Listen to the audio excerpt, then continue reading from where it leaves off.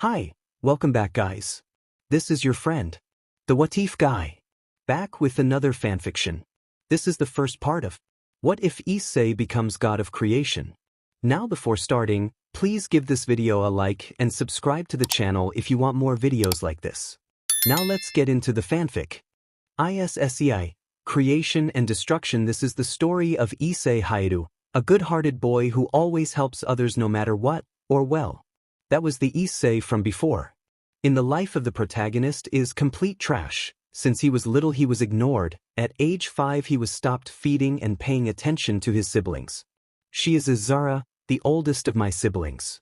She is one of the most appealing and coveted girls in the academy along with my other two sisters and a certain Rias Gremry. She is also the Sekuyudii of Drake the Red Dragon Emperor. She is 17 years old and is Rias Gremry's pawn. He's my brother He is the best at school, just like my sisters.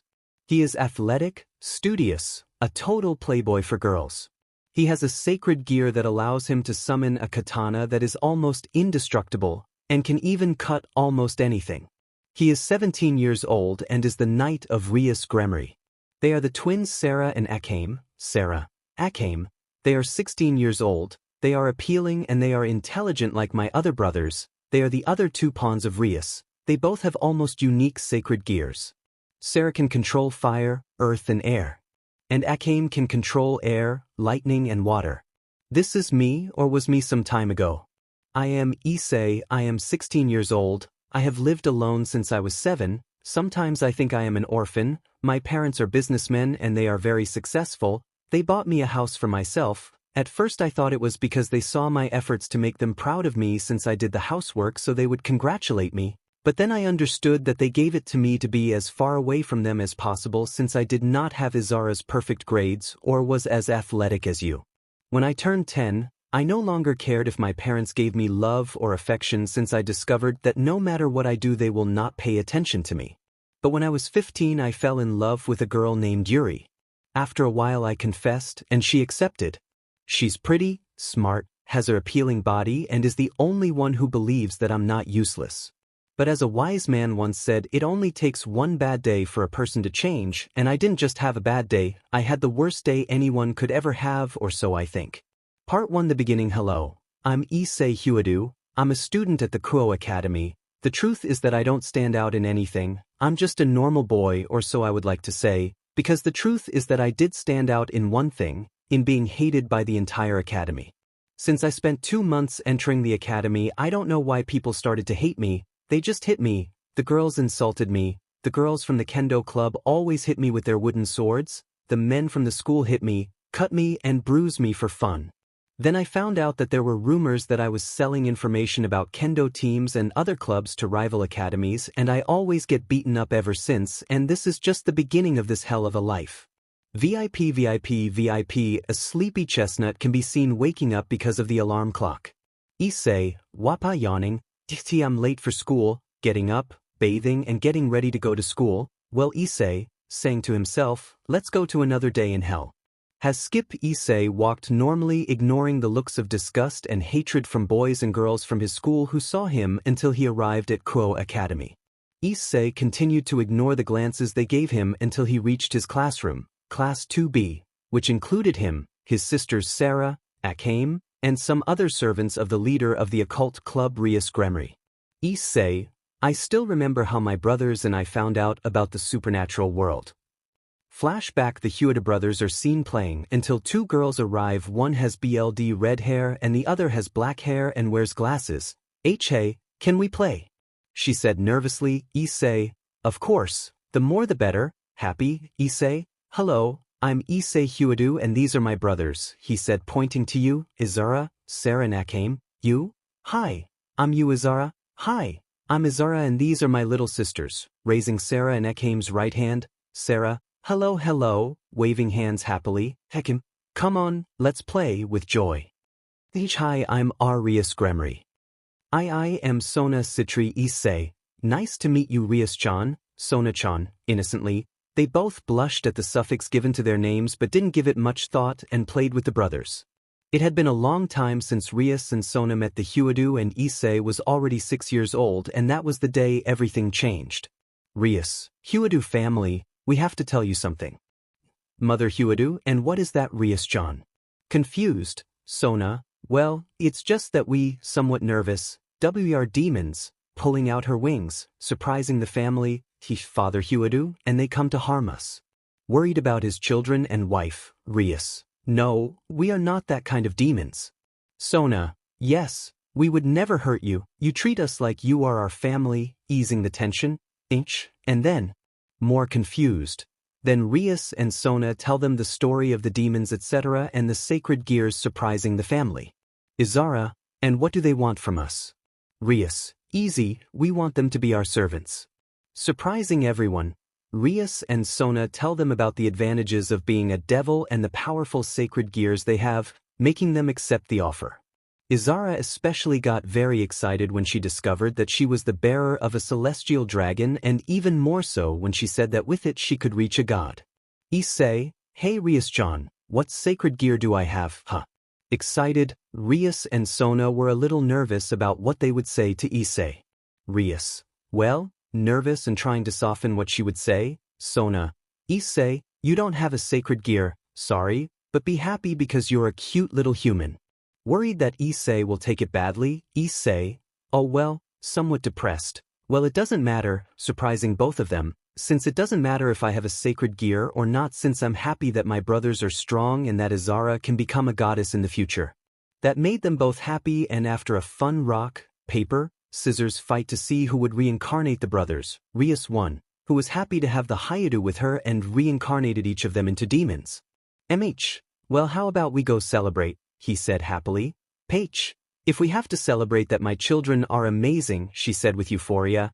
That day they had a celebration for the four brothers, even though he was a little down for not having a sacred gear, but that didn't matter to him as long as his brothers were happy he would be too. It seems that for poor Issei that was what changed his life forever. After a while, her parents met and Sona's parents and they became friends. Rias's father offered her a position in his company, which Mr. Hyoudou gladly accepted. After that, Issei's parents distanced themselves from him to the point of ignoring him or scolding him for everything. What is this? With Issei's exam sheet, Issei, it's my grade on my exam, afraid of his mother's frowning lord. A7. Your brothers get 10s and 9s and you only get a 7. Annoyed, Issei, sorry, sniff, it won't happen again, sniff, I'll try harder next time, about to cry. It doesn't matter anymore, go to your room, looking at Issei with disappointment. Issei, hi Odo-san, running to his room. What are we going to do with him? He's a disappointment, with disgust in his words. I don't know, first he doesn't have a sacred gear. And then he does badly in classes, while he thinks what to do with Issei. He's a real disappointment for the Hyoudou. Well, it doesn't matter anymore, dinner is almost ready, come, the children are already at the table. Of course, darling, with joy when mentioning the others. The brothers heard this and wanted to defend their little brother, but they were afraid that they would be told the same thing for defending him. But on the stairs hidden was Issei crying silently from hearing what his parents said. He simply ran, locking himself in his room and crying all day. After that bitter revelation for Issei, he worked strong, learned to cook, wash, etc. He seemed like a professional. His parents saw that and came up with a somewhat macabre idea. A year passed, Issei was 7 years old. His parents told him that they would give them a gift. He innocently got excited and went to see what they gave him when his parents told him that they gave him an entire house for him alone. He got excited and was happy since he thought that they saw his efforts doing the chores of the house and gave him a house for the future, but what he didn't know was that it was a method of his parents to get rid of him. His parents took his few things and sent them to Issei's new house with the excuse that he as the owner must take care of the house. He innocently accepted and the parents smiled macabrely and left little Issei in that house alone. When Issei turned 10, he understood what his parents did since they didn't even visit him or call him, and his brothers sometimes talked to him to tell him not to be sad, but he no longer cared about anything or anyone, he only cared about himself. At the age of 15 at the Kuo Academy he fell in love with Yuri, a appealing white-haired girl with a great body. She was the only one who did not see Issei as useless or a traitor. That made Issei fall in love even more. After 6 months Issei took the courage to declare his love. She accepted with pleasure and they were a couple until today. Something that the Hyoudou sisters did not like, but they saw Issei smile again, so they were happy for him, although deep down they were not. Note: few NCIS sisters grinning face sweat, and flashback Issei. Yes, since then my life is complete. THT the only thing that keeps me standing is Yuri. Teacher? Okay guys, sit down, class is about to start. Entering through the door and tidying up the classroom. Time skip. Break. Issei was heading to eat in the courtyard since it was the only place where they didn't bother him or try to hit him for fun. Time skip. Exit. Issei was looking for his girlfriend Yuri everywhere. Issei, where will Yuri be? Searching everywhere. Maybe she already left without me. Issei was about to leave, but he was grabbed by the collar of his shirt and dragged into an alley at the school. Maten 1. Wow, but look what we have here. It's the traitor Kuo with a grim smile. Maten 2. Yes, because of you, the soccer team lost the championship, angry but with a sadistic smile. So you will pay for that, pointing his finger at Issei. Issei, guys, nervous? I'm sorry, but how about you take my money and leave without hitting me, trying to convince them. Thug 3. We don't accept money from a dirty traitor, angry. Plus today I brought a little toy to play with, taking a knife out of his pocket. After that torture for Issei, he had cuts all over his body and several bruises and bumps. Issei simply got up as best he could and went to the infirmary, surprisingly without anyone seeing him, and healed himself with bandages, gauze, etc. Issei, well, today can't be worse, with pain all over his body. Well, I'm just going to get Yuri, and I'm leaving. But what Issei didn't know was that the day was getting worse, and as a wise villain once said, it only takes one bad day for a person to change, and what he was about to see would change his life forever. Part 2. A bad day for Issei. After healing most of the wounds on his body, he went to look for his girlfriend, Yuri. Issei, SHT, my whole body hurts. I'm just going to get Yuri and leave. He spent a while looking for Yuri and couldn't find her. Issei, he must have left without me while looking everywhere. Maybe he's at home. Issei was about to leave when he heard strange noises in the physical education warehouse. Then he approaches and sees what destroyed Issei the most was Yuri kissing someone else and having section. Extra. Tell me, I'm better than that traitor, right? He said while kissing Yuri. Yuri. Yes, you are getting carried away by lust. Issei just stared with tears until he looked at his Issei and saw that he was wearing a necklace that he had given to Yuri on their first date. Note: the silver one is Issei's, the gold one is Yuri's.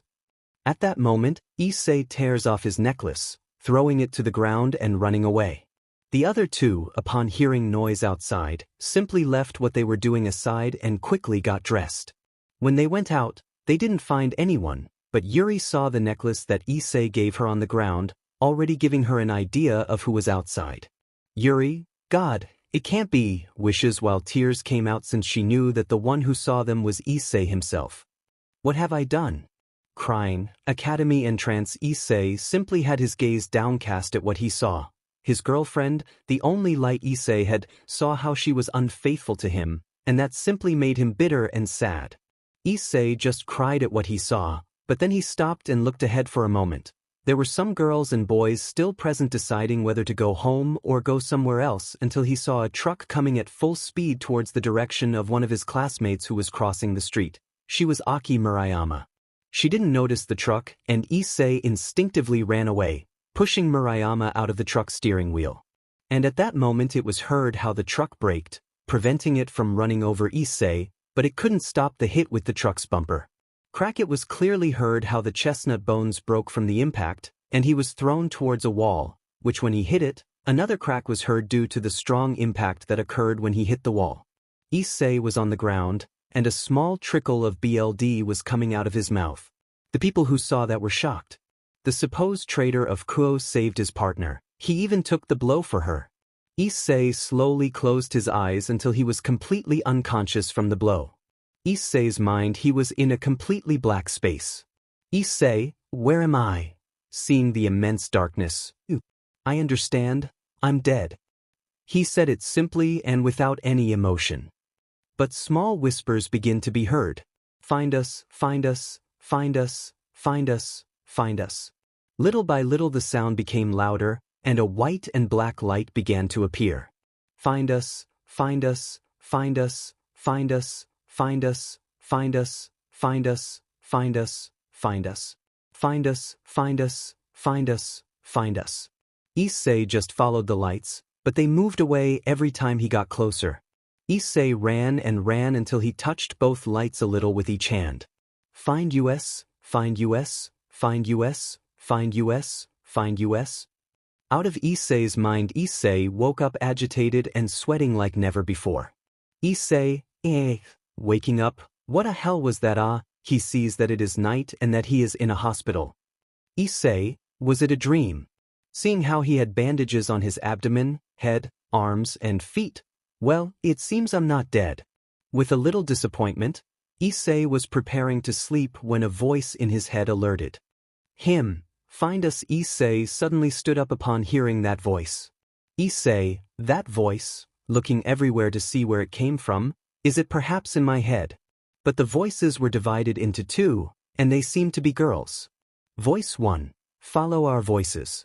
Voice 2, find us. Issei heard those voices, and little by little, the closer he got to them, they became louder. Issei left the hospital surprisingly without anyone seeing him until he reached a forest that seemed totally sinister and dark. Voice 1 and Voice 2, find us. Issei delved deeper into the forest until he found 2 swords stuck in a stone. Note, they are nailed into the stone in the same way as they are in the image.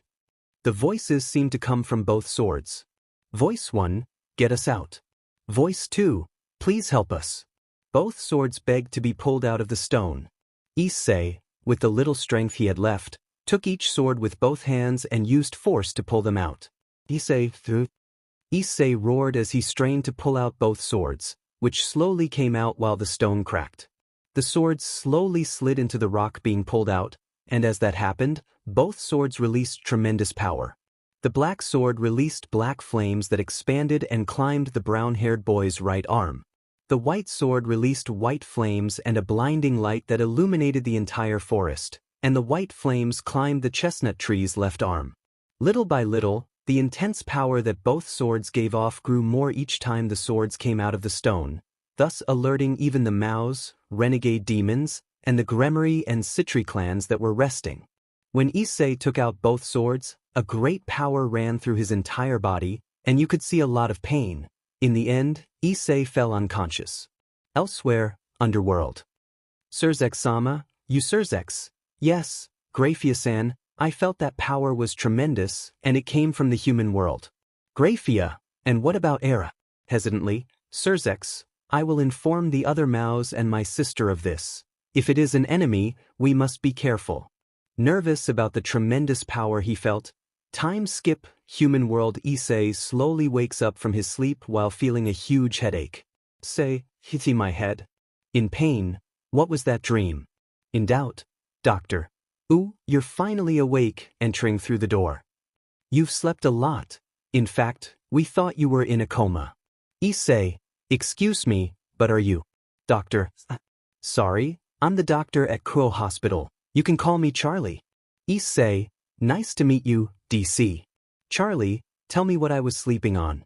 DC's Charlie. Well, according to many doctors who came to see you for some reason, she said doubtfully, you slept for 2 weeks. Issei, somewhat surprised but without any expression that would show it, and why so much?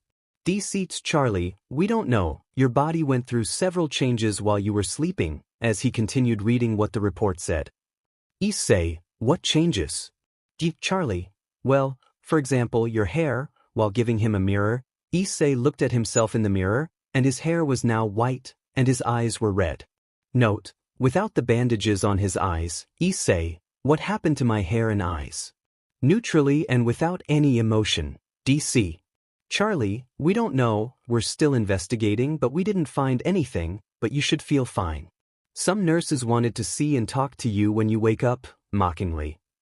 Issei, I'm not really interested in that right now, remembering Yuri. DC's Charlie, well, whatever you want boy, I do have fun with some, with a perverted and mocking tone. DC's Charlie, but here is the report if you want to read it, handing him a sheet of paper. Well, I'm leaving. I have more patients to attend to, opening the door and leaving. Issei, after seeing the doctor leave, read the report, and it said that he dislocated his left shoulder, broke his right leg, and the ribs on his left side were also broken, but Issei, when touching the parts that were broken, felt no pain and could move his leg and broken shoulder perfectly. Issei, I don't feel pain. In fact, I feel stronger than before. Of course, after all, you have new abilities and powers, Tar. Issei was alarmed when he heard that voice. Issei, who are you? And where are you? Somewhat nervous but without showing any expression. Calm down, we are on your neck. Issei lowered his hair and saw two necklaces, one black and the other platinum white. Issei, are you guys talking to me? Exactly, Emistu, we are your new weapons and companions. Let me introduce myself. I am Yui, the sword of the Black Star, said the black collar. And I am Lin, the sword of the white olive. I speak the white collar? Yui, yes, and you are our first human carrier. Issei, wait, bear. Like my sister with that dragon, Drake. Yui, don't compare yourself to that dragon. You are stronger than her and the Maos together. You are basically a god. Issei, wait, I'm a god. Hesitantly, Yui, yes, you are, but a stronger one never seen before. Lin, yes, you have the wings of our creators. Issei, wings. Yui, Lin, you must express yourself better, that way you will confuse him. Calling his attention, Lin, sorry, I mean you have the wings of those who created us. Say, and those were? Yui, I believe myself to be the first demon king, the strongest of all, with pride in her words. Lin, and to me the God who created the world, the God of the Bible. With some shyness in his words, Issei, wait, the first demon king and the God of the Bible created them. Yui, that's right, sir, and now you are our new bearer. Basically, you have some powers of the first demon king and God of the Bible. Lin, yes, and by taking us out of the stone, you are our elder now. Issei understood what they said quickly since it made it much easier for him to know about the supernatural world. Issei, I understand, but Lin said that I have the wings of her creators, he said with some doubt. What does he mean? Yui, you've seen the Gremmery family's demons take out their wings, right? Issei, yes, I have seen them sometimes, but only when I was little. Yui, well, now imagine growing wings from your back like them. Good, somewhat doubtful if he really had real wings. Issei closed his eyes for a moment and concentrated, bringing out two pairs of appealing wings. Lin, your wings are appealing. She said it like a little girl seeing your wings. Issei's wings were appealing and gave off power just by looking at them a little. The right wing gave off a strong power of destruction and some demonic power, and the left wing gave off angelic power like no other angel. Issei just looked at his new wings with some surprise but without any expression on his face. Yui, well done. But keeping them will alert some of the surrounding demons or the Gremmery girl and Citri. Issei complied and put them away and then asked, Issei, what am I now? Am I a demon or an angel? Without any expression on his face, Yui, it's neither of them. You are something more powerful than even a dragon. You are the combination of an angel and a demon. The correct term is Nephilim. Lin, and you are also a new god, as you are the bearer of both. You are the new god of creation and destruction. Issei, that I am a god. Yui, well, you are a demigod because you are also partly human, but you are much stronger than any other god that has appeared before. Issei, and because I am its new bearer, I am not strong, nor do I have anything special, somewhat depressed. Lin, don't say that, love, we love you. Yui, Lin is silent. Scolding her sister, Lin, sorry, blushes but not noticed because it's a necklace, Yui. What Lin should have said is that we chose you as our, since you did not fall into the darkness. With everything you have been through, you even saved that girl from the truck, putting your life in danger. That is why we chose you and for something else. Whispering the last thing and blushing but without Issei seeing it since it is a necklace, Issei, I understand, while analyzing each word carefully, wait, Did you guys change the color of my hair and eyes? Yui, if by accepting our power your body changed, we were actually very surprised. Say what? Lin, well, nervous, Yui, your body must have exploded when you wielded both of them, but in fact you absorbed our strength and made it yours. Issei, wait, should I have exploded? Without any expression but showing surprise in his voice, Yui, relax. Besides, you didn't do it, so be proud. You are really someone special. Issei talked for a while longer with the two of them until he fell asleep from the exhaustion of his headache. Issei's mind, for the environment. Note, are for when they speak through the collar like Lin and Yuri, or sacred gear in the case of Drake. Yui, hello, Heather, with joy in her voice. Lin, hello. Nervous and with a little blush, Issei saw two very appealing girls in dresses in front of him. Yui, Lin. Note, without the hat, Issei, you guys are ye? Yes, it's us, playfully. Say, and they are in my mind. Yui, sure, and while you were unconscious, we saw all your memories. She said this nervously since she didn't want to remind her MSTR of those bad times. Lin, wise, and now it's our turn to tell you about ourselves. She said in a nervous and happy way. The completely black space changed to a different one and showed God and the first demon king fighting. Yui, you see, we were made for war. Our creators made us to fight each other. Lin, I am with the power of the white light and flame of creation.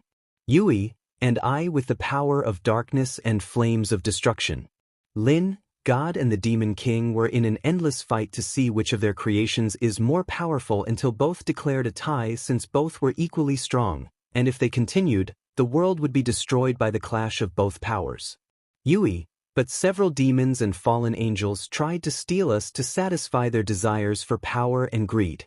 God and the Demon King, seeing this, decided to seal us and hide us forever. Issei, and they hid them in the human world, he said simply. Yui, exactly, after that we spent centuries on that rock until you freed us, she said with disgust towards that rock and happiness when mentioning Issei. Issei, I understand, but God and the Demon King were friends. You? Yes, more than friends, they were like brothers in arms or something like that, with a drop in anime style when remembering their creator. After saying that, the stage went completely black again. Yui, okay, then sir, after you are discharged, you will have to go to a forest to train because you have to be strong like the god of creation and destruction. You must not lose to anyone or be a weakling, ordering his emstir. Understood? Issei, yes, whatever you say, without paying much attention to the last part. Out of Issei's mind Issei agafn, and I thought he just wanted a quiet life without problems, he said, falling asleep. Part 3. God of Creation and Destruction. After meeting Yui and Lin, 3 days passed, and Issei got to know both swords better. Yui is a playful, talkative, restless girl who was always making advances on Issei. Lin, on the other hand, is innocent, quiet, and calm, but also, for some reason, she also made advances towards Issei. He only blamed Yui because he believed it was her influence for being together for so long. Issei was discharged and left, being seen off by DC Charlie and several nurses who said they were going to miss him. Issei only said goodbye to Charlie and the nurses, thanking them for their kindness, and left. Now Issei found himself walking down the street towards his house. Yui, well, we will take a detour, she said, controlling Issei's legs, making him walk deep into a forest. Issei, Yui, I told you that you can't take control of my body without permission, he said, scolding his new partner. Issei discovered that Yui and Lin can control his body while they are in that necklace form, and also that when he fainted in the forest when he took the two out of the stone, they both controlled his body to return him to his bed in the hospital. Yui, ready, we arrived, she said while Issei looked neutrally at the place where she was now. Issei, Yui, we are in a forest, he said dryly and without any emotion. Yui, Emistu, we are at the place where you will train now. Pouting at what her emsir said, Lin, if Emstir here will train his skills? Happy, Issei, good, and how do I use them? He said in a simple and emotionless way. Yui, just tear us off your neck. Issei did as ordered, and as he did so, he felt a great power run through him. Issei was slowly covered in black flames, and when they disappeared, Issei was wearing a black suit with a hood, and Yui and Lin were on his back in their sword forms. Note: imagine him with a hood. Issei looked at his new clothes and Yui spoke. Yui, you like it, I believe it. With pride in her words, Issei, well, it's not bad, he said simply. Yui, moo. Pouting Issei, well now what? Lin, only 10 sheaths. Issei just listened and felt even more power in him, and a strong glow came from both swords. Issei, this power Yui, it's yours, Lesu. She said happily upon being used again after a long time. Issei, but this power wasn't yours. With doubt, Yui. Exactly, it was ours. Remember when I told you that when you took us out of the stone, your body absorbed our power and made it yours? She said happily. Issei, so you're saying that Lin, it's your power now? Yui, we just help him shape his power better. Issei, after understanding what they both said, played a little with both swords and then concentrated some flames of destruction on Yui, launching a slash that destroyed many trees around her. Yui, well done, keep going like this. You're already learning to control your power. With happiness seeing that her MSTR is learning quickly. Time skip. 1 week Issei trained during this week in swordsmanship, becoming MSTR swordsman. Yui said it was because of the angel and demon genes she now had, but Issei didn't care. Now we see Issei wearing the academy uniform and walking towards the academy. People stared at him, women because of how attractive he looked and men out of curiosity since they had never seen him. Time skip. Academy entrance. Issei walked, ignoring the gazes of the people around him. The women looked at him with a noticeable blush and the men with hatred because they thought he was another pretty boy like Kiba. Issei continued walking until he reached his classroom, sitting at his desk, surprising the entire classroom until someone worked up the courage and asked him, "Girl, excuse me," getting the attention of the now white-haired boy, "Who are you?" Asking everyone to pay attention to them, Issei, "I am Issei Hyoudou," without any emotion and surprising everyone present. "Boy, really you are Hyoudou?" San, surprised, said, Yes, I am," he said dryly. The people, after hearing that, only murmured because of the tremendous change he made, but the most surprised were his 2 sisters, who listened in silence but could see Issei's empty and emotionless look. Saren Akame, "Oni-chan, what happened to you? Worried about their brother, girl, and I, excuse me, what happened to your hair and eyes?" With doubt, Issei, "I don't know, I woke up like this in the hospital," in a dry way. His companions noticed the coldness in his words, but they understood, since they knew what happened to him. Time skipped. The classes went by normally except that each person looked at Issei, embarrassed by the many tortures that most of them caused him before. Issei did not understand why those looks, but he would soon discover it. Time skip. Schoolyard. It was raining, and Issei was left alone in the rain. Note: imagine it's Issei. Issei, for some reason this is relaxing, you say to yourself. This was seen by several of his companions who saw him sad and repentant. Meanwhile, a group of girls looked at Issei. Asia, is that Hyoudou-san? Nervous and somewhat doubtful, Irina, yes, he is, but what happened to him? Worried about her childhood friend. Note: Issei met Irina 2 months after meeting Rias and Sona. Izara, I don't know, he changed a lot while he was resting in the hospital, worried about his brother. Irina, yes, it's actually like that since Yuri-chan became Rias' new bishop a few weeks ago. Looking for an answer, maybe it has something to do with it. Izara, no, he was already like that. He just smiled a little more and didn't have that dead look. Worried, Asia, and why was it like that? Curious, Izara, trying to explain it, Zenobia, his parents kicked him out of the house for not having a sacred gear, said seriously. Irina, Zenobia. Be a little more sensitive. Scolding her friend for saying it that way, Zenobia, but it's true, according to his brothers and Izara. His parents kicked him out for not having as good grades as them and not having a sacred gear. She said in a slightly sad way for the boy, Asia, how terrible, poor Issei, sadly. Note: Zenobia is a demon and Irina is an angel, like in the original story, but what happened with Kokabeel hasn't happened. Time skip. Issei then returned to class until the bell rang again, signaling lunchtime. Time skip. Cafeteria. Issei ate strangely since every time he ate there, he was beaten by his classmates, but the answer to that doubt came quickly since several girls sat at the table in front of him and began to chat among themselves. Girl 1, hey. Getting her friend's attention. Did you hear the new rumors about Issei Hyoudou? Girl 2, he now has white hair and looks more handsome. With doubt, Girl 1, partly, but while he was in the hospital, they discovered that he wasn't the traitor, but a third-year boy. Girl 3, really? What a shame, poor Hyoudou, thinking about the boy. More than once I saw how they beat him, and I did nothing, sad and sorry. Maybe I should have helped at least once. Girl 4, yes, me too, sad for the boy. Issei heard everything, but he didn't care if they already believed him a traitor or not. Issei, well, I don't care about that anymore, thinking coldly, at least they won't bother me anymore, but then he saw a group going towards him. I spoke too soon.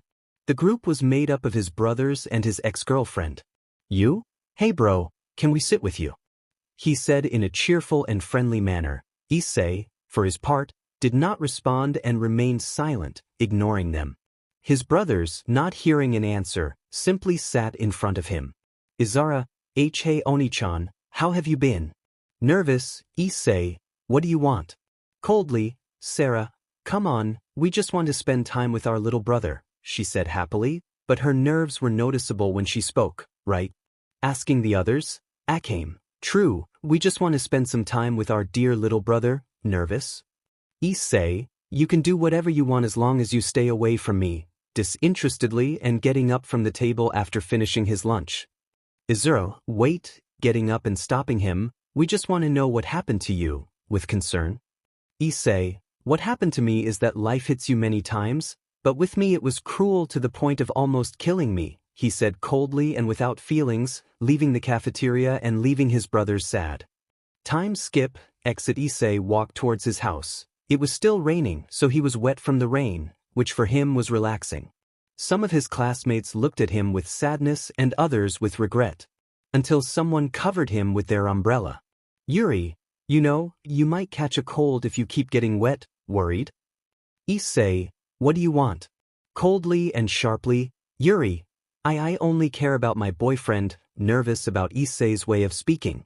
Issei, you already know that I'm not your boyfriend, somewhat angry for trying to cheat on him, so why don't you go open your legs to someone else, in a cold way? Yuri, Issei, I can explain it. She doesn't finish because Issei interrupts her. Issei, no. You can't explain it, so listen, looking her directly in the face, you and I, we're nothing anymore, do you understand? Yuri, I know you must hate me, but please give me another chance. Shedding tears, Issei, I don't hate you, cheering Yuri up a bit. I don't hate you because that would mean that I still have feelings for you, and the truth is that I don't have feelings for you anymore, he said sharply as he turned around and left. Yuri, wait, you already forgot our promise, stopping Issei. We promised that we would get married and have children and be happy. Asterisk sniff, crying, Issei, you should have thought about it before opening your legs to another, he said coldly, showing him his eyes that now seemed like an immense void. Goodbye. After pleading, Yui spoke. Yui, speech, clicking her tongue, annoyed by what she heard, Lin, language, scolding Yui, but it's true, first she deceives her, and then she comes as if nothing had happened, she's just a hypocritical bitch. Angry at Yuri, why don't you burn her with your flames? Surely she will suffer a lot before dying incinerated. Issei, it's not worth it. Yui just ignored her, without paying attention to the conversation she had. When Issei got home, he just took a shower and started playing video games until he stayed up eating pizza as usual. Note, imagine it's Issei. Time skip. It's been about 2 weeks since Issei began hunting renegade demons. With his power, it was very easy, and in the supernatural world, they gave him the nickname, the Shinigami, because of his appearance. He also learned to control shadows by creating whips and other things with them, and he also learned to control light and create swords or spears with them like the fallen angels. Now we see Issei playing video games as usual. Until Yui spoke. Yui, Mr. feels that power coming from school, right? Issei, yes, but I don't care, he said dryly. Yui, Mr. As the new god and protector of this world, you must avoid and destroy anyone who creates a war or conflict. Scolding his Lin, we also feel the Gremory and Citri group. Issei, what a pain with interest. Yes, I'm coming. Getting up and putting on his suit reluctantly, well, I guess I can try teleporting through the shadows. Issei, upon saying that, let himself fall on his back, being swallowed by his own shadow and disappearing. Time skip Co-Academy Night the Gremory were seen badly injured, and the Citri were creating a barrier around them with effort. Kokobile, I already told you, fools, now I am invincible. Mortals like you cannot defeat me, with arrogance in his words.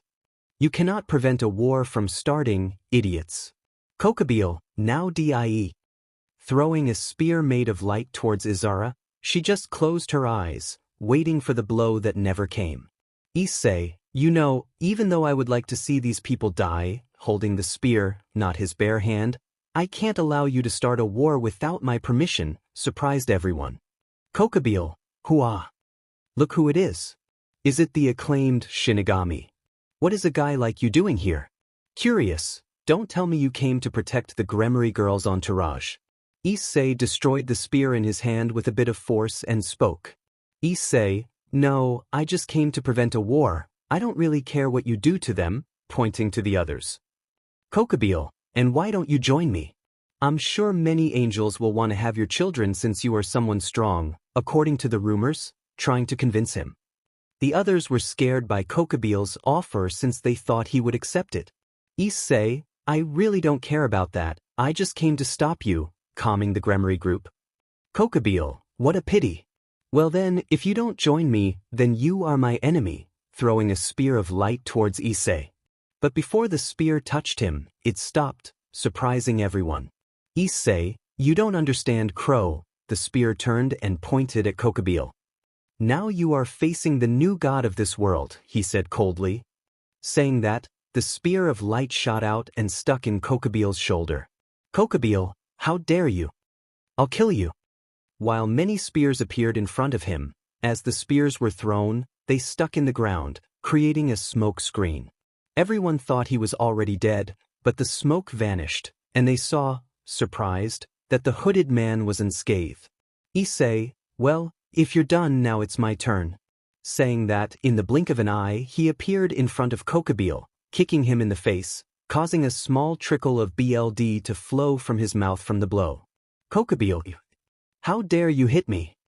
Furious because I made him bleed, Issei didn't answer and appeared behind him, unsheathing Yui and cutting off all of her wings in one fell swoop, making Kokobile fall.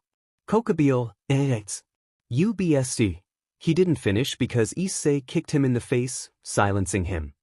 The dismembered wings began to burn in a black fire, turning ashen. That surprised everyone as the flames gave off a power similar to Rias's spheres of destruction. Kokobile, who the hell are you? Angry and upset by the power of the hooded man, Issei, I already told you, placing his foot on the crow's. I am the new god of this world, and this school is under my protection. Issei's shadow began to move as if it were alive and formed two wolves made of shadows. Both wolves smelled the raven's body and blood, scaring him. Kokobile, please don't kill me, I'll give you whatever you want, scared. Issei, I won't kill you, reassuring the crow. He will. The barrier surrounding them broke, revealing white armor with blue spheres that gave off power. Issei, you're late, Hakuryuku, he said without interest. A somewhat distorted, feminine voice was heard through the armor. I'm coming for Kokobile, seeing how terrified he was by the presence of both of them. Issei, you can take it, releasing Kokobile, but the exorcist is mine, going to Fred, that seems fair to me. He then knocked out Kokobile with a blow and took him away, but before he left, a voice stopped him. Drake, you're ignoring me, right? Albion, it's not that, it's just not the time to talk red. Rias, dragons are so soft.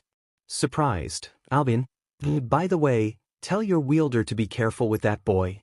Referring to Issei, the power he gives off is stronger than you and me.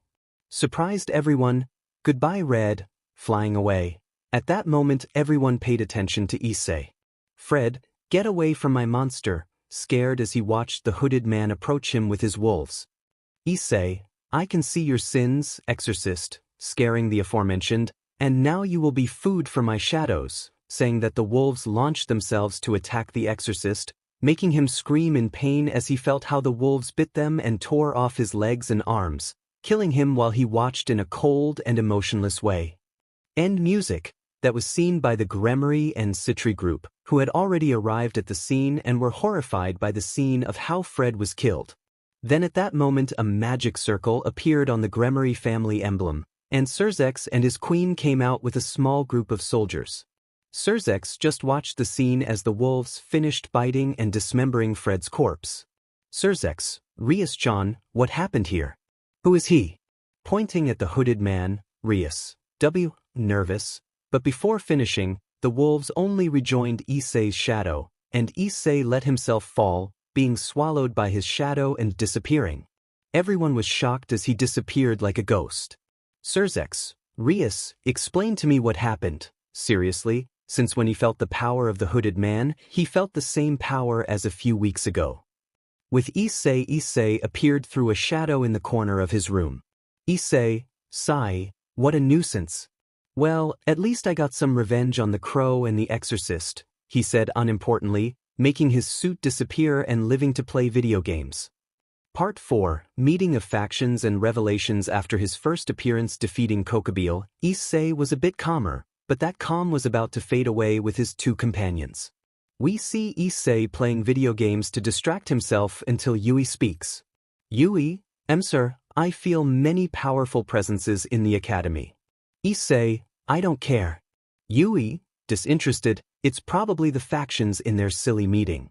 Issei had found out about the faction meeting since he heard his brothers talking about it on several occasions while they spied on him in the schoolyard. Lin, sir, I think I should go. Issei, I already told you that I don't care. Yui, should I remember what your duty is?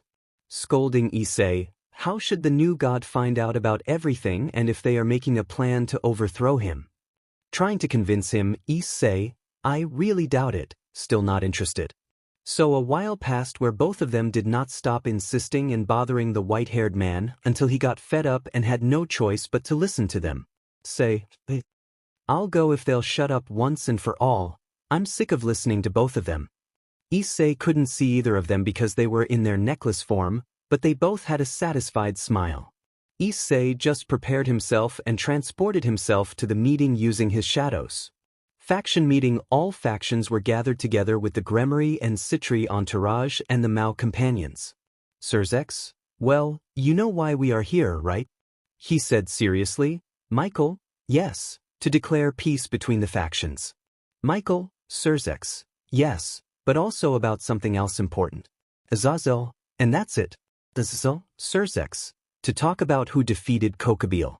Seriously, Ajuka, wasn't it your sister's entourage? Doubtful. Ajuka, Surzex, no, look, making a green sphere appear that showed Kokobile's fight. Seraphal, who is he? Doubtful. Seraphal, Surzex, we don't know. According to Rias and Sona, they call him the Shinigami. Azazel, what a strange name for a boy, mockingly. I don't see the strong point in calling him that. Surzex, don't underestimate him. I felt his power up close and from what we saw, he didn't even try strong with Kokobile. Rias, yes, in fact he proclaimed himself the new god of this world, he said he would be. Azazel, how proud, he must be a madman with a thirst for power. Mocking. You know, Crow, if he talks about the devil, he might appear to you. That voice alerted everyone until they saw the ceiling where Issei was standing as if nothing had happened. Note, imagine that it is Issei, and he has his suit covering his eyes and hair. Everyone present was shocked as they could not sense his presence. Issei, and besides Azazel, you're not that big of a deal either, returning the insult. Everyone was more than surprised. Michael, who are you? Seriously, Issei just let himself fall, landing on his feet on top of the table. Issei, I just came to see what so many people are doing in my domain, he said coldly. Surzex, your domains. Sorry, but this part of the city is in the hands of the Gremory, he said seriously. Issei, maybe, but if it were theirs, they wouldn't have let Kokubile try to destroy the school and try to start a war. Cold, Issei, well, I just came to see what you were doing without interest. Now I'm leaving. Michael, wait. Stopping the hooded man, because I feel angelic and demonic power in you, curious. That threw everyone present for a loop. Azazel, that's impossible. Can't he have both powers? Shocked. Michael, yes, indeed his aura is somewhat similar to that of our late father, referring to God. Surzex, yes, that of an ancient demon, referring to the first demon king. Note, before Issei came to stop Kokubile, he told them others of the death of God. Everyone was a little uneasy about what had been said, but to some of the brothers and childhood friends present, the hooded man seemed familiar. Issei, that doesn't matter to you, sharply. Just go on with your silly meeting, with disinterest. Seraphal, have more respect for us, irritated. Do you know who we are? Raising her aura to intimidate the boy, Issei, and you know who you're talking to, girl, increasing his aura, terrifying everyone present. You're talking to the new god of this world, he said coldly. Everyone present was terrified by the immense power emanating from the hooded man, and some already knew why they called him Shinigami. Issei slowly stopped increasing his aura. Issei, look, I was just curious since I felt your presence, trying to calm the situation and taking a free seat sitting on it. I was just curious. I didn't come to cause trouble, putting his feet on the table like a certain demon hunter. Everyone upon hearing that calmed down since he was not an enemy, and they just started asking questions. Rias, Edo, nervous? So what are you, since you're obviously not just 100% human? Issei just sighed, and after thinking for a while, decided to answer his questions. Issei, if I'm not, I'm something even stronger than a demon or an angel. Azazel, and that's it. Issei mentally asked Yui and Lin if it was okay to tell them, and they nodded. Issei, well, I'm the combination of an angel and a demon. The correct term is Nephilim. Surprising everyone, Surzex, but that's impossible. No angel and demon have ever fallen in love. It's like mixing water and oil. Issei, I can't answer that, but I'm telling the truth. It's your decision to believe it or not, no matter what. So that's why you're so strong. A voice spoke again, showing a peeling albino girl who opened the entrance door. Issei, so you were spying on a dragon? Of course not, I am Mr. Azazel's bodyguard, and my name is Valerie. Izura, you are the bearer of the white dragon, aren't you? Valerie.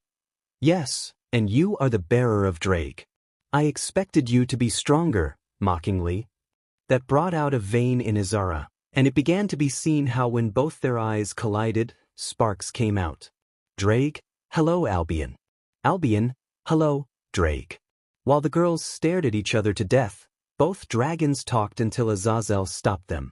Azazel, we're not here to fight. Valerie, I know, I just got excited. While looking sideways at Issei, Valerie, can I see your letter? Calling the hooded man's attention, Issei, no, simply. Valerie, why? With doubt, Issei, because I don't want to sharp and cold when speaking. That response annoyed the albino, but she knew she couldn't take it away by force because they were in a meeting. Surzex, well, it's time to start the real meeting. After a while of talking about peace, Surzex spoke. Surzex, well, since all factions agree with peace, we just have to ask 3 more people. Looking at Izara, what do you say, Sekirudii? Izara, I want peace, determined in her words. Surzex, well, you are Hakri. Valerie, as long as I can fight strong people, it's fine. Surzex, well, and you, young man, asking Issei. Issei, as long as they don't bother me, I don't care what they do, he said without caring. That made everyone sweat a little, but they didn't care. Surzex, well then, I didn't finish because an exploration behind the Gremory group was present.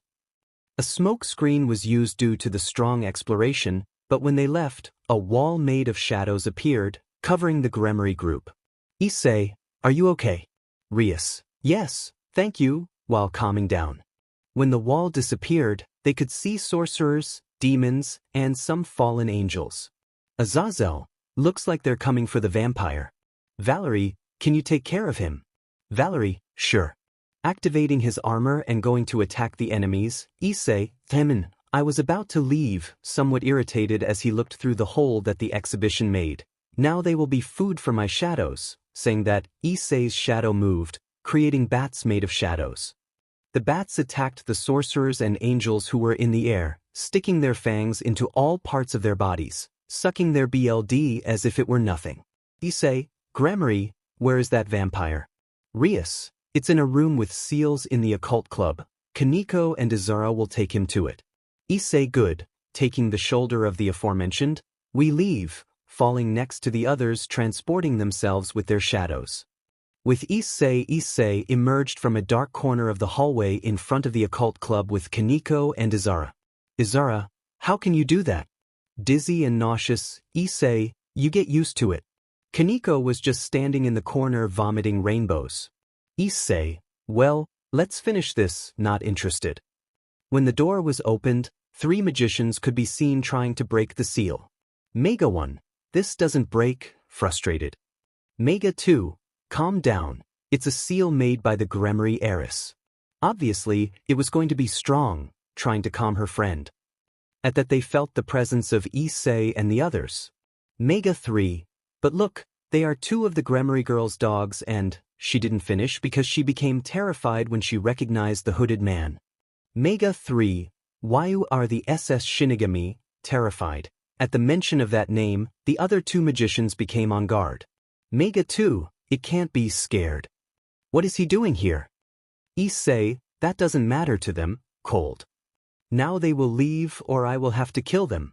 Mega 1, no, we don't care who you are, girls. Kill them. I didn't finish because a stake made of shadows that came out of the same shadow of the magician pierced her, killing her. That terrified the other 2, but they both died in the same. Issei's companions were only surprised by the coldness and skills with which he killed. Issei, alright, let's go. He just approached the seal, and covering his right hand with a bit of flames of destruction, he touched the seal, thus destroying it. That surprised both girls who accompanied him since not only a little bit of power destroyed the seal. After entering the room, a cute girl in a school uniform could be seen. Gasper, Kaneko-chan, going to hug Kaneko with some tears, what's going on? Scared, we'll explain it to you later boy, let's go now. Izar boy. But it's a girl. Issei, maybe you don't notice it, but he's a cross-dressing boy, I leave cold. That revelation surprised Izara. Note, from here on is the battle of Azazel and Valerie and the revelation that she is the daughter of Lucifer. Azazel can be seen wounded on the ground with one arm missing. Valerie, I'm sorry, but this side is more fun, arrogantly. It's time for you to die, old crow, raising his fist to give Azazel the finishing blow, but is stopped by a black tentacle that came out of his own shadow. Issei, you know, walking towards her while everyone else watched them, although I would like to see how you kill the crow because of what he told me before, he is a Mao, and I cannot allow you to kill him without my permission, he said with a cold look that paralyzed Valerie. After saying that, another tentacle grabbed her other arm and both legs, throwing her towards a part of the school. Issei, go away and get yourself checked out. I'll take care of it, he said coldly. Music starts. Valerie, this is getting exciting. Albion, Valerie, be careful. He is stronger than you and the red one together. Referring to Drake, this surprised everyone present and made the albino girl even more excited. Valerie, we'll see about that, excited. Issei just unleashed Yui, and with impressive speed, he cut and destroyed the helmet of Valerie's armor. Issei, if you are my enemy, then I will have no mercy, he said coldly and with a cold look. Issei just started slashing all over Valerie's armor at a speed that the Mao had a strong time even seeing. Valerie, how is it so fast? I thought. At that, Valerie's left arm was heard as Albion divided Issei's power. Albion, divide, divide, divide, be careful, That girl's power is to divide the power of her adversary. She said mentally so that only Issei would hear her say, then I just have to increase my power every time I divide it. Issei covered his sword with black fire and slashed at Valerie, but before he could touch her, Albion was heard. Albion. Divide, divide, divide, divide, divide. When the cut hit the armor, it was destroyed and sent flying, causing it to collide with a part of the school. Albion. Valerie, I told you to be careful. If he hadn't divided his power, he would have cut you in half. Valerie. Yes. Cough, cough, coughing up some BLD. I know. The albino just reformed her armor, and at full speed she shot towards the hooded man, hitting him in the ribs, but he covered himself with his sword. Lin. Amo not only decreases his power but also his reflexes and strength, he said mentally. Issei, thanks for the heads up. He only increased his power further and made thousands of cuts all over his armor again. Valerie had a strong time keeping up with Chico. Albion.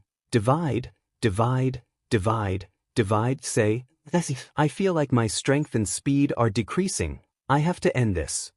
Issei just stood still and didn't move, surprising Valerie. Valerie, what's wrong? You're giving up already? While panting. He just stood still and didn't respond, thus annoying the albino. Valerie, well then die. Going at full speed to attack the hooded man, but before touching him, something or other stopped her. A copy of her armor made of shadows. Valerie, what the hell? Seeing how her copy took her by the arms, avoiding moving, Issei, you like it, getting the albino's attention. It's the first time I used this technique. I call it shadow copy. Everyone present was amazed at the fact that he had created a living copy of a person. And music, Valerie. Ha, I expected nothing less from the new god of creation and destruction, or should I say Issei Hyoudou. That revelation surprised everyone present even more, especially the brothers and childhood friends of the aforementioned. Upon discovering her identity and revealing it, the Lord used a slight frown on Issei and the nail to Yui in the albino's abdomen. Issei, so, you were spying on me, somewhat angry for revealing his identity in front of everyone. Valerie, you have to know your future enemies and know their weaknesses, coughing up a little BLD through the armor. And besides, those two are very talkative, referring to both swords. Yui, so you discovered us, dragon? Everyone hearing the sword speak surprised everyone present. Valerie, at first it was difficult for me, but I just had to search a little in the hidden books of supernatural history to find out what kind of weapons could speak, and I quickly discovered the ancient weapons created by the god of the Bible and the first demon king, surprising everyone even more. Issei, yes, well that doesn't help you at all. Now it's time for you to die, pulling Yui out of his stomach, making her spit BLD, and finishing breaking her armor due to the lack of power she had to maintain it. Issei just vanished the copy of Valerie and raised his sword to cut off his head, but someone attacked Issei with a spear, preventing this from happening. Valerie, I told you that you are happy for him. Scolding the girl and helping her to compose herself, Valerie, shut up, Biko, you know I had no choice but to fight. The spear boy known by the name Biko only gave Valerie some phoenix tears to recover and then looked at Issei. Biko, so, what, land of the new god or something like that, right? While looking analytically at Issei, similar, but now is not the time for explanations, pointing to the Chinese armored boy with Yui, it is time for you to disappear. Biko, don't worry, I didn't come to fight, I just came to take this one, pointing at Valerie. Maybe another day we'll fight. Until then we'll see each other. Issei Hyoudou, disappearing in a magic circle with Valerie.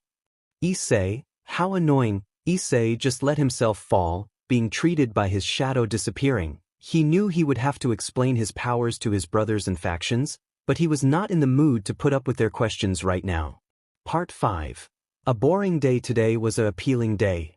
The flowers were blooming, the birds were singing, and the students were in harmony, but for a certain white-haired boy who was being watched by the Maos, the Gremory group, and Citri, he was very uncomfortable while sitting on the sofa. Issei, how did I end up like this? Flashback. Issei was walking to school while being watched by his classmates, who were gossiping about him. The white-haired boy just ignored them and went to his living room so he could sleep a little more. Kuo Academy Issei was just lying on his desk while looking at the clouds. Classes went on normally until a certain blonde arrived. "Sorry, are you Issei Hyoudou?" Say, and who asks? Without turning to look at him. "Forgive my rudeness, I'm Yuto Kiba, and I think you already know what I'm here for." Say, "No way." Playing dumb. Kiba. "Well, Miss Rios requires your presence to talk about something in particular." Everyone present upon hearing that was muttering things and other. Girls just looked at Kiba and compared him to the new Issei to see who was more handsome. Issei, "Honestly, I don't feel like talking to you, sweetheart, no interest." That irritated Kiba a little, but he kept insisting. "Kiba, please, it will just be a moment," with a small vein on his forehead. Issei, sigh, "Fine, but let it be fast." And flash black Issei, "Wow. Because I have the honor of seeing the mouse here and a crow," referring to Azazel. "Azazel, your son of A?" Ajuka was holding Azazel by the arm so he wouldn't do something crazy. Surzex, "Well, I think you already know why you're here, seriously?" Issei, "Not really. Why is a mere human standing in front of the most powerful people in the supernatural world?" Playing dumb. Azazel, "Stop acting like a fool, kid. We already know everything, seriously." Say, "No, what crow?" Mocking. That only made Azazel want to destroy the white-haired man. Izara, "Oni-chan, please," nervous. Issei, seeing everyone's face, just sighed and gave up. Note, Issei had already detected that Yuri was a demon and that she was a member of the occult club. Issei, "Well, what do you want to know?" Surzex, "How are you so strong, and how did you get those?" pointing to both of Issei's necklaces. Yui, "So you discovered us." Michael, "It wasn't that difficult. The power you have is very high, so we were able to detect them." Lin, "I expected nothing less from the son of my creator, Angel." At that moment both necklaces glowed and took on a human form. Everyone was surprised that both necklaces transformed into appealing girls. Issei, "I didn't know you could do that." Without any expression, "Do, we can, but we didn't see the need, but now that I'm in this form, I can do this," suddenly kissing Issei. That surprised Issei and made everyone present blush and annoyed his sisters, ex-girlfriend, and childhood friends. Yui, sigh, "Your lips are sweet," licking her lips. Fufufu delicious, with a flirtatious smile. Lin, "It's not fair, I want it too," blushes and kisses Issei. Everyone's jaws were already on the floor, and some girls were blowing smoke out of their ears in rage. Lin, "Why your lips are sweet," blushes. Rias, "Hey. We're in an important meeting," angry and blushing. Yui, "It's not that you also want to taste my emister's lips, you're just jealous," mockingly. Rias, "Of course not." All red, Issei didn't even flinch at the embrace. He just thought about why they had done it. Surzex, cough cough, "Can we get back to the topic?" Awkward, Issei, "Well, you'll see after a while of explaining what powers he has and why those in the room were surprised to learn that Issei was now practically a god. Now we can see Lin eating sweets with Kaneko and Yui sitting on Issei's lap while she hugged his neck. Say, and that's all. Papi. Everyone was surprised by the white-haired man's response. Michael, so you're a combination of an angel and a demon. Issei, the correct term is Nephilim. You, brother, why didn't you tell us about this? Surprised that his brother was practically a god, Issei, why should I? Cold and dry, Izara, because we are your brothers, would be. At that moment they heard something breaking and saw Lin, who had bitten a chocolate bar. Both girls were looking with hatred at their brothers and Issei's ex-girlfriend, and the white-haired boy only had his head down with his hair covering his eyes. Yuri, yes. And besides, I'm your girlfriend because I don't know. She couldn't finish because Lin stood up and slapped Yuri, surprising everyone. Lin, and you still have the nerve to say that, furiously, after what you did to my... Say, Lin, please. You. No, my love, Lin is right. That bitch first cheats on you and then has the nerve to say that she is your girlfriend, furious. Everyone was surprised by what was said. Lin, you don't deserve the tears that I love you for you, furious and opening her hand, in which Yui transformed into her sword form and went to Lin's hand. Lin was ready to cut Yuri into pieces, but before she did anything, Issei stood up and stopped her. Issei, you stop now, please, seeing Lin. Lin, but why? Still angry, Issei, it's just not worth it to get your hands dirty, cold but caressing the girl's hair to calm her down. Lin just clicked her tongue a little and calmed down. Lin, good, frustrated by not cutting off the girl's head, Yui just returned to her human form, and then Issei spoke. Issei, listen, I have nothing against you, so you can rest assured if that's what scares you, calming the mouse a little. I just want to have a quiet and peaceful life, so if you'll excuse us. No, he was interrupted. Rias. Wait, I have a proposal for you. Issei, if it's so that I can be part of your entourage, forget it, dry in his words. Yui, if your pieces even try to enter my MSDR's body, it would explode from the immense power it has. Lin, yes, and we don't want to be anyone's servants. Both of them finished talking and took their necklace form. Issei, but if you want, we can be allies, but only that, I will not be anyone's pawn, taking the door handle. Goodbye, he said coldly and dryly, leaving through the door. When Yuri left, he couldn't contain himself any longer and fell to his knees and began to cry.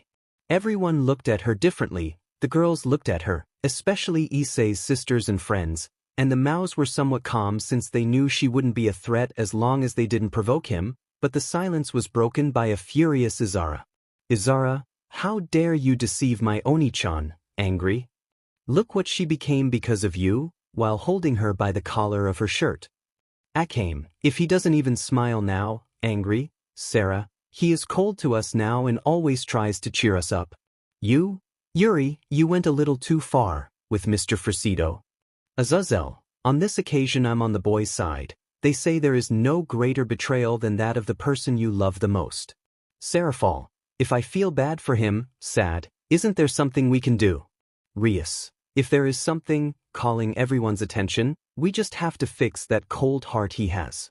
Izara, yes, I will help him and repair the damage you did to him, looking at Yuri, even if I have to give my body and soul, blushing as she says the last thing. Drake, of course, my friend, you are a complete Encesis dragon, but hey, you have my support. Izara, shut up, Drake.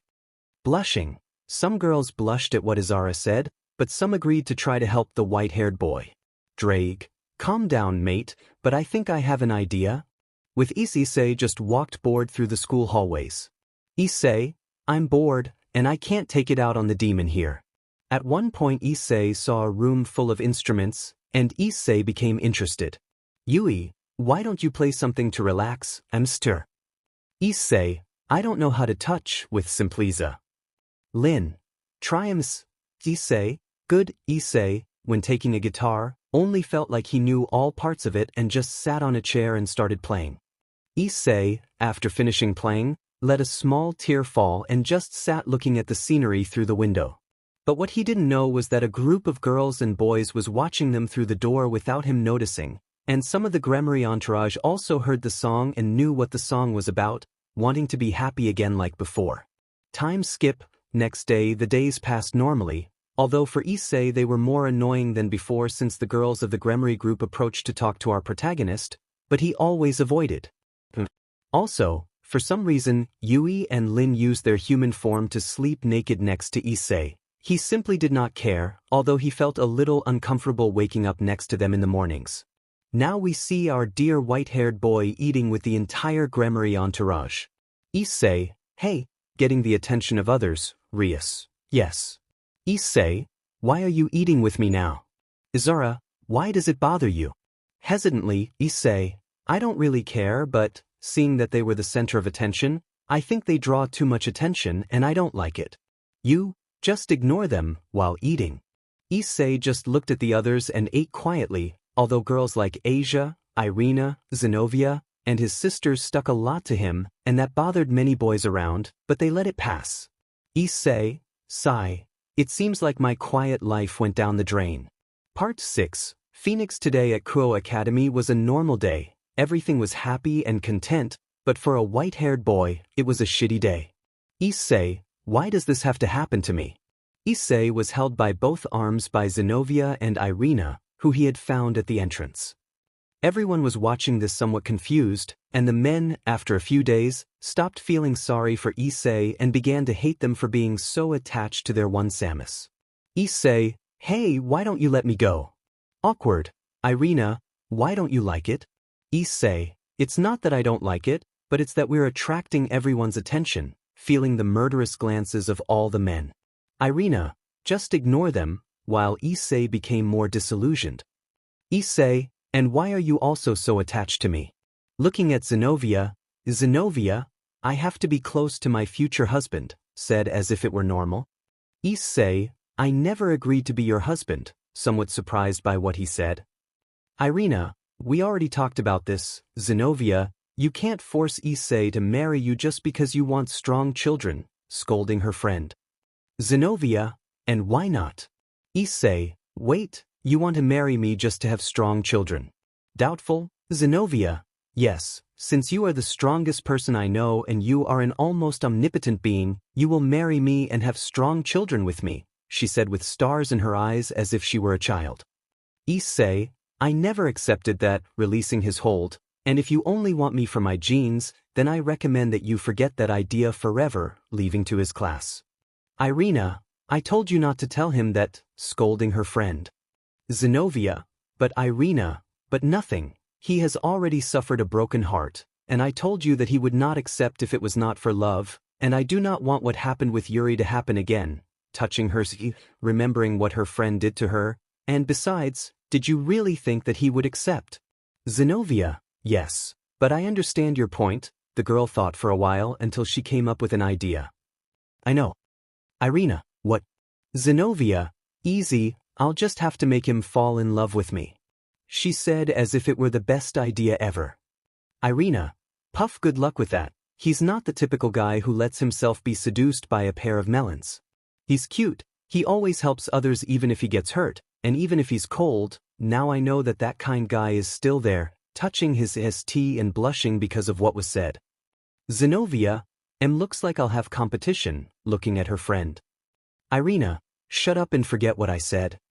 Blushes like a tomato, with Issei the white-haired boy was at his desk sleeping as always, waiting for classes to start, but in the distance, two sisters watched their brother sleep while each one was thinking about something different. Akane, Oni-chan, I know that even in that cold and broken heart you are still the cute boy you were when you were a child, but don't worry, your sister will fix that heart.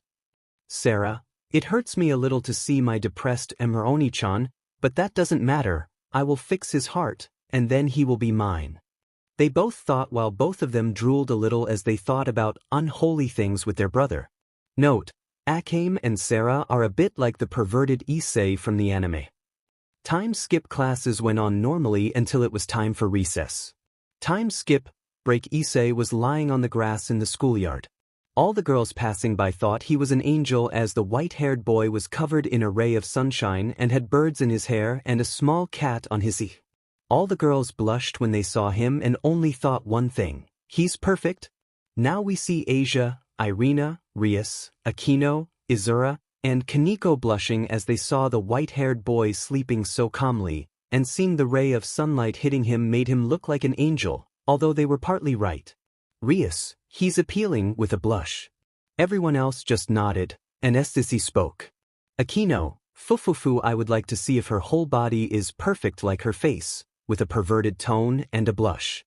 They all watched him, but at one point they saw how Kaneko moved and lay down on the white-haired boy's. They were all surprised and tried to scold the lowly without waking Issei up. Izura, whispering, Kaneko, what the hell are you doing? Angry and blushing at what her friend was doing, Kaneko, senpai is very warm and comfortable, while snuggling into his Rias, whispering, it's not fair, I also want, while shooing away the birds and cat, she had to make more space and snuggle up next to him, it smells like flowers, while smelling the boy.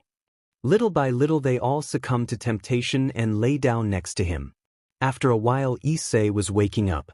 Issei, oe, yawning, what a good sleep, but he didn't finish because he noticed how the girls were sleeping on his Issean arms. What happened here? Yui, hello mister, how did you sleep? speaking mentally so that only he can hear her. Issei, what happened here?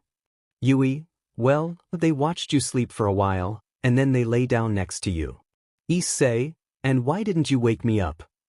Lin, I'm sorry, Emsu. He just seemed very comfortable and relaxed while sleeping, Yui, and we also thought it would be good for you, since you spent the night playing video games. Issei, well, thanks for worrying about me, but why did this happen? Lin, it's because of his angelic aura. Yui, her angelic aura brings peace and harmony, that's why this happened. Issei, I see, well, it's time to go back to school. Issei, trying to wake up the girls, it's time to get up. Irina, whispering while sleeping, no, Issei-kun, we can't be in public yet, while she was blushing and drooling came out of her mouth. Asia, also whispering while sleeping, Issei-san is very comfortable and smells good, as she made herself more comfortable. Izara, Oni-chan, I love you. Be mine, while having a perverted smile. Rias, my cute pawn, you are only mine, while on his settee and smelling his body while he sleeps. Kaneko, Senior. Issei just ignored what he had just heard and woke up the girls.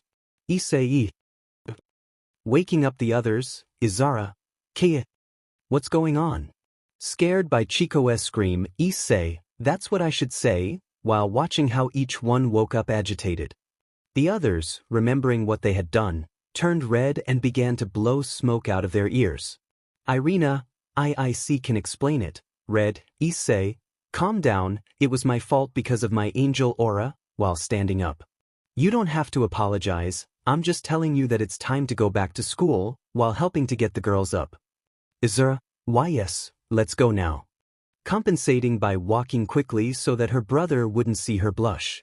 All the girls were blushing while Issei had a small smile. Time skipped, the other classes went by normally, the girls trying to cheer up the white-haired boy or trying to stuck him, his brother, or Kiba and Gasper, talked to him, and Yuri kept her distance so as not to bother him and because of the girls' warning to stay away from him. Note, after what happened with Kokobile, they decided to enroll Gasper so that he could learn to socialize and also learn to control his powers. Time skip, now we see our dear protagonist in the music club because, although no one is there, he likes to play some instruments and write songs to distract himself. Issei just sat down and started playing and singing on the plane. When he finished, he just stared at the piano for a while until he reacted because someone touched his shoulder. Sona, you know it's forbidden to be here, she said a little sadly, looking at the boy. Issei, I'm sorry, President, standing up. Sona, you know, it was a appealing song. Did you make it? While leaning on the piano, Issei, yes, I like to play and sing a little. It distracts me from reality, while playing the piano. Well, sorry for entering, I won't do it anymore, walking towards the exit. Sona, wait. Stopping the boys' walk, this place hasn't had any members for a while, so you can come as long as you don't break anything. Issei was just surprised and said, Issei, thank you, President, while giving her a small smile. Sona, whispering, Sona-sei, Sona, just tell me, Sona, did? A little blushing, Issei, okay, Sona-san with a small smile, well, I'm going now, have a nice day. After the boy walked away, the queen of Sona spoke.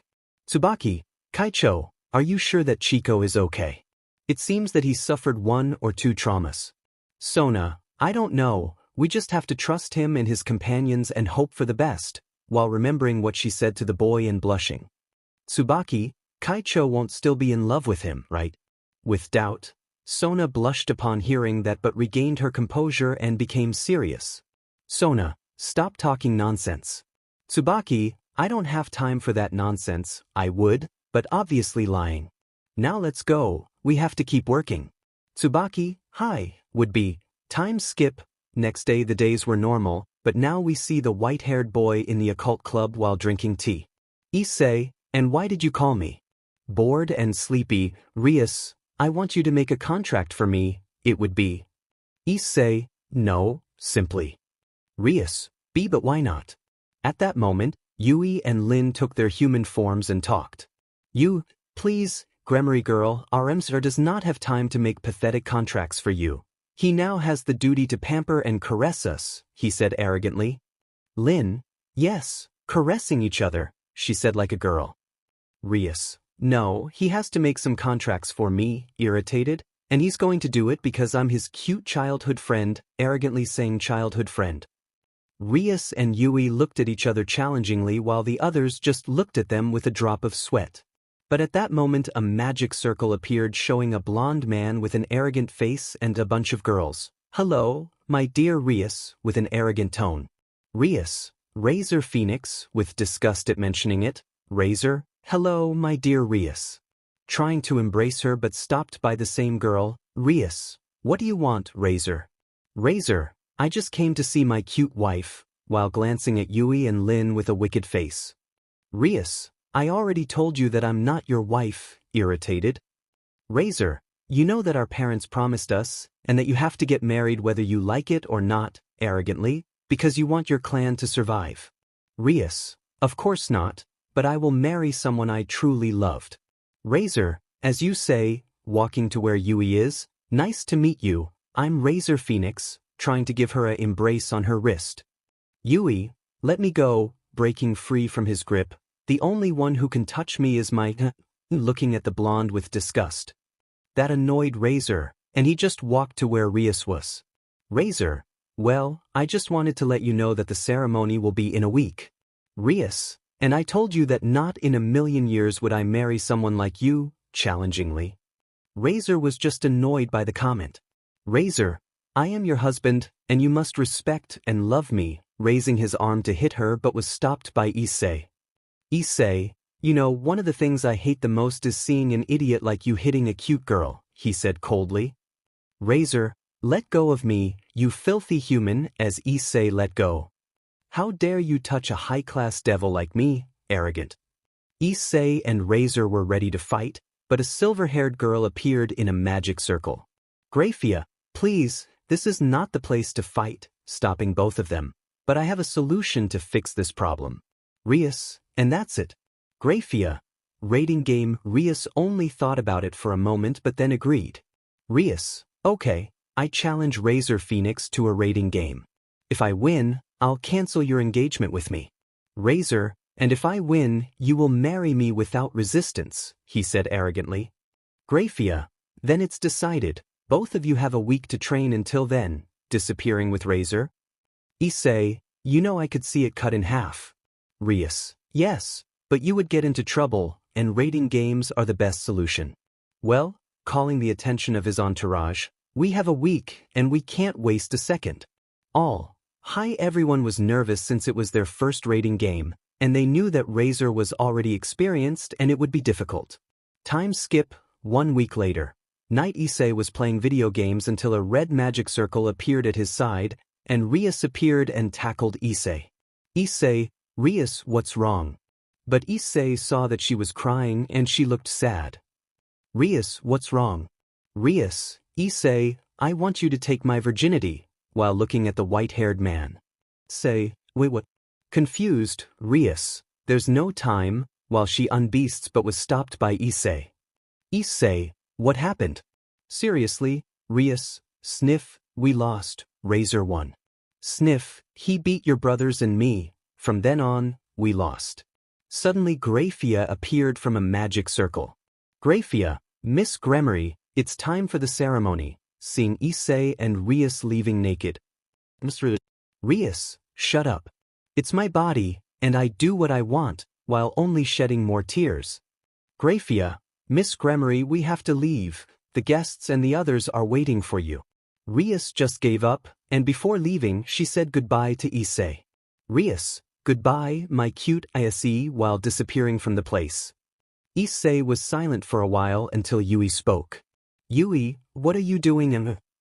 Issei, there's only one thing I can do. Scene change. Underworld. All the Mao and some high-class devils were there waiting for the wedding and its celebration. The Gremory entourage was sad to see their king sad. Izura and the brothers were frustrated at not being strong enough to protect their friend and defeat Razor. But certain people took their children out of their thoughts. Daughter, what's wrong? You look sad, asked Izura. Izura, it's nothing. Lying. If you are happy, it is a appealing ceremony, and although I would have liked her to marry your brother, we should be happy for her friend. Note: if you're wondering why Issei's parents are there, it's because they became very good friends with the Gremory and invited them to the wedding. Everyone was faking a smile so as not to worry their family. In a moment they saw Rias in a wedding dress and Razor in an elegant suit, standing in front of the altar. CD Demon Cure. Well, dear demons, angels, and fallen, today we are in the presence of the Mao to unite Razor Phoenix and Rias Gremory in marriage. If anyone does not agree, speak now or forever hold your peace. He could not finish as he heard the guard scream. Guard 1. Who are you? You are not allowed at each. Guard 2. You hate. Everything was silent until the entrance door flew through the air in a black fire, and a shadow could be seen, which scared everyone, but which some recognized. Note: imagine it's Issei instead of Zeldris. Razor. Who the hell are you? A little nervous, Issei, you don't recognize my fried chicken, mockingly and raising his head, revealing his face. Rias, Issei. Upon saying that name, a couple was surprised to see their youngest son. Razor, angry, disgusting human, how dare you ruin my wedding? Guards. A lot of guards stood around the hooded man, but he just snapped his fingers, and swords made of light appeared and stood near the necks of each of the guards, terrifying them. Issei, I don't want to kill anyone unnecessarily, while continuing to walk towards Razor. Razor, who the hell are you? Furious, your aura, you're not human. Issei, you're right, I'm not a human, or at least not a normal one, but I come to challenge you, Razor Phoenix, to even rating games, while removing his hood, revealing his white hair and face that made more than one blush, for the hand of Rias Gremory. What he said surprised everyone and made Phoenix very angry. Razor, fine, but if I win, you will be my torture toy, with a malicious smile. Issei, okay. Surzex, drawing the aforementioned's attention, can you make a field to fight?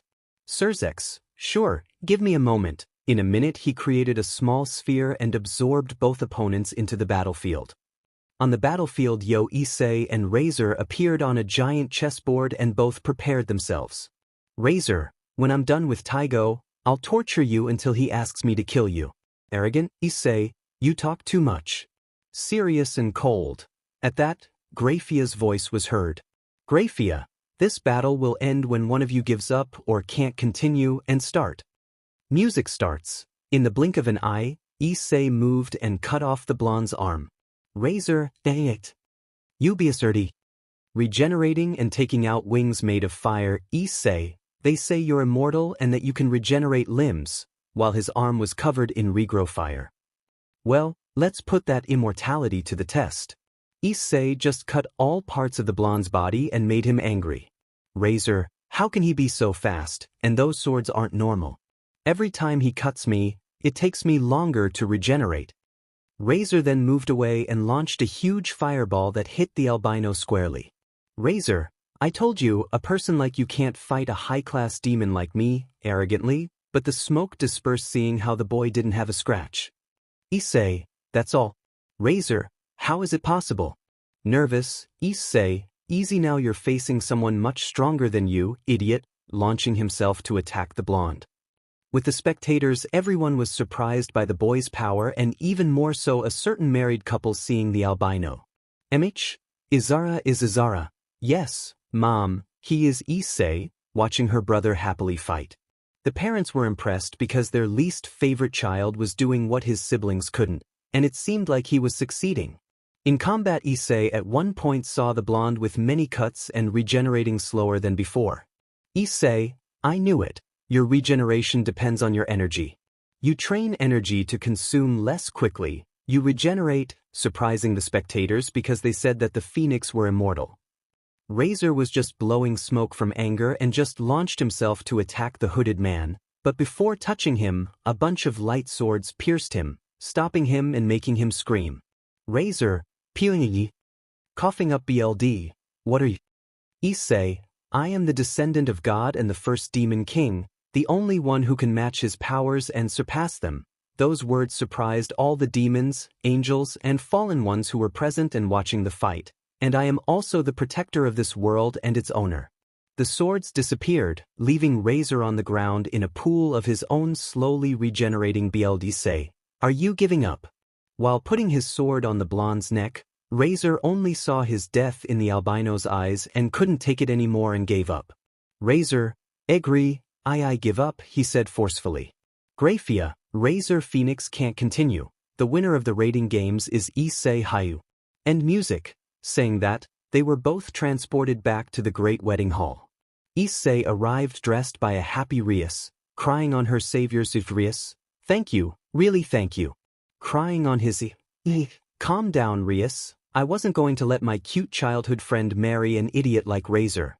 Giving her a small smile that was enough for Rias to blush and start crying again in his entire entourage was happy for their king, who was saved by his friend, and an angry Razor was only cared for by his sister. Neeson, are you okay? Razor, yes, Ravel. I'm fine, angry and seeing how Rias cried on the albino's just get me out of here.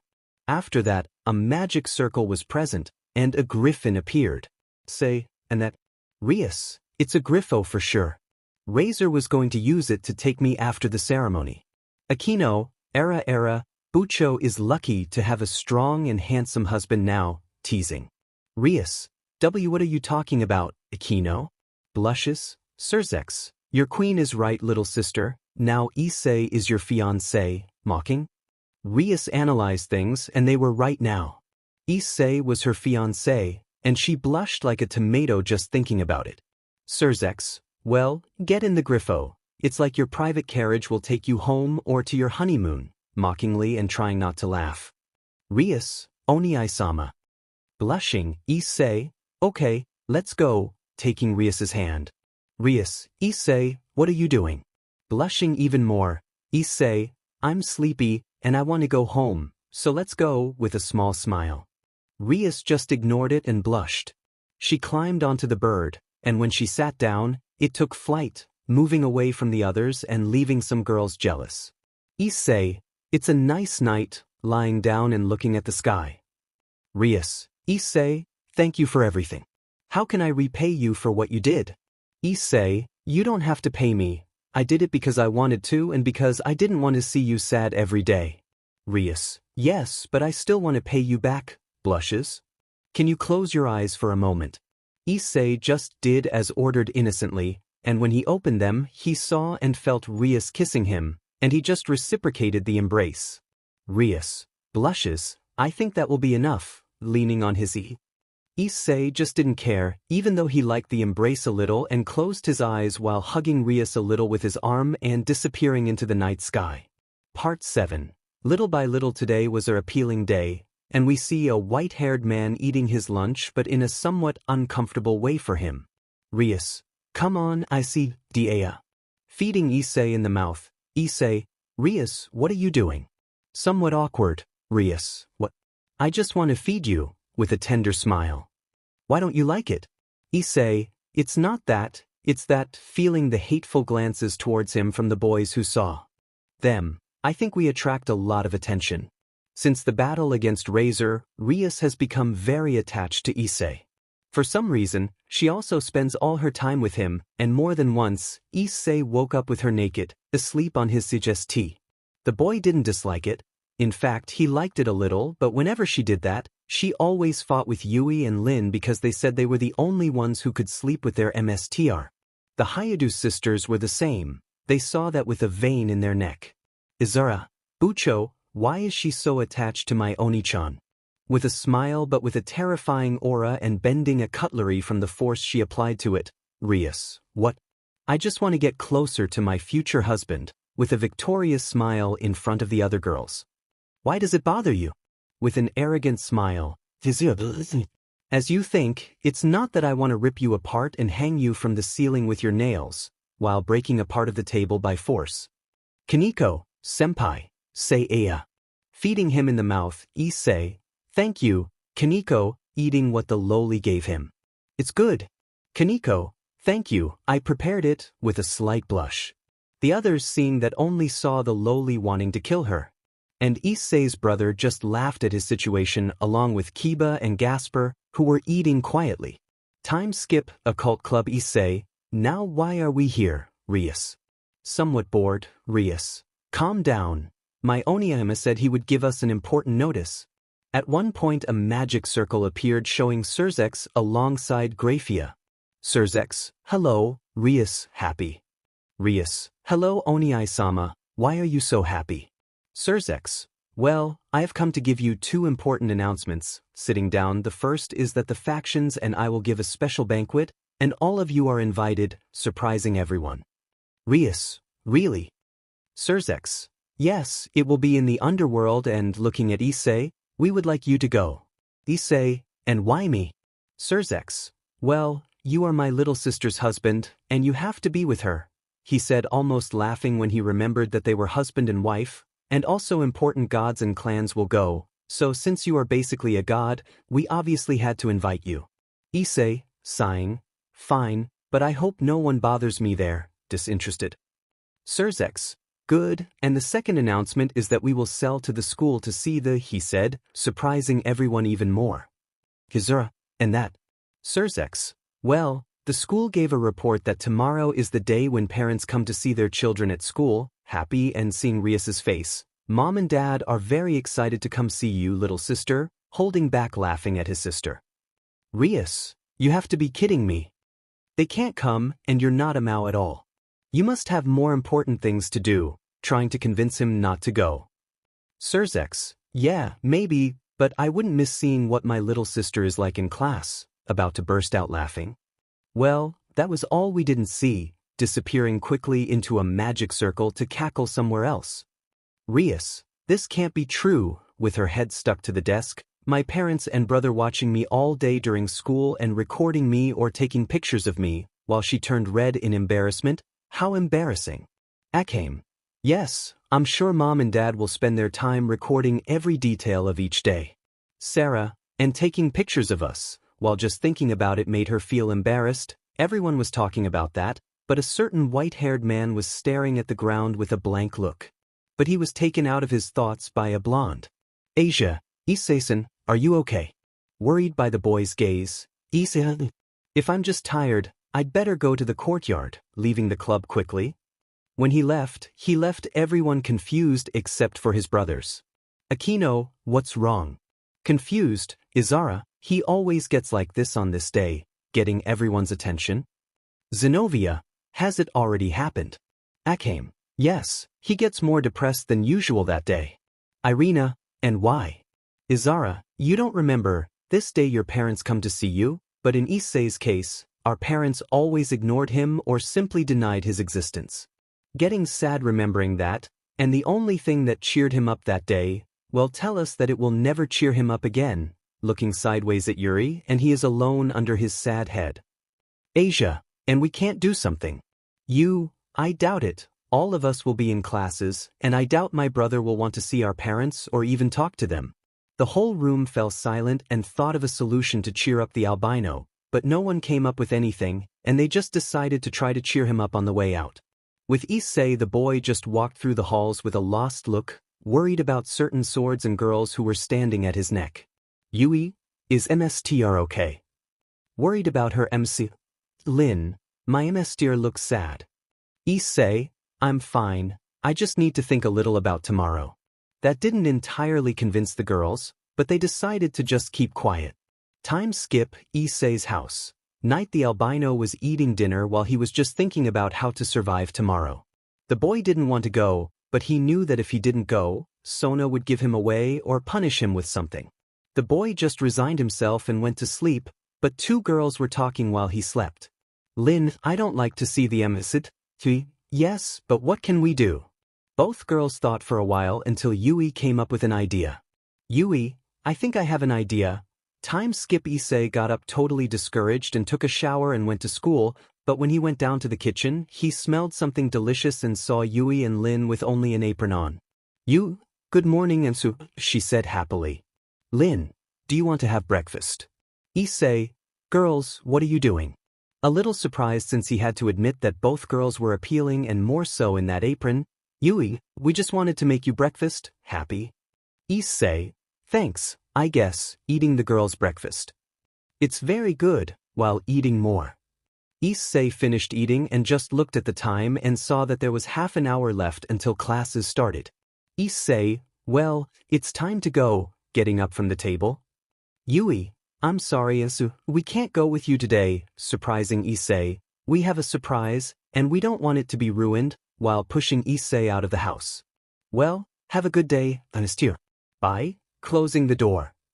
Issei only became even more depressed and just started walking toward school.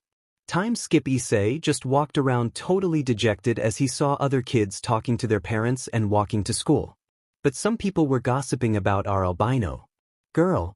Poor Issei, his parents didn't come with him, while she saw the boy dejected. Mother, daughter, what's wrong? Looking at her daughter. Why is that boy coming alone? Girl, it's just that his parents abandoned him when he was 7. I feel bad for him. It must be strong for him to even come this day. Mother, poor boy, looking at him sadly. Those comments only made the albino sadder, but he just tried to ignore their comments. Time skip. Crow Academy. Issei was lying at his desk waiting for the day to end once and for all. Teacher, okay students, many of your parents came to see you today, so come in. Upon saying that, many parents entered the classroom, but among them a couple very similar to the albino's brothers were seen, and Issei quickly recognized them. The white-haired boy's sisters only worried about their brother. Just went to sleep, but in his eyes they saw that emptiness that cost them so much to remove from them. Teacher, well, it's time to start the class. I didn't finish because the door opened abruptly, revealing 2 girls. Sorry to interrupt you, Professor. We just came to see one of your students. Issei received that voice, and when he turned, his eyes widened a little since Yui and Lin were there in school uniforms pretending to be students from another school. All the men who saw them thought they were appealing. Even some parents were shocked by how appealing the girls were. Teacher, excuse me ladies, but who are you?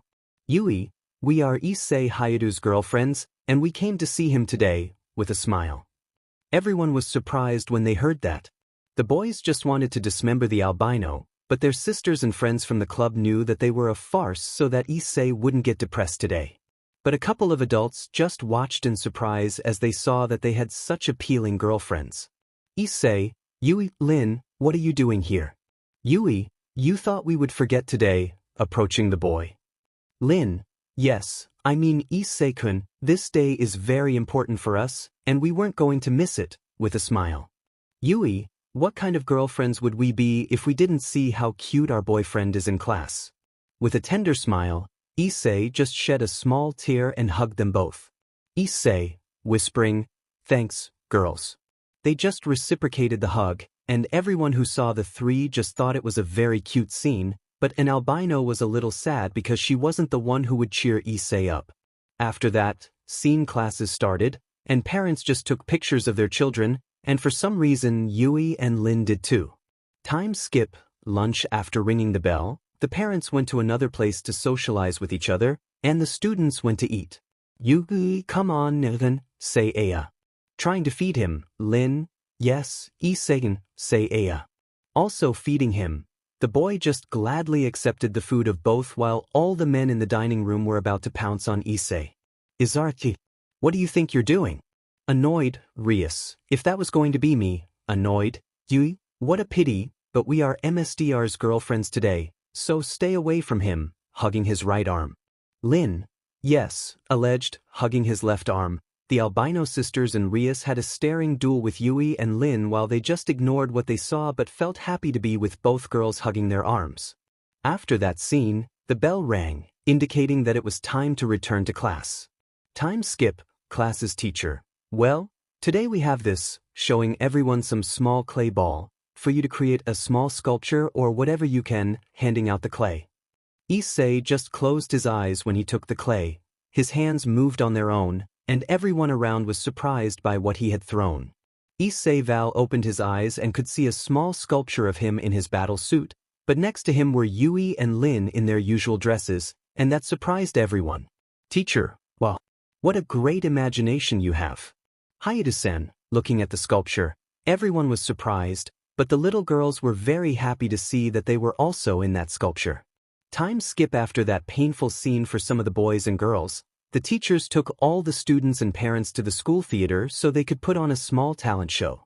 Everything was going well. Some kids had interesting talents, and some were just a bit pitiful, but there was no shortage of laughter until the student council president made a small announcement.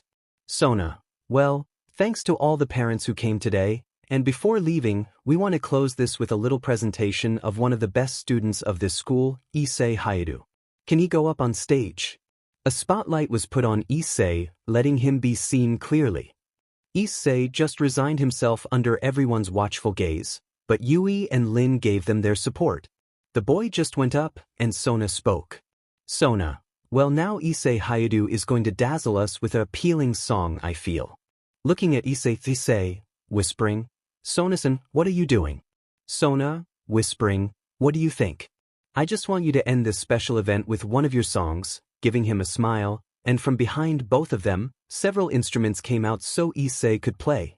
Issei was nervous, but then he saw both girls who had accompanied him all day today, and seeing their smiles he was encouraged, took a guitar, and began to play. Issei only played with his heart and loved one person, who was surprised by the boy's appealing voice, but the most surprised were a couple who thought that Issei couldn't do it. By the time he finished playing, more than one girl was blushing, and some were crying because of the appealing song. Sona, well, I hope you enjoyed today and had fun, and thank you very much for coming with a smile and a small blush when seeing Issei.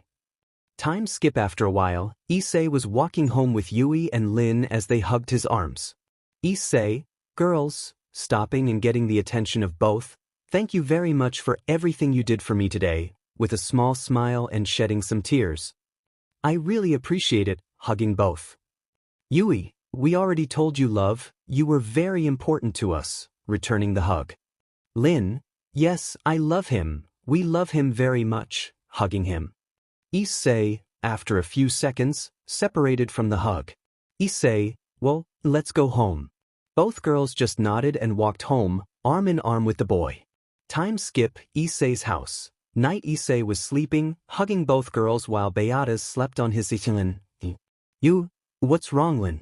Lin, I think it was a great idea to go to Mr. school today, looking at Issei with a smile while he sleeps.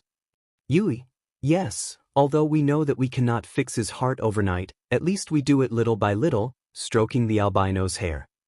Lin, yes, good night good night Lin.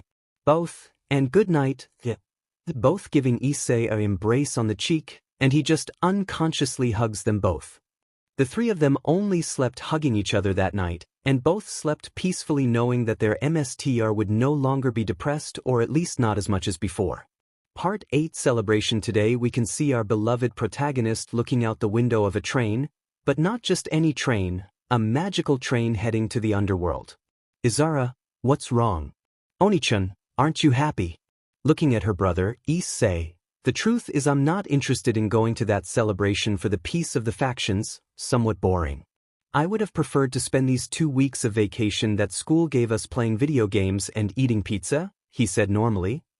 Rias, you know pizza has a lot of fat for the body, scolding Issei, and as your wife, I don't approve of your food tastes.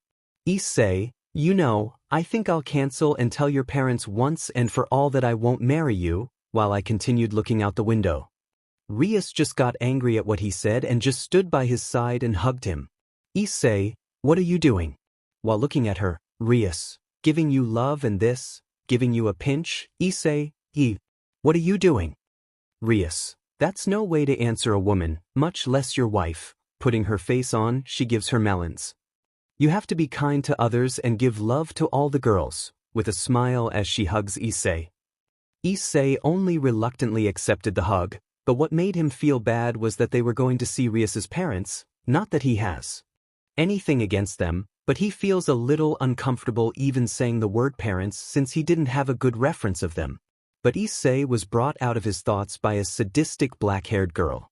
Akino, Bucho, don't keep him just for yourself, removing Issei's face from Rias's melons and putting it on hers. He wants everyone's love, right? Oni-chan is ours. Sarah, yes. Putting Issei on her melons. The girls just argued while a certain fallen angel watched them. Azazel, TSCK lucky boy, while drinking a glass of champagne. And you don't even mind. Looking at you, Kiba and Gasper.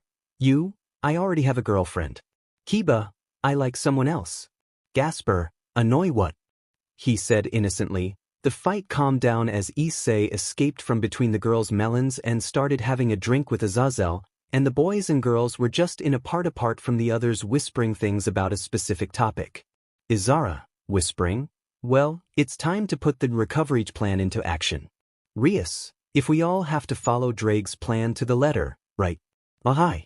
Flashback Drake, I think I have a plan, Izara. Really? Drake. Of course the redhead's brother didn't tell them that they would have a banquet to celebrate peace between the factions. Rias, yes, but what do they have to do with it? Drake, you just have to approach Issei little by little and subtly, and also being on vacation, you have a good opportunity to get closer to him. Aquino, it's a good plan. Drake, but they have to think of good excuses so as not to look like they are simply trying to stuck him. Oh hi. And flashback they were all thinking of excuses and plans to get closer to the albino while he was alone drinking with Azazel. Issei, and how is life going, Crow? Azazel, will you never call me by my name?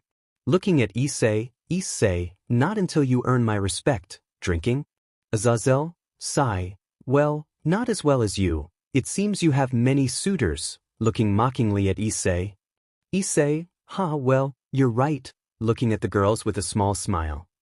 Since taking your parents to class, Issei has been a little more attached to Yui and Lin and a little to the other girls as well. You know you're underage to drink, right? Sitting next to his brother, Issei, and you know you're annoying, right? You tush. Pouring a drink for him, Kiba, I want it too, sitting down. Gasper, and me. Happy, Vu, I'm sorry Gasper, but you're too young to drink, looking in a small fridge at the bar. But here's some ice cream, giving him some ice cream. Gasper, better. Taking the ice cream, the boys just chatted for a bit until they felt some turbulence. Rias, what was that? Issei, I don't know, but at one point everyone moved like crazy and was transported to some strange mountains. Issei, where are we?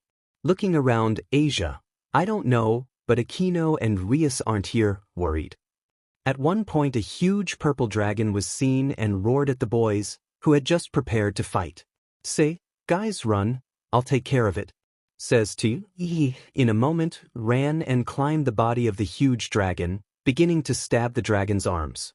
The dragon only felt small cuts but still began to complain about them. Then he took Issei and threw him towards a mountain, which was destroyed upon impact with the albino.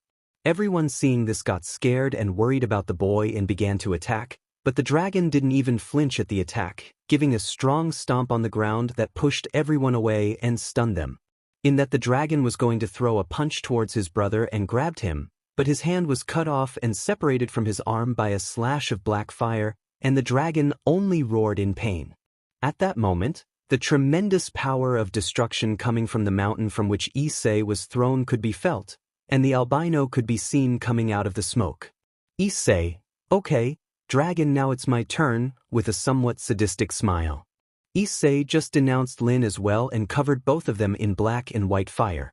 Issei created thousands of swords made of light and threw them at the dragon's right arm, rendering the arm useless, and gave thousands of cuts that little by little were destroying the dragon's left arm and also cuts to the legs, causing it to fall to the ground, bleeding it little by little, but before finishing the job he was stopped by the voice of a certain crow.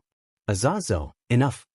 Revealing Azazel, Rias, and his queen flying in a magic circle watching the battle, Asia. Rias Wansama. Going to hug the redhead, Issei, I hope you have a good explanation for this. Crow, seeing him somewhat irritated, Azazel, you see, this was a test, surprising everyone. It was to test their strength and see their limits, but I think we got carried away too much. I'm sorry, Tannen, seeing the dying dragon. Tannen, calm down. There is no greater honor for a dragon than to die in battle, he said weakly. Issei just snorted a little, and from his left arm, a white fire came out and covered the entire body of the dragon and his dismembered hand, joining it and healing all his wounds. Everyone was shocked by that, and then the dragon stood up as if nothing had happened. Tannen, What did you do? Surprised, moving the hand that was previously separated from his body, Issei, I just healed you a little, without interest in seeing it. I don't want to have your death on my conscience, and even less if it was just a practice. Everyone was surprised, and Tannen just knelt before the white-haired man and thanked him for what he did. Tannen, thank you, Shinigami-sama. Kneeling, Issei hearing that just looked at Azazel. Issei, did you tell him about me? Looking at him seriously, Azazel, I just mentioned you, and when I told him that you were the descendant of the god of the Bible and the first demon king, he offered to take the test, he said somewhat nervously because of the boy's look. Izura, Bucho, did you know about this? Rias, yes, Azazel told me. Sarah, and why is Aquino with you too? Aquino, I heard their conversation, and I could not help but watch them all fight, with a blush and a sadistic smile. Rias, well, come on, my parents' house is a few minutes from here, taking out her wings. Everyone took out their wings and started flying, but they saw that Issei was standing still. Asia, Issei-san, what's wrong? Issei, it's just that I don't want to take out my wings. Nervous? They attract a lot of attention. Izura, come on, Oni-chan, it's okay, with a smile. If we go bro, it's not a big deal, we just have to fly a few meters. Issei just calmed down a little and took out his wings, drawing everyone's attention due to the color of his wings and the divine power they gave off. Azazel, his power is incredible, amazed. Asia, Issei-san's wings are appealing, he's like an angel, looking at his wings. Aquino, but he's also like a fallen one but at the same time not, impressed by his wings. Kiba, and the power it gives off easily surpasses us. Sarah, Oni-chan is very cool, said like a little girl. Issei just started flying, and every time, for some reason, some birds joined him in flight. Time skip Gremory Mansion Issei. Wow, it's huge. In front of Issei there was a huge mansion. Demons really like luxuries, seeing the huge mansion. Azazel. Yes, they love to have many luxuries. But then a woman very similar to Rias with brown hair appeared next to Surzex and a red-haired man when she felt Issei's power. Era, but it's my appealing Rias, seeing her daughter, so you were. The one who scared my husband and Surzex, seeing Issei and his wings. Issei realized that he still had his wings out and quickly put them away. Issei, sorry, I can't control my aura when I have my wings out. Nice to meet you, you must be my daughter's husband. I saw you when you fought with Razor, shaking his hand. I am Venelana Gremory, nice to meet you. Issei just looked at her a little nervously and returned the greeting. Issei, nice to meet you, I'm Issei Hyoudou, taking her hand and kissing her wrist. Nice to meet you. Venelana only blushed at the boy's gesture but saw how he was nervous and shaking a little. Venelana, you don't have to be so formal, you can call me Oka-san, and he is my husband. Nice to meet you, I'm Zeoticus Gremory.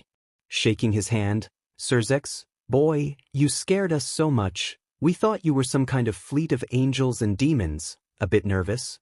Zeoticus, yes, but I have to admit that your powers easily surpass those of the Maos, analyzing Issei with his eyes.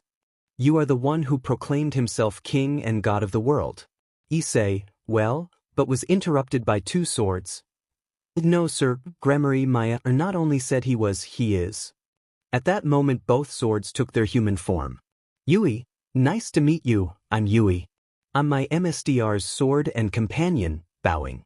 Lin, and I am Lin, also a sword and companion of my MSTAR Issei, bowing. The Gremory couple was just surprised and waved. Venelana, oh, what a surprise. It's a pleasure to meet you too, greeting happily.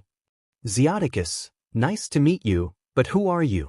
Both, we are the creations of the god of the Bible and the first demon king, Yui and Lin, striking a somewhat cute pose.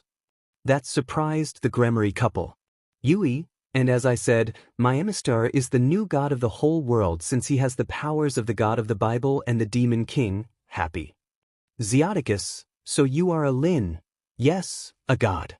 They both just stood there analyzing, and then Zeoticus spoke. Zeoticus, please marry my daughter, kneeling. That surprised everyone and made Azazel and Surzex sweat drop. Issei, what? Confused, Zeoticus. You seem to be a good man, and you are also a god, so why don't you marry my daughter?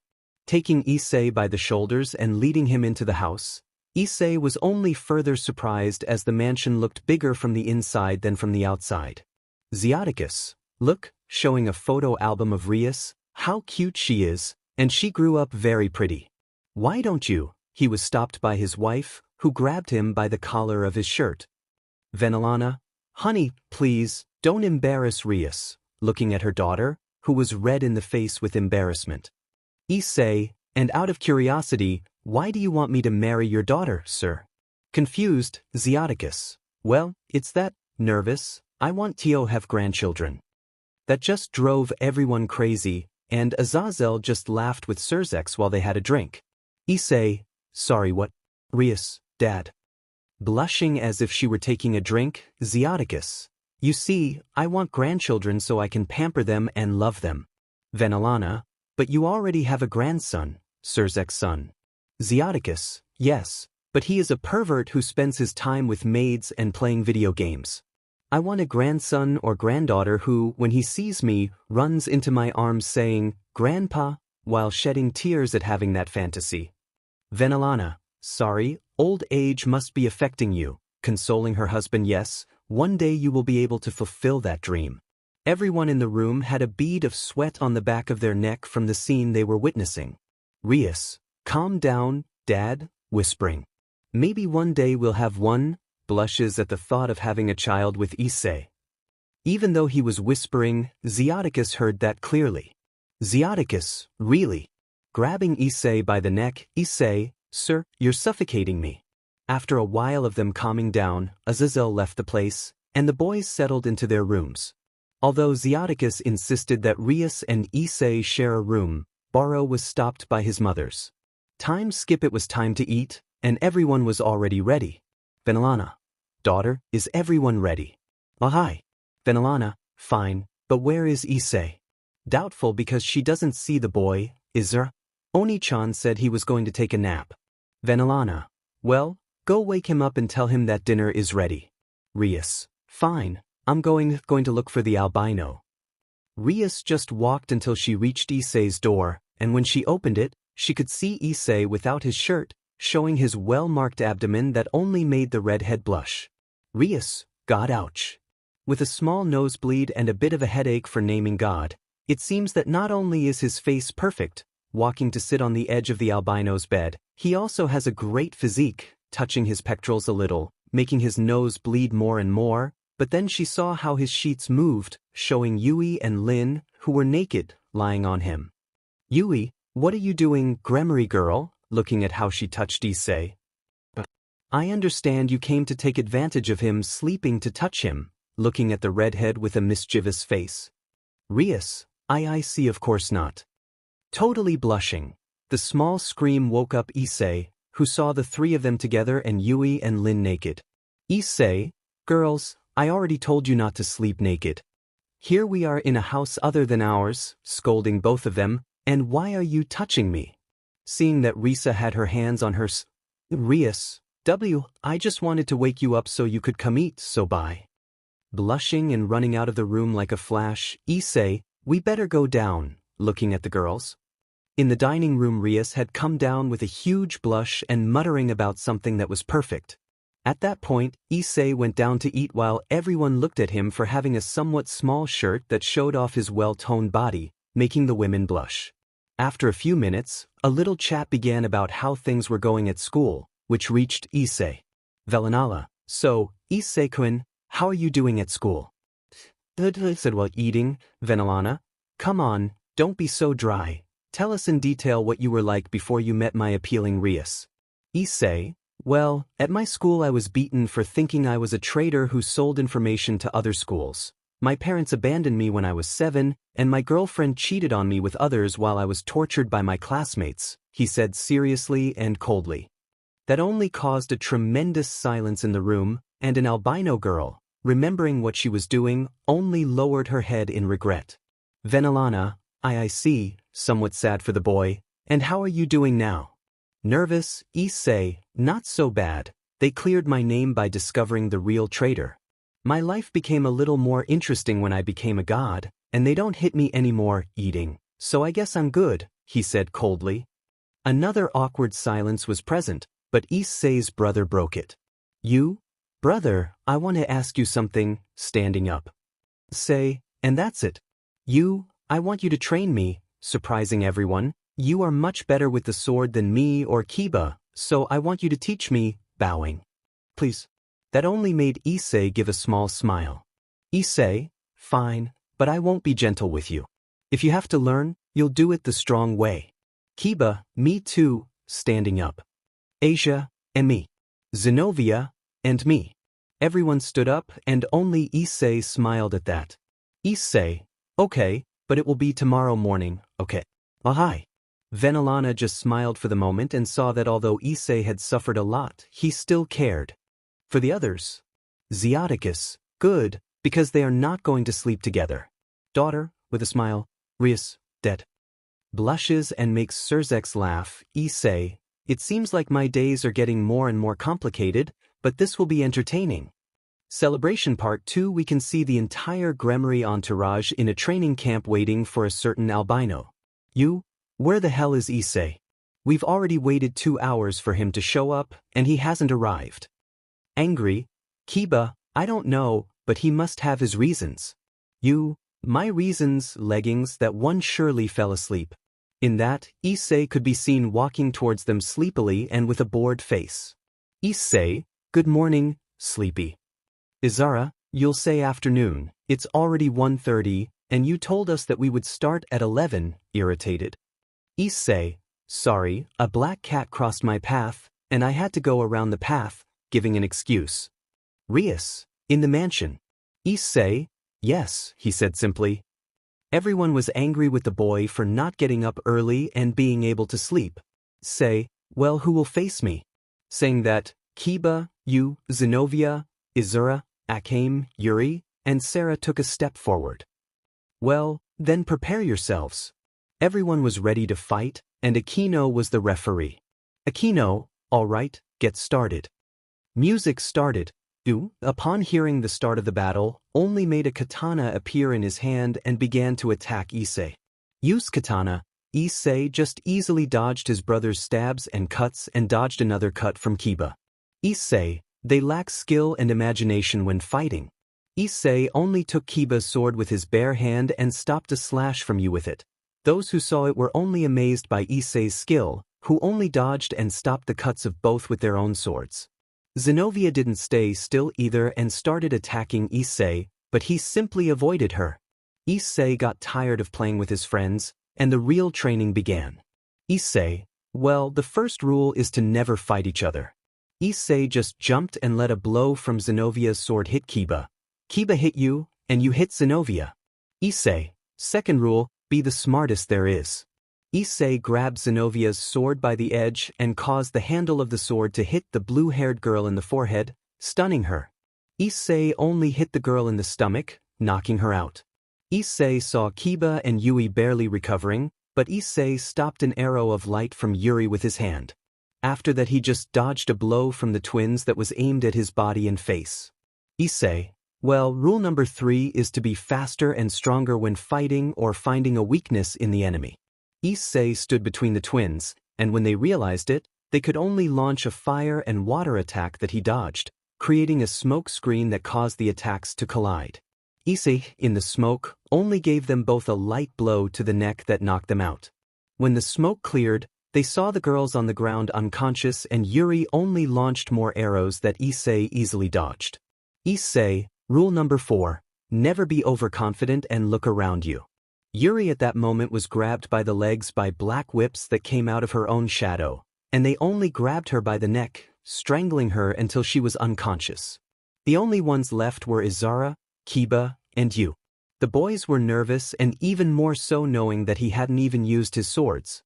Issei just deposed Yui and began to attack both swordsmen, making cuts all over their bodies. Issei, and rule number 5 is that you always have to have an ace up your sleeve. Issei just crossed at full speed between both boys, sheathing his sword, and when he made click, both of their swords broke, and both had cuts that they didn't have before, surprising everyone with his speed. Impossible, my katana is almost, he was interrupted, Issei. Exactly, almost indestructible, looking at both of them. I just had to use some force and it broke. Your sword is just as strong as the one who wields it. They both just fell unconscious but were attacked by Izara. Issei, only you are left.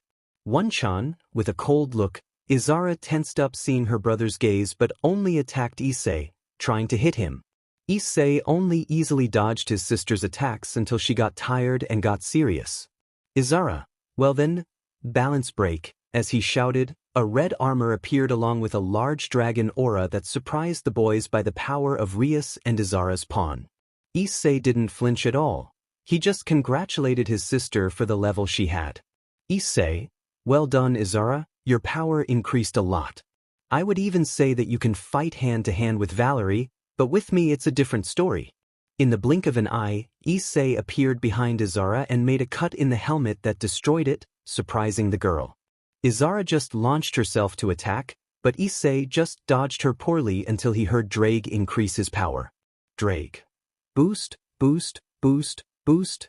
Izara only increased her speed and strength, making the albino retreat a little and being able to deliver a blow to the boy's Issei. The others just watched as Issei retreated as she continued to rise. Drake. Boost x10, in that he was able to give Issei another blow in the face that sent him flying against a wall. Everyone saw how Issei was hit, and Izara had a smile of victory, but that smile faded when she saw Issei by her side suddenly and giving her a blow to the CST that destroyed her armor. Issei, what? Didn't you see it coming? With a smile, Izara just got up in pain and formed her armor again. Izara, well then I'll go with everyone, forming a red sphere. Drake. Boost x30, Izara just threw the sphere, in that Issei covered his right arm with fire and just hit the sphere, returning it.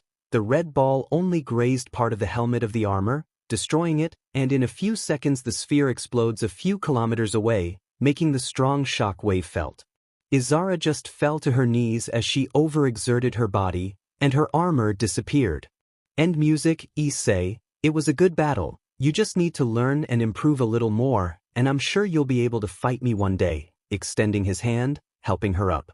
She only accepted the gesture but couldn't move from exhaustion, and Issei, realizing this, could only carry her like a princess and take her to the others while she blushed. Time skip after a while everyone was feeling a little discouraged about losing the battle. Issei, well, I'll be frank with you, drawing everyone's attention you're pathetic. That only discourages others more. Issei, but that will soon change because I will help them, that surprised everyone. Now they are weak, but with a little training, they can improve. Izara, really, Oni-chan? Issei, yes, I will help you and you too by showing the others who did not participate in the battle. Rias, us. Issei, of course you can't leave all the work to your pieces while you relax, you will also learn. Asia, and me too Issei. Issei, yes, everyone, I have a special training for you. Well, I will start with you, pointing to Asia and Yuri. You use light as magic like me, but you use it in a bad way, but we will not train here. Come, taking out his wings and beginning to fly in a specific direction. The girls just followed him, and the others just stayed resting. Time skip, Forest the boys arrived, and Issei just started explaining the training they would have. Issei, well, each one will have a different training. Asia, you will have to learn to better control your sacred gear and learn attack magic so as not to be dead weight in battle. Asia, and how do I do that? Issei, well, just imagine a small flame in your hand. Asia concentrated, and after a few minutes, she was able to do it.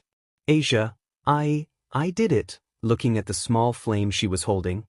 Issei, okay, now throw it at a tree. Asia just did it by creating a small hole in the tree where he threw it. Asia, amazing, but how could I achieve that? I thought I could only cure, confused. Issei, you're a witch, I assumed you should have good magical control of some elements, but for being the first time you did it, it was good, caressing the blonde's head. Well done, Asia. The caress only made the blonde blush, but she was happy to know that she was not just dead weight in battle. Yuri, Emi. Somewhat jealous and stopping Issei's caresses, Issei, you create a bow and arrows of light, but in battle I could see how your magic escaped from the bow, so you will have to learn to form a defined shape for your bow so that does not happen. Yuri turned her head to Issei so he could caress her, and Issei did so reluctantly, ignoring the perverted look Yuri had when she felt the boy's caresses. Time skip. After a few hours of training, Asia was able to control air, fire, and lightning to defend herself, and Yuri was able to make her arrows faster and stronger and not lose magic when creating her bow. But at one point he saw her breathing heavily from exhaustion. Issei, Asia, you don't have to try so strong. Asia, don't worry, I'm fine, breathing heavily. Issei only looked at her for a moment, but an idea occurred to him. Issei, Asia, may I have your necklace, taking a fly with a small red ruby. It's very cute. Asia, yes, Izara and the others gave it to me, looking happily at the necklace. Issei just squeezed the necklace strong, breaking it and leaving Asia with a strange face, but then Issei used the fire of creation, joining the broken stones and the ruby, creating a small ring. Asia looked surprised, but at one point she saw Issei placing the ring on her finger, and when she saw it, she just stood still and blushed, but for a moment she heard some bells as if they were at a wedding. Issei, well, this will be enough. Issei only saw Asia blushing as she took it and whispered, I accept. Asia, are you okay? Asia just snapped out of shock and asked. Asia, Issei-san, what is this? Showing the ring and blushing, Issei, I turned the necklace into a ring that can store magic power, touching the ruby and a white glow got inside it. Ready, I put a little of my power inside. When you want to use it, you just have to concentrate a little magic on the ring. Asia, thank you Issei-san, I will treasure it forever, looking at the ring with a blush. Time skip. Gremory Mansion. After training, the three returned with the others. The girls only showed them what Issei showed them, but when they saw the ring that Asia had, they made a fuss, and some girls wanted to rip the ring off the blonde's hand. Time skip. 1 week. This week Issei only trained with the boys, making them improve in some things. He also met Surzek's son, a boy named Milikas, who seemed like a normal boy, but in reality he was a pervert who loved big melons that only made Issei laugh a little, and he began to like the boy until he called him Isa-Anasama. He also got to know Rias's parents a little better, and for some reason he felt calm and at peace when Rias's mother hugged him and pampered him like a child. Now we see some girls trying on different dresses while Issei just watched them with disinterest. Issei, and why did they need me? Rias, so you don't have to help choose dresses for the banquet we'll have tomorrow. Yes, and you also need a suit, looking at the albino. Issei, I'll take care of that, I don't need your help, with disinterest in that banquet. Time skip. Banquet. It was a very formal celebration. Many important people and clans were there, and of course, the Mao and the Gremory and Citri clans. Zenobia, hello, Irina. Irina, hello, Zenobia, hugging her friend. Rias, it's good to see you, Sona. Looking at her friend, Sona. Same Rias, returning the greeting. By the way, where is Issei? Everyone realized that Issei was not even with them. Rias, I told him to come, he's the special guest, he couldn't finish because the door was kicked open. Issei, sorry for being late, everyone saw a white-haired man in an elegant suit. I couldn't find my suit, with a small smile.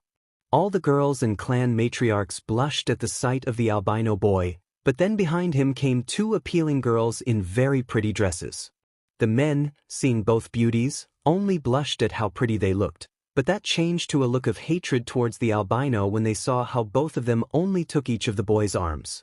Issei, well, I'm already used to these looks. Issei just walked up to the Gremory group and just asked, Issei, so how do I look? All, appealing with a massive blush. Issei, Grace, you guys look pretty cute too. They all blushed more when they heard the albino's words, era, but look, a toy came out of his store, looking at the boy with an unholy look. Do you want me to put you in your pretty packaging? Sona. Please stop saying those things. Citri, you're not jealous, are you, daughter? With a mocking smile, Sona just blushed a lot and just ignored what her mother said. Issei, you are Sona-san's mother. Citri, nice to meet you, happy? Issei, nice to meet you, miss. Taking her hand and kissing her wrist, that just made the mother blush, and she just looked at Issei as if he were a piece of meat. Sona, I'd really like to play with you for a while, seductively touching his tea, or maybe teach you a few things, biting her lower lip but was stopped by a pack of girls who just grabbed the boy by the arms. Rias, I'm sorry, but he's already busy, right girls? Oh hi. El Citri, oh, what a pity, but well, why don't you join them, daughter? It seems that he was quickly silenced by her daughter, Sona. Look, Mom, someone is looking for you, taking her mother with a somewhat sinister look. Everything was going well at the banquet. Issei also met Razor's younger sister, Ravel Phoenix, a very pretty girl who Issei liked a little, but she almost always blushed strangely when she talked to him. Everything was going well, with some women trying to stalk Issei, others trying to court Yui or Lin, until a man approached Issei and greeted him. Hello, young man, how are you? Issei, very well sir, and you? I would prefer to lift girls' skirts, but I can't. By the way, my name is Odin, nice to meet you. Issei, like the one from Norse mythology. Odin, that's right, young man. Issei, nice to meet you sir. I'm Issei Hyoudou. Returning the greeting, at that moment a very appealing albino girl wearing armor appeared. Odin-sama, I told him to stay close to me. Odin, calm down, Rosjun. I'm just talking to the young man, showing Issei. Issei, nice to meet you, miss. Nice to meet you. I'm Rosweiss, the Valkyrie and guardian of Odin-sama. Issei, nice to meet you. I'm Issei Hyoudou, Miss Rosweiss. Giving her an embrace on the wrist, which made her blush, and Odin saw the scene with a smile. The three of them stayed talking for a while until Odin said goodbye. Odin, well, young man, it was a pleasure talking to you. Issei, likewise, sir. Odin, just call me Odin boy. Issei, okay, Odin. They both said goodbye, but before leaving, Odin lifted a girl's skirt, making her scream. Issei, he's a good guy. Watching the man leave. Within a few minutes on a stage, the mouse stood on it and began to speak. Surzex, well, thank you all for coming. This celebration, as you know, is to consecrate absolute peace between the factions, so I want to call a special guest, Issei Hyoudou, calling the boys' attention, you can come toast with us, having a drink. Issei just went up on stage and took another glass and raised it. At that moment, all the guests began to take out their wings, confusing the boy. Issei, whispering, Surzex, why do you have your wings? Surzex, whispering, it is a tradition to take out your wings to make a toast. Issei, but you know I don't like to take mine out. Surzex, just do it, it'll be fine, calming the boy. Issei just calmed down a little and took out his wings, surprising everyone and feeling his great power. Everyone just stood there until Surzex spoke. Surzex, to the factions. Toasting, all, by the factions. Everyone just looked at Issei until he put his wings away, somewhat nervous at how they saw him until a girl spoke. Girl, excuse me, Mr. Issei, but who are you? Everyone waited for the albino's response. Issei, well, nervous, I am the combination of an angel and a demon, and also a god, surprising everyone. Man, how is that possible? Issei just looked at Surzex and him with a smirk. Issei, well, let's say I'm the successor of the god of the Bible and the first demon king, surprising everyone even more. The correct term is Nephilim. Everyone is silent at this great revelation, but one woman spoke. Woman, please hunt with me, Mr. Issei. Determined, woman 2, you're crazy, he's going to marry me. Woman 3, in your dreams he will marry me. Many women started fighting over Issei until two girls appeared at Issei's sides. Yui, I'm sorry ladies, but my MSTer will only marry us, arrogant. Lin, yes. Both of them just hugged Issei, making everyone jealous, but they heard a weight break and saw Rias, who had hit the table strong. Rias, I'm sorry, but he's already my husband, so I won't let some woman take him away from me, with a terrifying aura. Yui, and who told you that he was yours? We have been with him much longer than you. Grammary girl, mockingly, that only made Rias angry, but a strong dragon aura was felt in the air. Izara, he is only my Oni-chan, I will not let him be taken away from me, with a crimson aura. Drake. Of course, my friend, fight for your man like dragons do. Asia, no. Issei-san gave me a ring. He basically promised me, so I'm not going to let them take it away from me. Blushes, Akino, Era, I also love Issei-kun. He's my little kohai, and I can't let him go so easily, with a sadistic smile and a blush. Kaneko, senpai is mine. Would be, Sarah Nakame, Oni-chan is ours. Yuri, maybe I have broken his heart, but I will fix it, and we will be happy like before, I promise, summoning his bow. Zenobia, Issei is mine, and in the future he will give me strong children, he said he would be. Irina, Issei is my childhood friend, blushes, and we made a promise that we would get married when we grew up, and I will never break it. All the girls in the place, including Sona, Serafal and Ravel, began to fight to see who would stay with Issei while everyone else could only hide and use the tables as shields. Azazel, what a great idea, Surzex, telling these nymphomaniacs that Issei is a god, angry with Surzex behind a table. Surzex, sorry, I thought it would be a good idea, while explosions were heard behind them. Issei got tired of the fuss and just put on his battle suit and increased his aura, using the shadows to catch and stop the girls, he said. Issei, only I decide who I marry or not, and I will never marry a woman who only fights for a man as if he were a piece of meat, with a cold look scaring everyone. After a while everyone calmed down, and little by little people left until no one was left. Time skip. Last day everyone was saying goodbye to the Gremory family, but a certain albino was standing apart from the others, looking at the sky until a chestnut caught his attention. Venelana, Issei-kun, aren't you going to say goodbye? Issei, I really don't feel like it, something serious? Venelana just sat next to Issei and took his head and put it on her melons. Venelana, Issei, maybe it was strong for your parents to abandon you, but that doesn't mean we will, looking at Issei with a tender look. We are your new family, and we love you very much. Son, with an appealing smile, Issei hearing that word for some reason only shed a few tears and just hugged the woman tightly. Issei, thank you. Sniff Okasan, hugging the brunette woman tightly, she just received the hug with pleasure while Issei only remembered the 2 weeks they were here. After a while, Issei said goodbye to the family and kissed Venelana on the forehead as if she were his mother, and everyone saw that he was happy that he considered them his family, and then they just said goodbye and then went back to the human world. Part 9. Demon King and Sisters Reunion. We can see our beloved Issei playing video games until a magic circle appears showing Rias. Rias, Issei, come quickly. Nervous, Issei, you know that entering like that is rude, right? Looking at her seriously. And why do you want me to go with you? Rias, it's not me, it's Kaneko. She went to look for her sister. Issei, what? Elsewhere, forest. A white-haired lowly can be seen in the middle of a forest. Kaneko, I know you're there.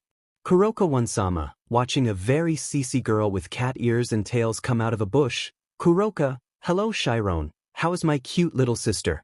With a smile. Kaneko, what do you want? Kuroka, nothing special, I just wanted to take you with me, running but is stopped by a sword of light. Issei, I'm sorry, but I won't allow that, coming out of the trees with Rias, who was vomiting. Rias, how can you use those portals?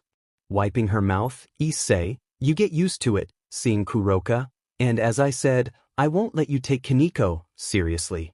Kuroka, wow sister, I didn't think you had a boyfriend, seeing Issei, and he's very handsome, licking her lips.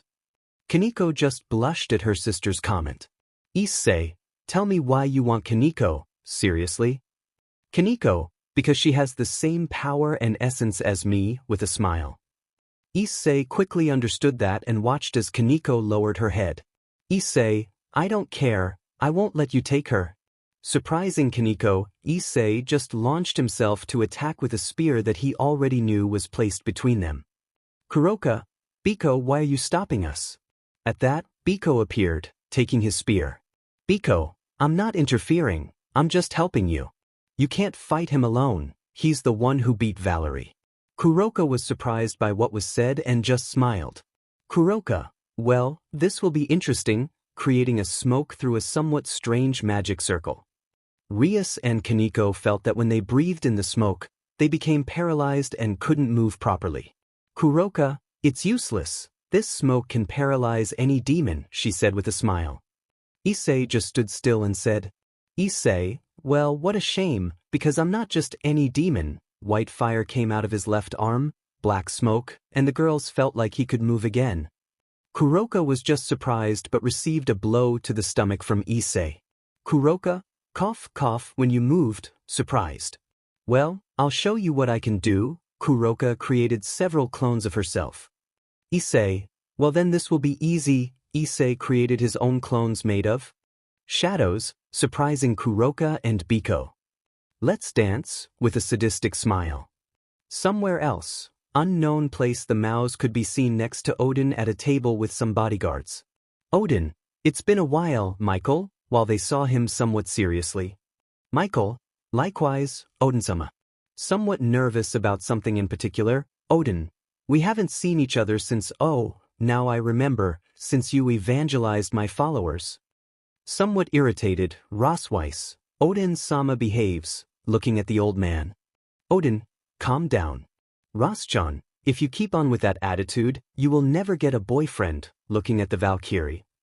Rosweiss, she only says that because I'm the Valkyrie who doesn't have a boyfriend, with a few tears. Odin, yes, and the only one who paid attention to you at the party was that white-haired boy, sigh. What a shame you couldn't get further with him. Hearing that, Issei Hyoudou and Surzex could only hold back their laughter. Odin, well, that's not why I called you. I called you for something more important, serious, about the organization that attacked you when you were signing peace in the human world. Everyone was shocked to hear that. Surzex, do you know who they are?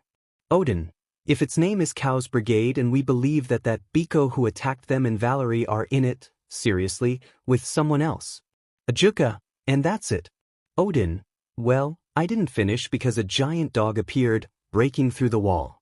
Rosweiss, Fenrir, serious and taking out his sword, oh, no, he's just one of his young sons. The wolf attacked everyone, but the mouse combined their attacks and thus quickly killed the wolf. Seraphal, who could have done this? Seeing the wolf and those around him who had made a massacre of the guards, and some were mutilated by the wolf, Odin, one of my sons, Loki, he does not agree with peace and wants to destroy me and his brother. Azazel, looks like we'll need the boy, referring to Issei.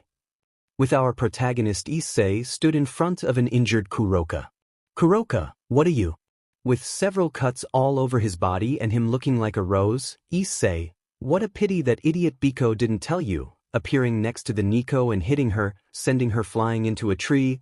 I am the Shinigami, with a dead look that terrified her. Biko was only fighting Rias and a clone of Issei, but he saw how Kuroka was easily defeated and reacted in time to save her.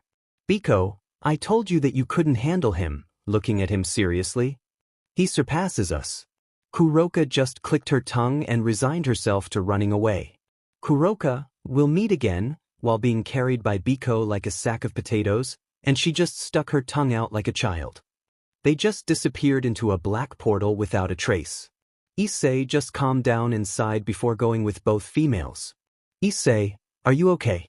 Rias, he barely touched me but, looking at Kaneko who had her head down, Kaneko, are you a Nikomata? I would be. Kaneko just nodded and shed a few tears, but then she felt a warmth she had never felt before, and it was Issei hugging Kaneko. Issei, don't worry, you can tell me later, but you don't have to start crying, wiping away his tears. After all, you are the strongest girl I know, with a smile calming the lowly. She just hugged him tightly, and she could only cry on his each time skip. A cult club. The entire entourage could be seen standing next to the Citri while Rias told everyone what happened, and they saw Kaneko sitting on Issei's lap like a child. Issei, well, Kaneko, why didn't you tell us that you are a Nikomata? Kaneko, it's just that I don't like it because of something from my past, sad. Izura, and that's it. Kaneko, well before I met Bucho, my sister and I were someone else's servants, but looking at the ground, one day Kuroka killed our SR, and we just ran and escaped, crying. I don't know why, but she was stopped and hugged by Issei. Issei, calm down. Kaneko, I think you didn't analyze the situation well at that moment, surprising the Nico. Kaneko. Issei, you see, a person kills for only 3 reasons: greed, hate, or love. In this case, to protect you, I think he killed your former master because he wanted to protect you. People just analyzed what the albino said, and he was right. It could only be that. 3 options. Kaneko just cried knowing that her sister did not kill her Amhar for pleasure or something else. Issei, come on, Kaneko, don't cry, wiping her tears. Come on, let us see that tail and cute ears of yours, with a small smile. Kaneko just did what Issei said, and everyone could see Kaneko with cat ears and a tail that made her look cuter and a little blushing. Kaneko, senpai, thank you very much, hugging him. Issei, well, you were with me to support me and encourage me even though I told you more than once not to do it, and well, I think it's a good way to return the favor, stroking the loli's head. Kaneko couldn't hold back any longer and just threw herself at Issei and kissed him on the lips, surprising everyone and making them jealous. Izura, Kaneko, what the hell do you think you're doing? Angry and blushing. Kaneko, I've already decided, separating from the embrace. Senpai, no, Issei-kun and I will have kittens in the future, and I won't let anyone take him away from me, kissing Issei again, who could only reciprocate the embrace.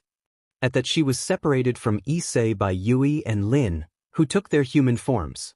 You, okay cat, but you'll have to wait in line since we're in first place to take MSDR's virginity and have his children. Lin, yes.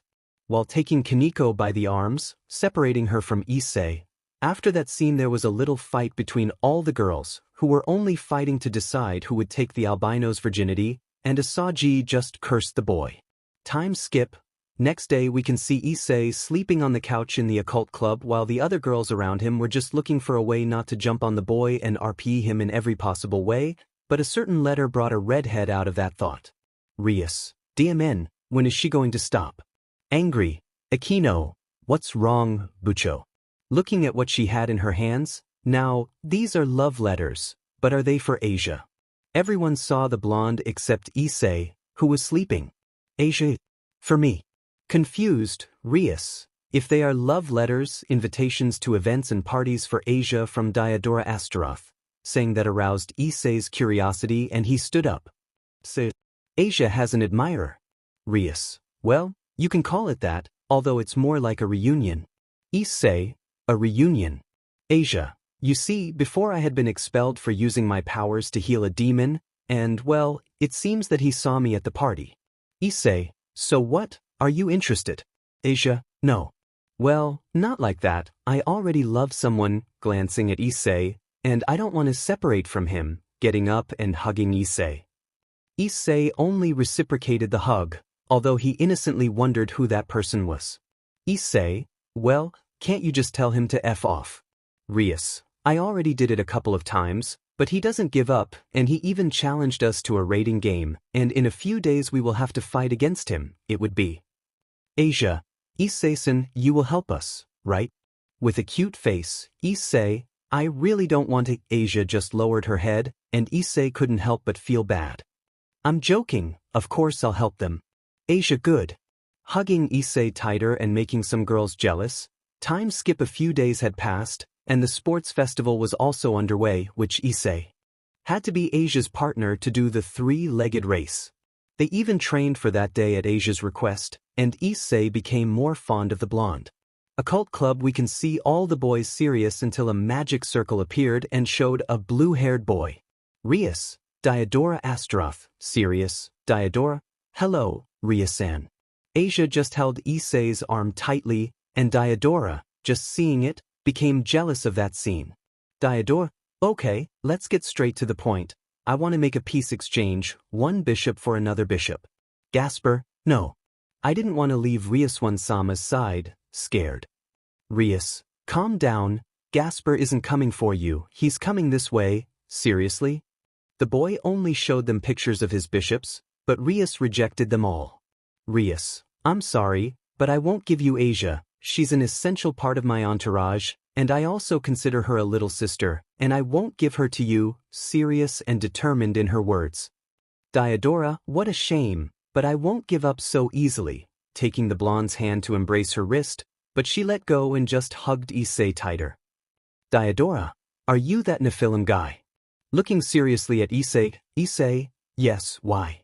Diodora, you're welcome, turning around. After our rating game, I'm going to marry Asia. I hope you don't take it the wrong way, with an arrogant smile. Issei, I don't care who you are, but I won't let Asia marry someone she doesn't want, seriously? That only made Asia blush, and Diodora just clicked his tongue and disappeared into a magic circle. Asia, thank you, Issei-sen, blushes. Issei, calm down, Asia, stroking her head. I won't let them take you, serious and feeling a bad feeling about Diodora. Time skip. Next day the boys were fine and calm even though the club members were only training a little for the rating game. We can see Issei walking through the halls, but he saw something that bothered him. Offender 1, come on honey, come out and play with me for a while he had Sona cornered.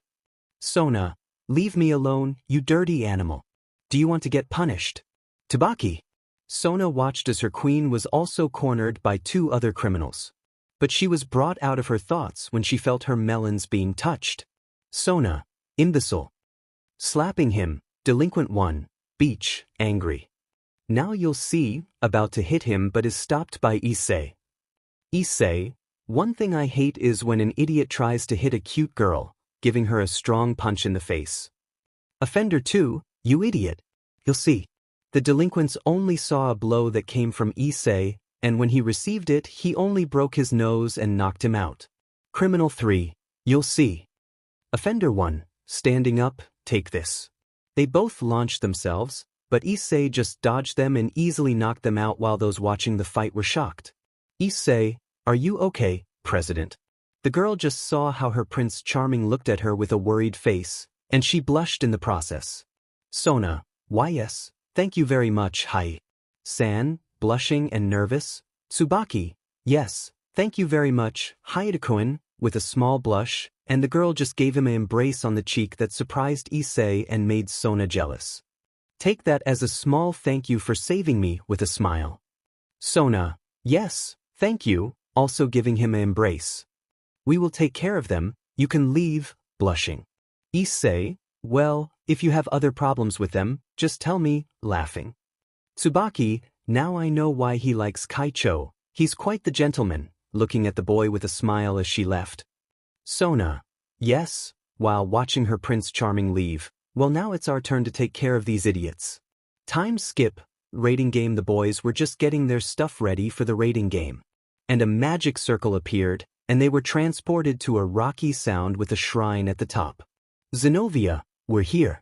Rias, yes, let's go. Everyone followed Bucho's order, but Issei had a bad feeling.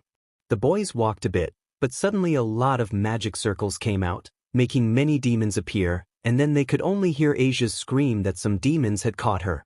Diodora, I told you I'm not going to leave my dear Asia, you disgusting hybrid.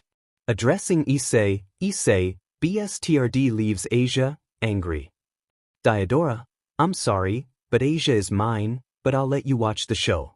I'll be waiting for you at the shrine, but hurry up since I get bored very easily. Ha!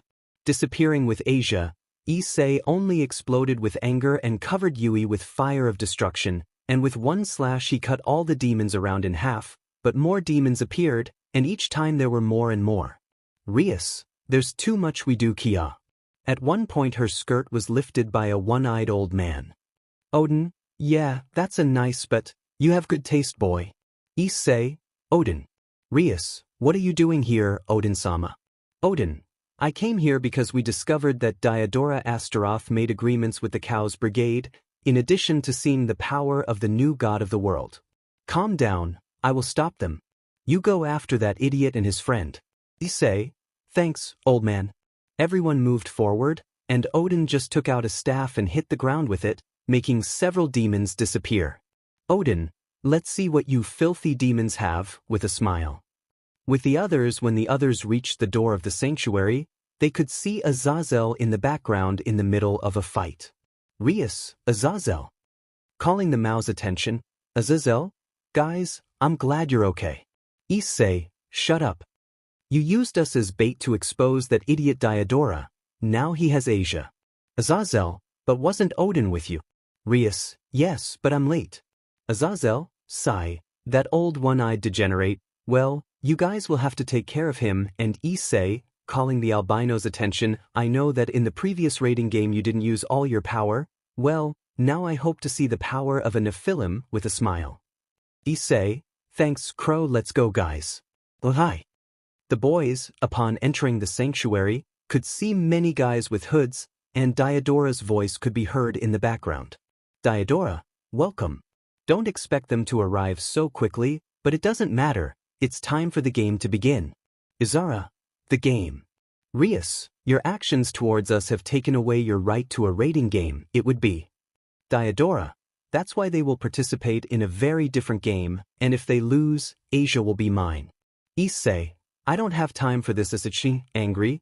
Issei just launched another slash with fire that destroyed everything in its path, killing the hooded men and destroying other parts of the building. The boys just moved forward, and upon entering the last room, they saw a familiar person, and it was Freed, who transformed into a chimera. Issei, burn in the flames of eternal destruction. Saying that he just ran up to the chimera and drove his sword into its head, and in a burst of black fire, he incinerated the beast in an instant. They just kept moving forward until they entered the throne room, where they saw Asia hanging in chains and Diodora sitting on a throne. Diodora, they arrived. What a joy, I was starting to get bored, with a smile. Rias, Diodora, give us Asia, and you will have mercy, seriously. Diodora, what a good joke. Grammary, but my hobby is collecting holy girls, making them fall in love with you, and then corrupting them. Haha, I can't wait until that happens, and I hope she's a virgin. I don't want anything to touch that dirty hybrid. Well, maybe he'll just do it for pleasure. Ha. Issei, Rias. If I finish it, it would be. Issei didn't wait, and in the blink of an eye, appeared in front of Diodora and threw his face into the air, and Issei only covered Lin in white fire and easily cut off his arm. Diodora, no, this is not possible. While holding his missing arm, Ophis gave me her power she should not. She was silent when she felt a stake made of shadows that came out of her own shadow and pierced her stomach. Diodora, Poeg. No, you are not a normal person. Demon monster. Spitting BLD, the blue-haired man tried to cover himself with a magic shield, but Issei quickly destroyed it and cut off Diodora's leg. Diodora, my leg, why? I will not be defeated by a dirty hybrid. You were just was silenced by a kick to the face from Issei. Issei, you talk a lot, idiot. Diodora was just on the ground bleeding out, and Issei climbed on top of him and began to beat him mercilessly until the blue-haired boy only asked for mercy. Diodora, please wait, if you kill me, you will also kill the girl, all full of blows. Issei, what do you mean, seriously? Diodora, she has a special seal that a certain Longinus made. If you kill me, she will die too. Issei, well, let's see what that seal can do. Issei approached the seal and touched it with his hand covered in black fire, and it was destroyed on contact. Issei, there you have your seal, idiot. While cutting his chains and taking Asia as a princess and taking her with the others, the girls could only hug the blonde. Zenobia, Asia. Crying like a little girl, Asia, Zenobia Bucho is here, semi-conscious. Rias, Issei saved you, Asia, you're safe now, happy to see her friend. Izara, nice to see you again. Asia-chan, happy, Rias, you don't even need to tell me that, after all, you're like my little sister, shedding some tears. Asia, Rias Onisima, happy, Gasper, Asia-chan was very worried about you, hugging the blonde. You? Yes, everyone but Issei saved you. Asia, I always knew you would rescue me. Issei-sen, touching Issei's face, Issei, I'll do it 1,000 times if necessary, with a smile. Asia, Issei-sen, but he was disappearing in a yellow light, all, like that. A man suddenly appeared in a magic circle. You disappoint me, Astroth. Rias, who are you? Greetings, younger sister of the false Mao, I am Shalba Belzebub, descendant of the few things that deserve the title of Mao. Everyone was looking at the man, But Issei was still kneeling on the ground where Asia was until he spoke. Issei, I can't sense Asia's life force, using his angel powers to find Asia. What did you do to her? Shalba, the mate was a nuisance, without mincing her words. Rias, I won't forgive you for killing Asia. Zenobia, DMNU. Furious and crying, Diodora, Shalba, help me dying, if we join forces. Shalba, shut up, idiot, throwing a lightning bolt killing Diodora. You don't deserve my help, you're very pathetic. But an albino was still in shock on the ground. Issei, it can't be, it's a lie, Asia. We have to do the race. Please go out, shedding some tears. Rias, Issei, hugging the boy. Issei just stood up and walked toward Shalba. Issei, I will kill you, I will liquidate you for killing Asia. Shalba, you already think I'm like Diodora. I know how to take advantage of Ophis powers. Issei only began to release fire and energy of destruction throughout his body and abruptly pull Lin out of his back, making her take her human form. Lin, falling on the ground, please control yourself, worried. Yui, it's useless, Lin just protects the others. Shalba, what is this power? The energy began to disintegrate the palace, destroying a large part of it. I am the one who will rule over hell. Jijoho, this guy shows that nobody messes with a demon king, much less his women. The voice of an old man who seemed to be the former demon king could be heard. I will destroy my enemies with my fire, and I will eliminate those who get in my way with my strength. You know that making a child now destroys it. I destroyed the light and I laugh at happiness. It's time, don't stop. I am the god of destruction, the new king of demons, and you will burn in my eternal flames, and you will suffer for eternity. As she finished her prayer, the entire castle was consumed by black flames, and Lin could only cover the others with a shield of white light and flame. The boys, upon unraveling the shield, could feel a tremendous power that everyone felt.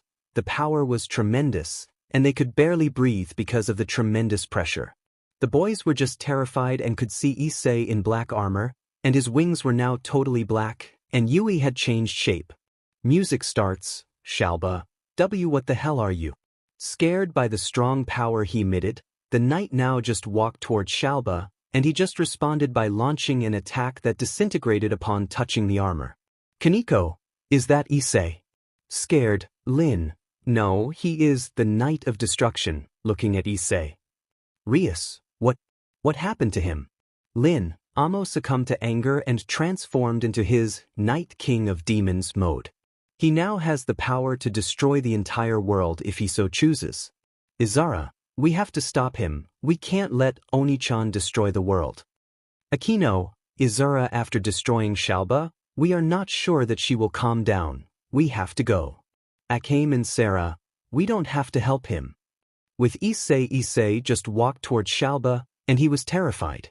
Shalba, take this scum, he said so that a large magic circle would appear and attack Issei, but the attack didn't even scratch the armor. Impossible. Issei just stood in front of Shalba, and a dome made of shadows covered them both.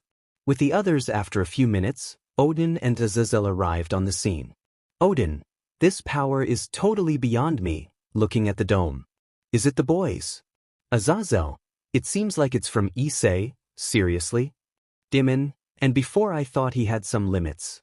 You, Lin, what can we do to make Issei stop? Lin, maybe he calms down because of something important in his life or something that calms him down, but I doubt it since he's like this because of Asia's death.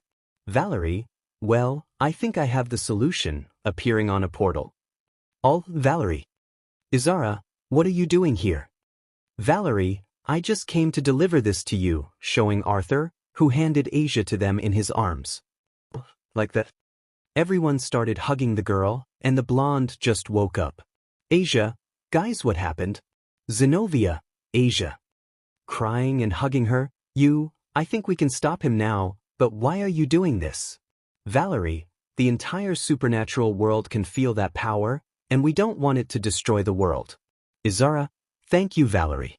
Valerie, just stop it, I don't want my future husband to destroy me and the world, surprising everyone. Rias, sorry, what? Valerie, didn't I tell you? I decided that he will give me strong children, and also when we clashed fists and swords in that fight, I felt my body getting hotter and hotter, and then I discovered that it was love, and now I want him to be my husband, with a smile.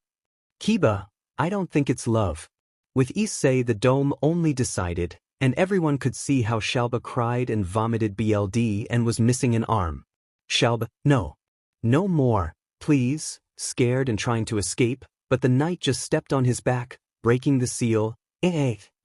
Then they could hear a demonic voice that terrified everyone. Issei, you had no mercy for Asia, and now you will burn in the fire of destruction for all eternity.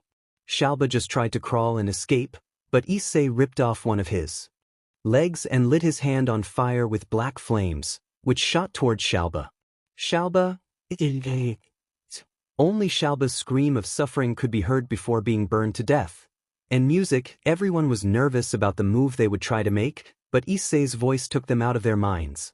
Issei, this world must be reduced to ashes, there must be nothing left. Issei gave a loud scream, and a pillar of darkness rose as it destroyed everything in its path. Lin, you have to go now before it's too late. Rias, Asia, it's your turn. You're the only one who can calm him down. Asia, if I have to save Issei, determined, the blonde took out her wings and began to approach Issei, but the flames did not let her, but the ring that Issei gave her began to shine and make a white barrier that covered Asia so she could get closer. Asia, Issei-san, I know you're there, please stop trying to get closer and make the boy react, but he didn't react. Please, Issei-san, you're not like that, you're cute, disinterested in some things, but you protect those you love, please, taking Issei's helmet. You're the boy I like, I love him. Issei-san. The girl just kissed Issei, and the helmet fell apart along with the armor and the pillar of darkness, and everyone could see how Issei had his eyes open while being kissed by Asia, and the boy just feeling the embrace and seeing the blonde released a few tears and reciprocated the embrace. Everyone else just calmed down when they saw that everything was over, but some felt jealous seeing the blonde embrace Issei. You? Curse that we were saved from breathing normally. Lin. Lin jumped to the place where Issei was, and Yui took her human form. Yui, falling on the ground tired, I'm not used to that transformation. Issei just kept kissing Asia. He felt that if he separated from her, she would disappear again. Yui, okay, I think that's enough, jealous. Lin, yes, jealous. Both girls just separated them both, and Asia had a goofy smile along with a blush. All. Issei/Oni-chan/brothers/Issei-kun. Everyone just hugged, and the girls just hugged Albino. Issei, what happened? You got carried away by anger and almost destroyed the world. Issei, sorry, it's just that Kiba. Don't worry, it was for a good cause, and besides, we're not dead, so you can calm down with a smile. You? Yes, Emster, but we have to train more so that this doesn't happen again, scolding Issei. But I'm glad you're okay, Vesuvi, kissing Issei. Lin, I love you too, kissing Issei. Rias, hey, he's my husband, leave him, taking Issei and kissing him, and come, with a smile. Izartha, no, Oni-chan is mine. She couldn't hold it in any longer and kissed Issei. All the girls started fighting and kissing our protagonist, even Yuri, while Kiba, Yu and Gasper laughed, and Azazel just cursed Issei for his luck, and Odin had a thumbs up in approval. Valerie, I'm glad you're okay, looking at Issei and getting his attention. Issei, Valerie, thank you very much indeed.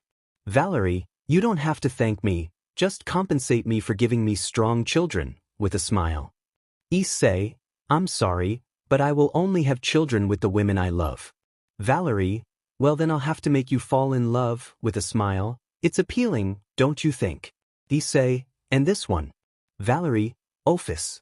Rias, wait, Ophis, the one who gave Diodora and Shalba their powers. Ophis, hello. Issei, what are you doing here? Ophis, just looking at the landscape. Saying that, a large portal opened, revealing a gigantic red dragon. You, what is that? Ophis, he is the dragon of the apocalypse, the great red, the dragon of dragons, and one day I will be in his place, pointing with his finger at the dragon. Valerie, well, we're leaving. Goodbye, Grammary entourage, and goodbye, Issei Hyoudou, grabbing Issei's shirt tightly and kissing him. I assure you that one day I will make you fall in love, with a smile. Biko, well, you're not the only one who wants Issei now. Haha, it seems like our days are going to get more fun. Ophis disappeared with Valerie into a portal but not before saying a few small words to Issei. Ophis, your boy, pointing to Issei, someday I want to face you. I hope you are not satisfied, and maybe we can dance until the other can't, disappearing. Drake, haha, it seems like I'm marking you, kid. Izura, Marco. Drake, for dragons, dancing only means two things. Rias, and that's it. Drake, fight to the death or to say, Drake, haven't that only surprised everyone even more. Izura, Issei, there is no way I will let you dance with her. Grabbing Issei by the neck, Issei, Izura, you're suffocating me. Rias, well, it's time to go home. I'm very tired, and I'd like to sleep for a while, looking flirtatiously at Issei. Odin, well, let's go, opening a door through which everyone entered.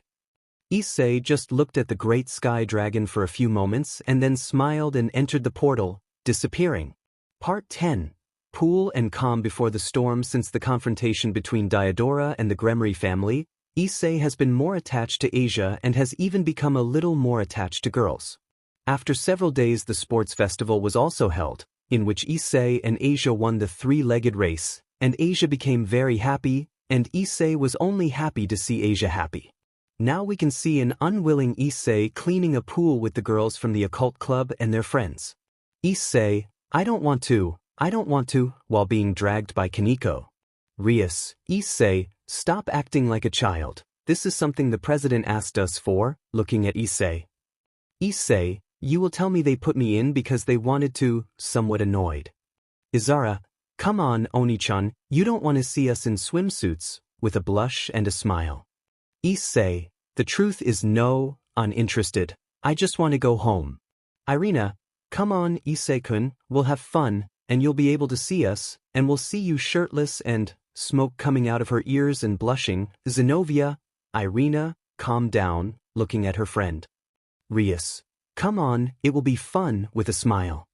Issei, I think your definition of fun is very different from mine, looking at the redhead. You, stop complaining, you're not the only one who doesn't want to be here, annoyed. Gasper, a pool where I can put on a cute swimsuit, excited. Kaneko, come on, Issei-kun, help us all. With a tender look, Asia, yes, you can, right? Issei-san, looking at Issei with a tender and happy look, Issei just succumbed to the tender gaze of both and resigned himself. Issei, yes, I will help them. Well, the more people there are, the faster we will finish it, right? Asia, yes, happy. Akino, you're right, Issei-kun, with a somewhat malicious smile, and you'll also see our outfits, right girls? Oh hi. Issei, this job is going to be tough, with a drop on the back of his neck. Time skip. After changing, we can see the boys with blue shorts, a white jacket for Issei, and Gasper with a girl's swimsuit with a float. Issei, Gasper, why are you dressed like that? Gasper, why don't I look cute? You? It doesn't mean that, but forget it. After a few minutes we can see all the girls in appealing swimsuits. Rias, hello Issei, how do we see each other? Irina, yes, Issei-kun, how do I look? Izara, Oni-chan, how do I look? Blushing, Akame, I look great, don't I, Oni-chan? Modeling her swimsuit, Sarah, yes, but I look better. Yuri, how do I look Issei? The girls could only see Issei blushing in front of them for the first time, and they knew. They had achieved their goal. Issei, let's finish this quickly, shall we? Slightly blushing and trying not to look at the girls, all the girls seeing that blush on his face just smiled in victory and went to clean the pool. Time skip. The boys just cleaned the pool under a scorching sun, and for Issei it was hell since he didn't like the sun very much, and the girls cleaned in their swimsuits, and sweat ran down their statuesque bodies, and Issei just tried to ignore that. Issei, come on, say, you are a strong man, don't get carried away by this, you are much stronger. Yui, MST wants us to help him by putting on matching swimsuits. Speaking mentally, Lin. Yes, swimsuits, Issei. Please no, Rias. Guys, I think we need more chlorine. Say, can you go get some? Issei, yes, he was 12, but someone was secretly following him without anyone noticing. Issei walked into a room with pool stuff and some cleaning supplies. Issei quickly spotted the chlorine but was pushed away by someone and tied up in a closet. Issei, what about? He couldn't finish because a blue-haired girl kissed him and began to take off his jacket. Zenobia, don't move, this will be quick, seriously, but with a blush. Issei, Zenobia, what are you doing? Somewhat scared and blushing at having the girl's melons close to his face, Zenobia, it's not obvious that I'm going to make you mine now and you'll give me strong children, but don't worry, I know this is both of our first times, so I'll be gentle. Issei, I already told you that I will only have children with the person I loved. Zenobia, then you don't like me, sad? Issei, it's not that, it's just that nervous, Zenobia, so if you really love me, have children with me. While she kissed the boy again and he let himself go, Issei, my brain disconnects and my mind goes blank. Zenobia just began to float her melons on Issei's body and had taken off her BR, but before they could continue, the door exploded and revealed the other girls with a terrifying aura and a look that demanded BLD Rias. Zenobia, what are you doing? With a twitch in her eye and looking irritated at her friend, Zenobia, I'm just trying to get enemy with Issei-kun, hugging the boy and putting her bare melons on his face. Izara, yes, it seems like you are trying to RPE him, with a terrifying aura. Issei just drowned in the girls' melons while they fought. Time skip after a small discussion between the girls and Issei, who was able to breathe again, the boys just continued cleaning the pool, but the girls kept looking at Issei since Zenobia, when trying to stuck Issei, managed to take off his jacket and now showed his well-marked body with some scars that made him look more attractive and made the girls blush and have a runny nose. Time skip. Next day we can see Issei in the music club, which the albino liked to visit to relax and sing a song or two. Issei just picked up a guitar and started playing. Issei, alone at the end of the song, just looked at the ground, trying to reflect on his feelings and the girls, although he knew that maybe they wouldn't cheat on him. He still had that fear in his head that they would play with him again with his feelings. But he was taken out of his thoughts by a brunette with glasses. Sona, do you know why you don't sing something more cheerful? Issei, Sona, why don't you sing something more cheerful? Maybe it will cheer you up while looking at him. Issei, do you believe it? Sona, maybe sitting, up front, I can hear you. Say. Issei just sat at the piano and started playing a somewhat romantic song. When the song ended, he could only see a blushing Sona in front of him and many blushing girls at the door of the club and some couples who just stayed hugging while listening to the song. Sona just stood up and hugged Issei while she was blushing big. Sona, it was a appealing song, blushes. Issei, thank you, while accepting the hug, but I think I drew too much attention, looking at the others who were watching them, but they just hid or walked away from the place. After a while he just started talking to Sona about some things until the bell rang, starting classes again. Time skip classes went by normally, and the days went by normally. Some girls looked at the albino with a blush because they already knew his harmonious voice, and others because of how cute he looked, but a certain brown-haired girl tried to get the courage to do something. Murayama, hello, Issei, san, can I talk to you for a moment? Nervous and blushing, Issei, of course. Murayama, be behind the school, blushing, please don't miss it. Say, that seemed strange to Issei, but some girls from the occult club already knew or had a suspicion of what it could be. Time skip Issei was in front of Murayama, and she was blushing a lot, but some girls were hiding in some bushes. Rias, the girls were right, looking at the girl, she wants to confess, angry at what she saw. Izara, that beach and I saw her as a friend. Zenobia, you don't want to take them off.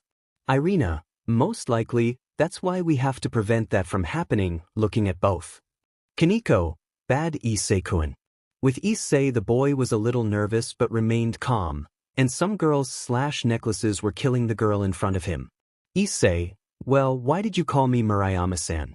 Somewhat nervous and seeing the terrifying aura coming from the bushes, Murayama, I'd want to thank you. bowing, Issei, like.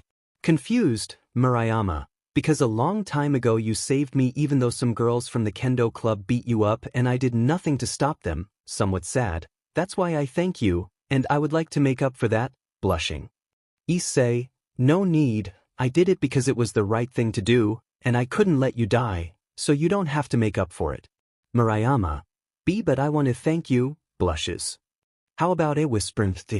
These words alone are enough to make the girl's terrifying aura intensify. Issei, date. Confused, Murayama, yes, a date, blushes, but only as friends, right? Issei, well, I don't see why not. It seems fine to me, he said innocently.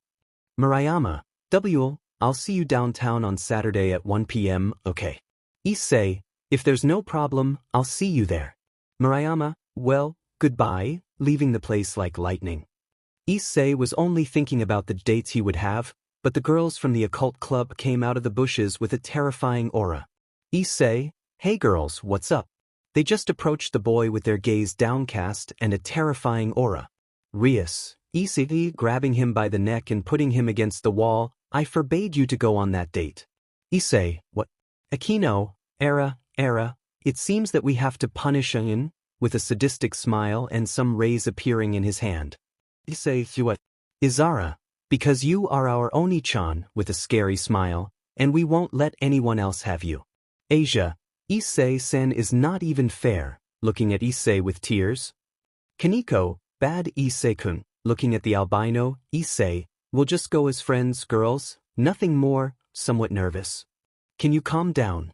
Irina, only if you say that you love us and that you are ours and only ours. Issei, I won't say that.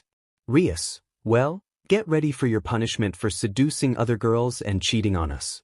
Issei, he hasn't seduced other girls and even less cheated on them. Somewhat tired, are they going to release me or not? Zenobia, we already told you, only if you say you love us. Issei just resigned himself and said the magic words. Issei, I love you. Girls, slightly blushing. That just put a smile on the girls' faces and they let go. Sarah, you're so cute when you blush, Oni-chan, happy? Akame, we love you very much too, with a smile. Rias, well, we'll let you go, but you're not going to do anything, much less try to stuck Murayama. Okay, would be Issei. Okay, I promise not to stuck Murayama or do anything happy. Izara, not completely, but enough. Time skip. Appointment day we can see Murayama in the middle of the mall looking everywhere to find Issei. The girl was wearing a appealing outfit that made the girl look appealing to all the men. Murayama, where is he? He won't come, he left me hanging. I don't know what to do. The girl was in her thoughts, but an idiot as usual makes his appearance trying to stuck the girl. Boy, hey, sweetie, why don't you come with me to play for a while? Arrogant, Murayama, sorry, but I'm waiting for someone. Chico, don't worry, she won't mind if we go out to eat for a while, trying to convince the girl. Issei, idiot, taking Murayama's hand and hugging her protectively, told you to go, she's coming with me. At that moment, Issei appeared to save the girl, and Murayama just hugged the boy while smelling his perfume.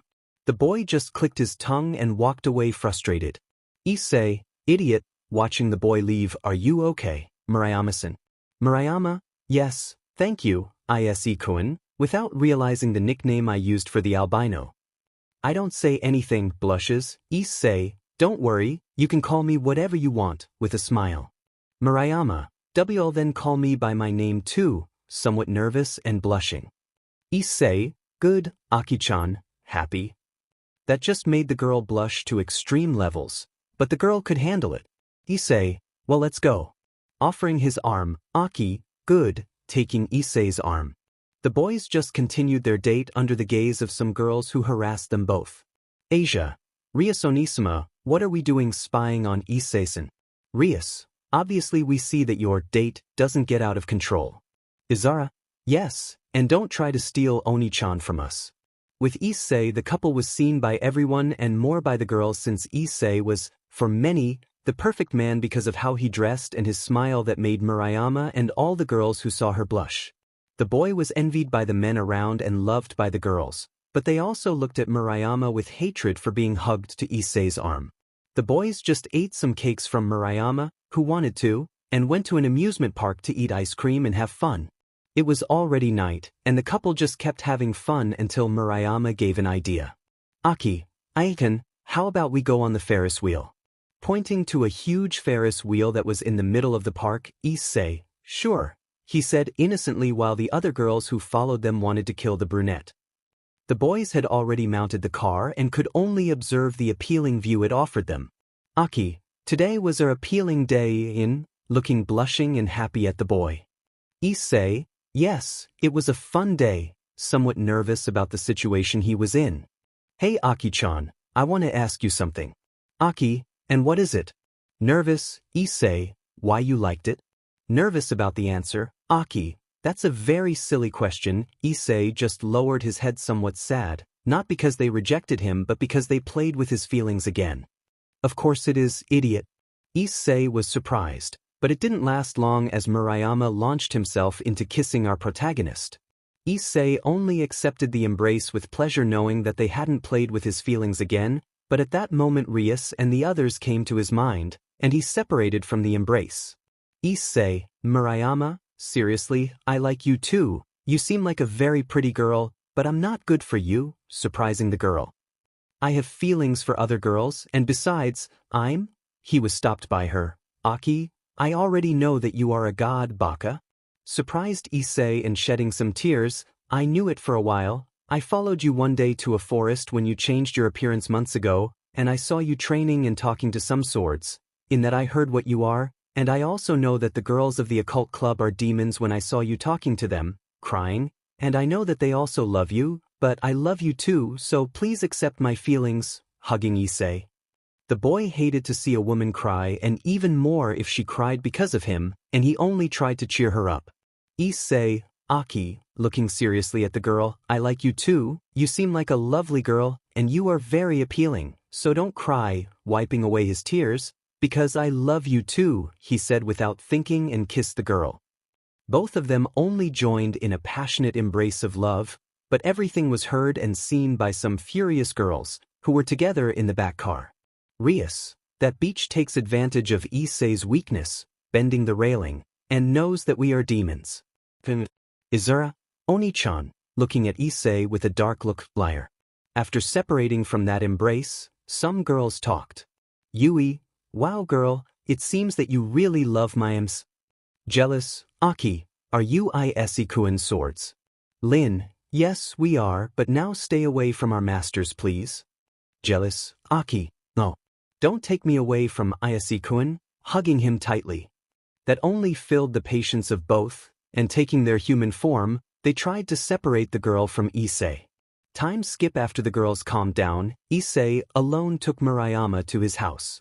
Issei, well, I think it's time for me to go. I think someone is not happy that I'm here, looking out the window at Murayama's father.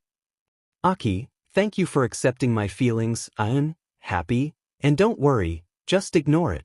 Issei, well, but you'll have to give me a more concrete explanation of how you know my secret, okay? Aki, maybe on another date, looking into Issei's eyes. Issei, I would like that, looking into the girl's eyes. They both just gave each other a passionate embrace but were interrupted by Murayama's father. PM, Murayama's father, K. Idiot, get away from my daughter. Angry, Issei, hello sir, I just came to drop off your daughter, nervous? Don't call Aikun like that. Looking at her father, goodbye.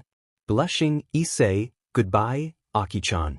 Giving her one last embrace and leaving, Murayama just watched Issei leave and being looked at badly by his father until he got home. Issei, today was a long day, sitting on his couch, but it was nice, smiling as he remembers the date. At that he was brought out of his thoughts by the sound of the door. Issei, I'm coming. When he opened it he could see each of the girls in his HRM angry and with a terrifying aura behind them. Issei, hey G-girls, what are you doing here? Nervous and scared, Izara, looks like you had fun on your date, no Oni-chan with a scary look. Rias, Issei, you will be punished for cheating on your wife, with a tender but scary smile. Akino, Higan is a womanizer, and he must be punished, with a sadistic smile. Kaneko, liar Isseikan, would be Asia. It's not fair, looking at him with tears. Issei, girls were spying on us. Nervous, they just nodded. Issei, and also when we got on the Ferris wheel. They nodded. Issei, well, Edo, nervous, can I make it up to you? Zenobia, have children with me. Rias, give me your first time. Izar, marry me. They all gave their opinion, but Issei didn't want to comply with them. Issei, well then goodbye. Escaping, all, Issei, come back here. Part 11 New Battle. Today was an appealing day. The flowers were blooming and the birds were singing, but for an albino sitting in the occult club it was hell as he had the gaze of each of the girls on him while Murayama hugged him possessively. Issei, okay girls please calm down a little, nervous by the girls' looks, Rias. Well then Murayama, you will explain to us how you know our secrets, with a cold look towards the girl, Aki, well, you see. Flash Black Aki, tell me why you saved me, nervous looking at Issei. Issei, I don't know, my body moved on its own, he said without interest. That answer only surprised the girl and several people who were listening to them. Time skip you can see that it's raining and Murayama was walking but she sees Issei in the middle of the rain talking to Yuri and she quickly hides. Yuri, please forgive me, crying, I want everything to be like before. Issei, you should have thought that before opening your legs to another. Yuri, I know you hate me but, was interrupted by Issei. Issei, no, I don't hate you, making Yuri smile, because hating you means that I still have some feelings for you, and the truth is I don't feel anything for you anymore, he said coldly and leaving a crying Yuri in the middle of the rain. Murayama just stared at that scene having an idea of what perhaps caused the change in Issei, his girlfriend cheating on him. After that the girl became more curious about the boy and one day she just followed him without him noticing. Time skip Issei can be seen in a forest and Murayama was a little further back hiding behind some trees. Aki, what is Hyoudou-san doing here? Looking at the boy but started talking, Issei, okay, now what do I do? Talking to the two necklaces on his neck, Aki, is she talking to her necklaces? She looks confused but was surprised to see the necklaces talking, Hui, just tear us off your neck. Murayama was only in his sock when he saw the necklace speak but he quickly left since he did what the necklace said and a mass of darkness covered him and Issei could be seen in a black suit and two swords. The girl was just surprised until she saw how Issei spoke again but now with the swords. It lasted like this for a while where Issei trained for a while training and learning about his god powers without realizing that everything was heard and seen by Murayama. Aki, Hyoudou-san is a god. Surprised, Lin, I think I feel a presence. The girl just hid when she said that but fortunately for her a wolf appeared in the direction she was and just walked to where Issei was. The boy didn't move and the wolf just circled around him and sniffed him a bit until the wolf looked at him and just gave him a little bow before running away. Issei, that was weird, looking in the direction where the wolf went. Yui, not so much now, his angel and demon aura that he possesses gives him a strong and intimidating presence. I doubt that any animal would attack him. Issei, I understand, well I think it's time to go home, seeing that it was getting dark. Issei just left the place and Murayama was just a little more surprised by what she heard but she went home. Time skip Aki Murayama was only discreetly watching Issei when he discovered his secret but he was surprised to see that his brothers and the occult club were approaching them more often and it seemed strange to him and he decided to keep an eye on him more often. Time skip now we can see Issei in the occult club while there were a lot of people unknown to Murayama and they only listened and saw through a small hole in the door. Note: here Issei explains to the Maos and the boys what he is and his new powers. Murayama knowing better than Issei is actually in astonishment since Issei was now basically a god but that ended quickly since Issei went to the door somewhat annoyed and with his eyes down but before she arrived he just ran away to hide. Time skip after that revelation she began to watch Issei more often without thinking that as the days went by she became more fond of Issei and that affection turned into a latent love in her. He also found out that the occult club are demons and the student council is also demons by seeing and hearing them discuss some particular things.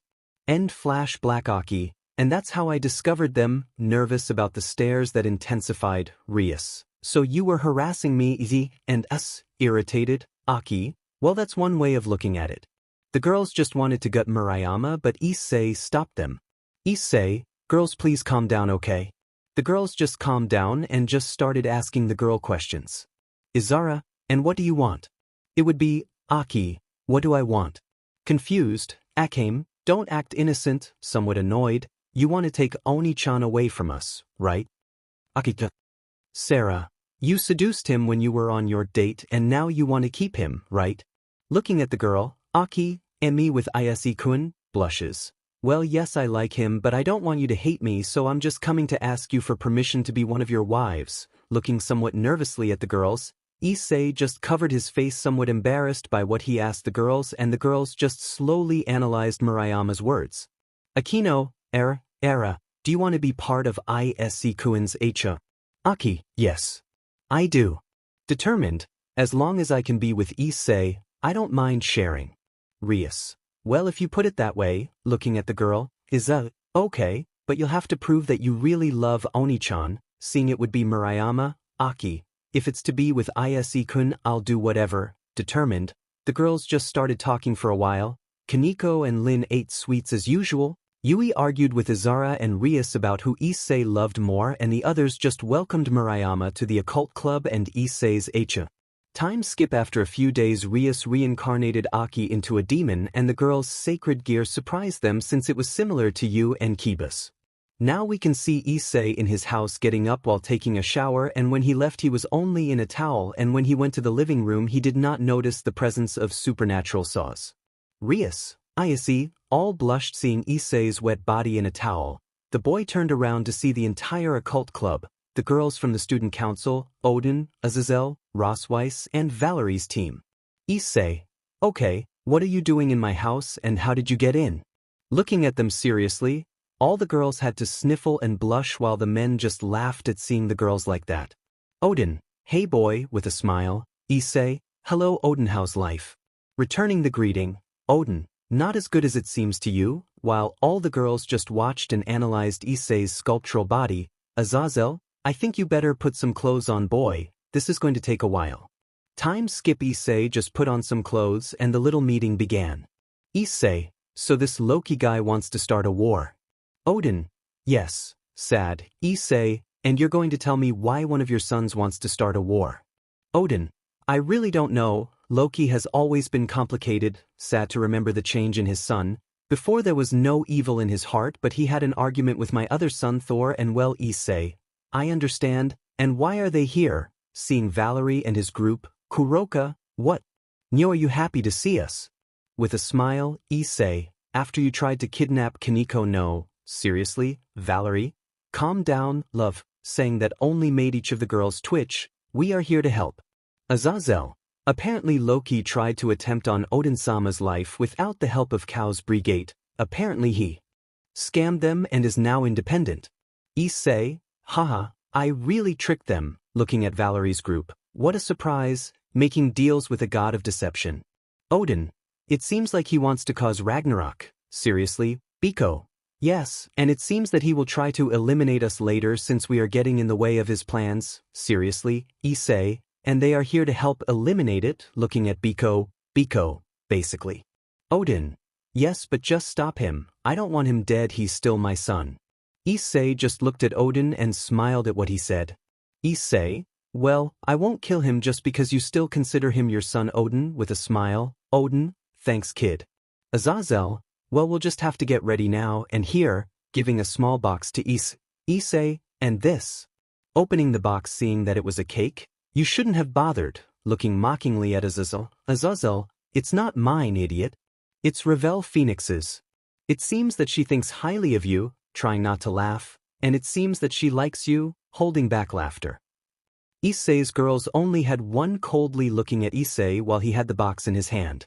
Issei, I see, taking out the cake, well, it would be rude not to accept the gift, taking a piece of cutlery to eat it, well, thanks for the food. Tasting the cake, it's very good.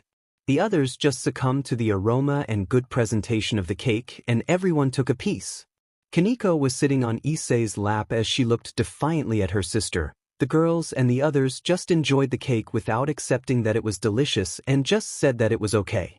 Azazel, Issei, we also wanted to talk about the transformation you had when fighting against Diodora. Seriously, Issei? You speak of my Knight of Destruction form Azazel. Is that what you call him?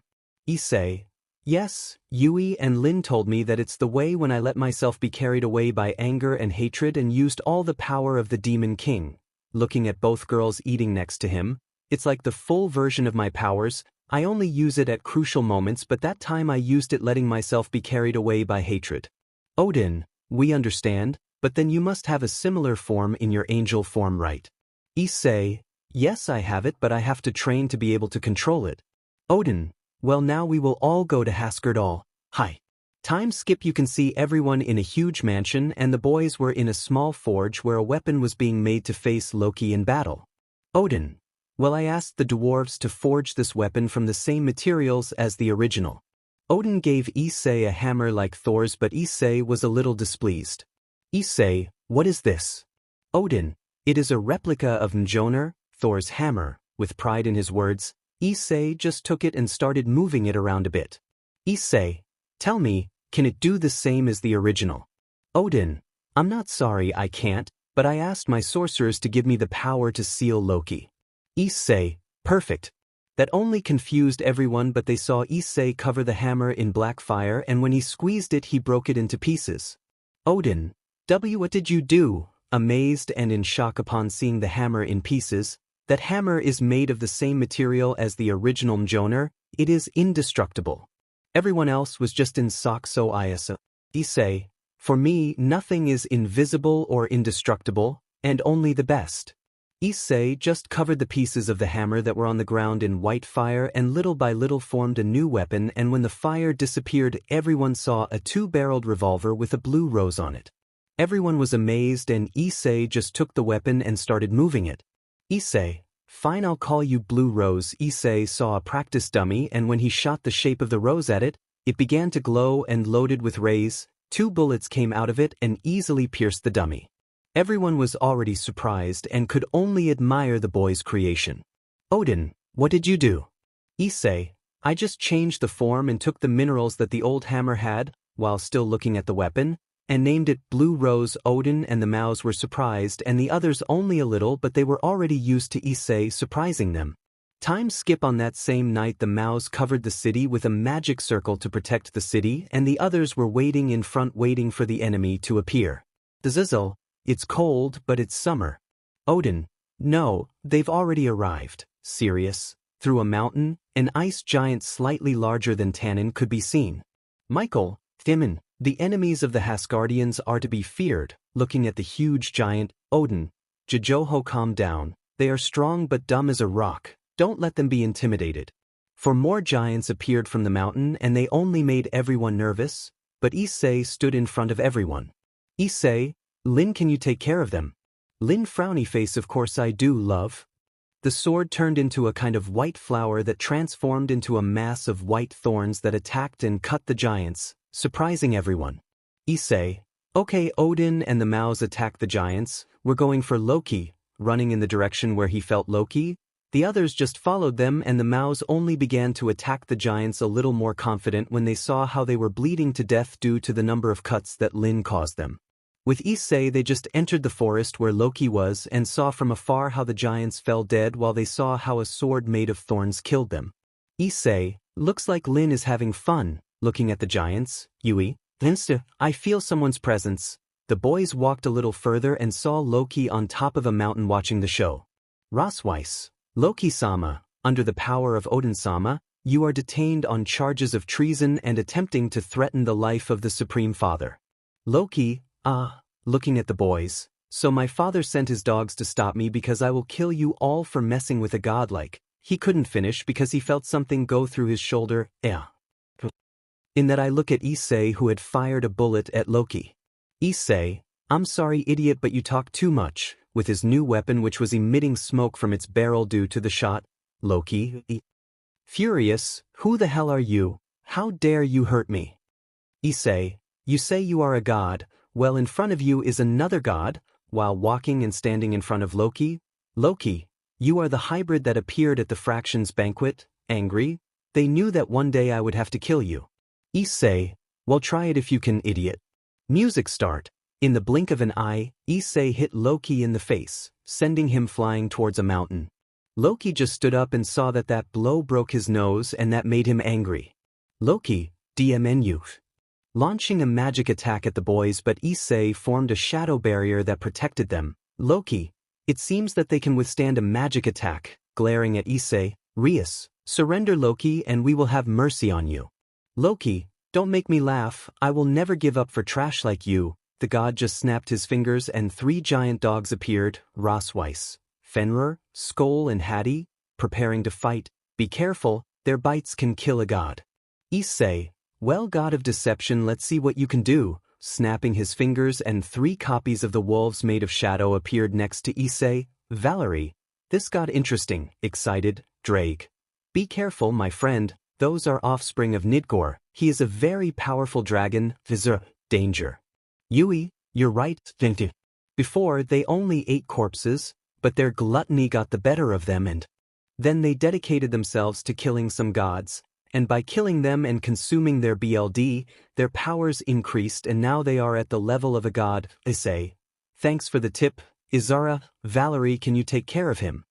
Both dragons took care of the enemy dragon with their armor, part of the occult club and the council took care of Fenrir's children and the leaders of the entourages took care of the father along with the copies made of shadows made by Issei. Loki, this is getting interesting, snapping his fingers, bringing out a 6-meter giant with a huge axe made of ice. Issei, you're going to die, idiot. The giant raised his axe to attack Issei but a sword made of white spikes pierced his ichi, killing him. Issei, thanks Lin, looking at how the white sword formed in his left hand. How are the others? Lin, there are only 2 giants left and they can take care of them. Say, well done, now only this idiot remains. Looking at Loki, Loki just got angry and made 4 more giants appear and the 3 of them only went to attack Issei but 2 girls in armor hit 2 of the giants. Izara, don't mess with my Oni-chan, hitting one of the giants. Valerie, don't mess with my husband, punching another giant. Loki saw how his dragon was dead on the ground full of bruises and burns and saw the head of a giant explode into thousands of pieces and Loki saw Issei with a revolver loaded with rays. But at one point the 4th giant hit Issei with the handle of his axe making him crash into a mountain. Kiba, there goes our salvation, seeing Issei embedded in a mountain but saw how he quickly moved and with one blow he cut in half the giant that hit him. Forget it. Loki, why don't you scumbags die? Angry. Elsewhere Thor can be seen fighting a huge snake. Thor, demon snake dies. Hit the snake making it join in the sea. Thor, come on, come here. The serpent just came out of the sea and went to launch itself against God. With Issei, well idiot, let's see what a god like you can do, covering his body with black and white flames that intimidated the god of deception. Kaneko, Issei-kun got upset, seeing the albino. Issei just started cutting some ice wolves and shooting with blue rose but he saw how the weapon had a limit. Issei, seeing how the gun was smoke coming out of it. Apparently it has a limit, I need the original, raising his right hand.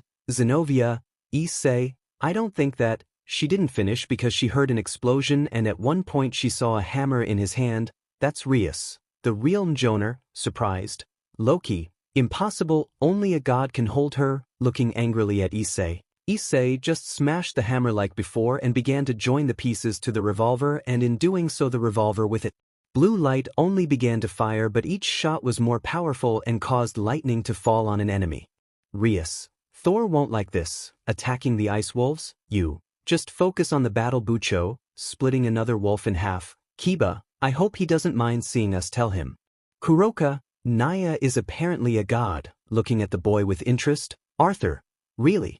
This is becoming more and more of our favorite. Rosweiss, he can use all of Thorsama's power in that weapon now. What is it? Scene changes. Azazel, how will the others fare? While they were cornered by trolls and some enemy demons and fallen angels, a huge ray pierces the body of an ice giant and also exterminates a part of his enemies. Odin, I think so. Surzex, now attack with everything. With Issei, the albino can be seen masterfully shooting at enemies and cutting in half some of the giants that Loki summoned to the fight. Gasper, Issei-senpai is amazing, looking at Issei in admiration. I don't think you should follow his examples, while watching a giant shadow wolf helping to defeat the few remaining ice wolves, although I admit that he is very good in battle. Kiba, it's Issei that you expected. Kuroka, now that I see him well, he is very strong and handsome, with heart-shaped eyes. Biko, Kuroka now is not a good time to giant on that. Arthur, focus. Fenrir's sons had already died and only the father remained. Saji, maybe distract him so he can absorb his power. Kiba, I can't, if I do it he'll kill me, dodging the wolf's bites. In a moment 3 shadow wolves just started biting and tearing Fenrir to death. Saji, well, problem solved. Kiba, he almost killed me, breathing somewhat agitatedly, but now only Loki remains. Issei at one point began to shoot at the god of deception, but seeing his imminent defeat he only decided to escape. Loki, curse, transforming into a raven to try to escape. Issei, no you won't. Issei took out his wings and in the blink of an eye he stepped on the crow's face, sending it to the ground. Do you think I'll kill him? Kiba, 50-50. Issei could only see Loki on the ground crawling to escape. End music. With the leaders sensing Issei's power, their shipments only fled and others disintegrated. Odin, looks like the kid got serious. After a while the faction leaders and Odin could see Loki on the ground all beaten and tied up next to Issei, who was using his face to put his feet. Odin, it seems that they managed to defeat him, but then he felt the power of the revolver and it was equal to Thor's. Wait for the revolver. Issei, I used the original hammer and attached it to Blue Rose, now it has no limiter. Odin and the others were only in socks. Odin, how did you explain this to Thor, rubbing his head? But then, among the trees, a blond man with many scratches could be seen. Thor, who took my hammer from me, dying, using his white fire to heal the god, is it okay? Thor, if nothing happens, charismatic, I've been through worse things, but what about my hammer? Everyone was nervous, but Issei responded quickly. Issei, I'm sorry Lord Thor, but I destroyed your hammer to remove the limits of my new weapon and the pieces joined it as well. Thor, upon hearing that, only looked at the boy's weapon with curiosity but somewhat annoyed because he liked his hammer. Thor, well, the least you can do is give me that weapon, right? Issei, I don't think it's advisable either. Thor, nonsense, trying to lift the revolver but the revolver fell to the ground, crushing his fingers. Take my fingers away, take them away. Issei just raised his revolver, freeing the god's fingers. Thor, what the hell is that thing? Rubbing his fingers. Inzar apparently chose its new owner, no one but you can use it or lift it. The god just became depressed and in a fetal position cried in a corner in the forest saying, my hammer Odin. He took it better than I thought, looking at his son, well let's go before something else happens. Azazel and Valerie. Everyone looked for the albino and her group, but they had disappeared. Azazel, that brat. With Valerie and his group. Valerie, well at least we got rid of that Loki nuisance, but we have to be careful, the boy is getting stronger every day. Kuroka, yes Naya, with a blush when thinking about Issei. Biko, well we have news from Chow Chow, it seems he doesn't mind us going on our own as long as we don't get involved in his business. Valerie, well, one less thing to worry about. Well, I'm going to my room. Arthur, you're not going to look at that photo of the boy you took on the sly, are you? Valerie, shut up Arthur, leaving the place blushing. Part 12. Our first time we can see Issei looking at a gigantic mansion in front of him with a somewhat irritated face. Issei, okay, what did they do to my house? While looking at the gigantic mansion, Rias, what, you don't like it? Issei, that's not it, looking at the girls with suitcases behind them. And why do you have suitcases? Asia, Issei-sen was going to be a surprise, but Izara, let's live with you from now on, Oni-chan. Excited, Issei, what? Akino, Ara-tadin isn't happy that we live with you. Making a sad face, Kaneko, bad Issei-kun, also sad. The girls just made sad faces and we all already know Issei's weakness. Issei, it's not that, nervous? But when or how did they transform my house into a mansion? Rias, it was a gift from Odin-sama. Flash black we can see an Odin trying to give him a gift for the great help to Issei. Odin, I don't know Ross-chan, he doesn't seem like the guy who would like to have a sec SLV, discarding a leaf, that we could give him, thinking, Rossweiss, how about something very special, like a mansion? Odin, sounds good but that's just something physical, I want to give him something he can't deny, thinking, and a bad idea came to him. Hey Ross-chan, didn't you like him? The girl could only blush at such a question. Rossweiss, MEP for to that boy. Blushes, well I admit that he is handsome, a very good person, and was interrupted by Odin. Odin, well, I know what I'm going to give you, with a smile, and flash black Issei. I see, that explains why Rossweiss is here, looking at the albino Valkyrie behind Rias blushing. Wait then she Rossweiss, standing in front of Issei. I will be a pleasure to serve you Issei, blushing and bowing, Rias. Apparently he gave you this commandment and also Rossweiss as your servant and personal. Valkyrie. Issei, well, what does it matter, not interested in the maid thing. Rossweiss-san, you don't have to be so formal, just call me Issei, looking at the white-haired girl, Rossweiss. Wi Issei-kun, totally blushing. Akino, Era, it seems like we'll have a new companion with a smile, and a new member in Issei-kun's H.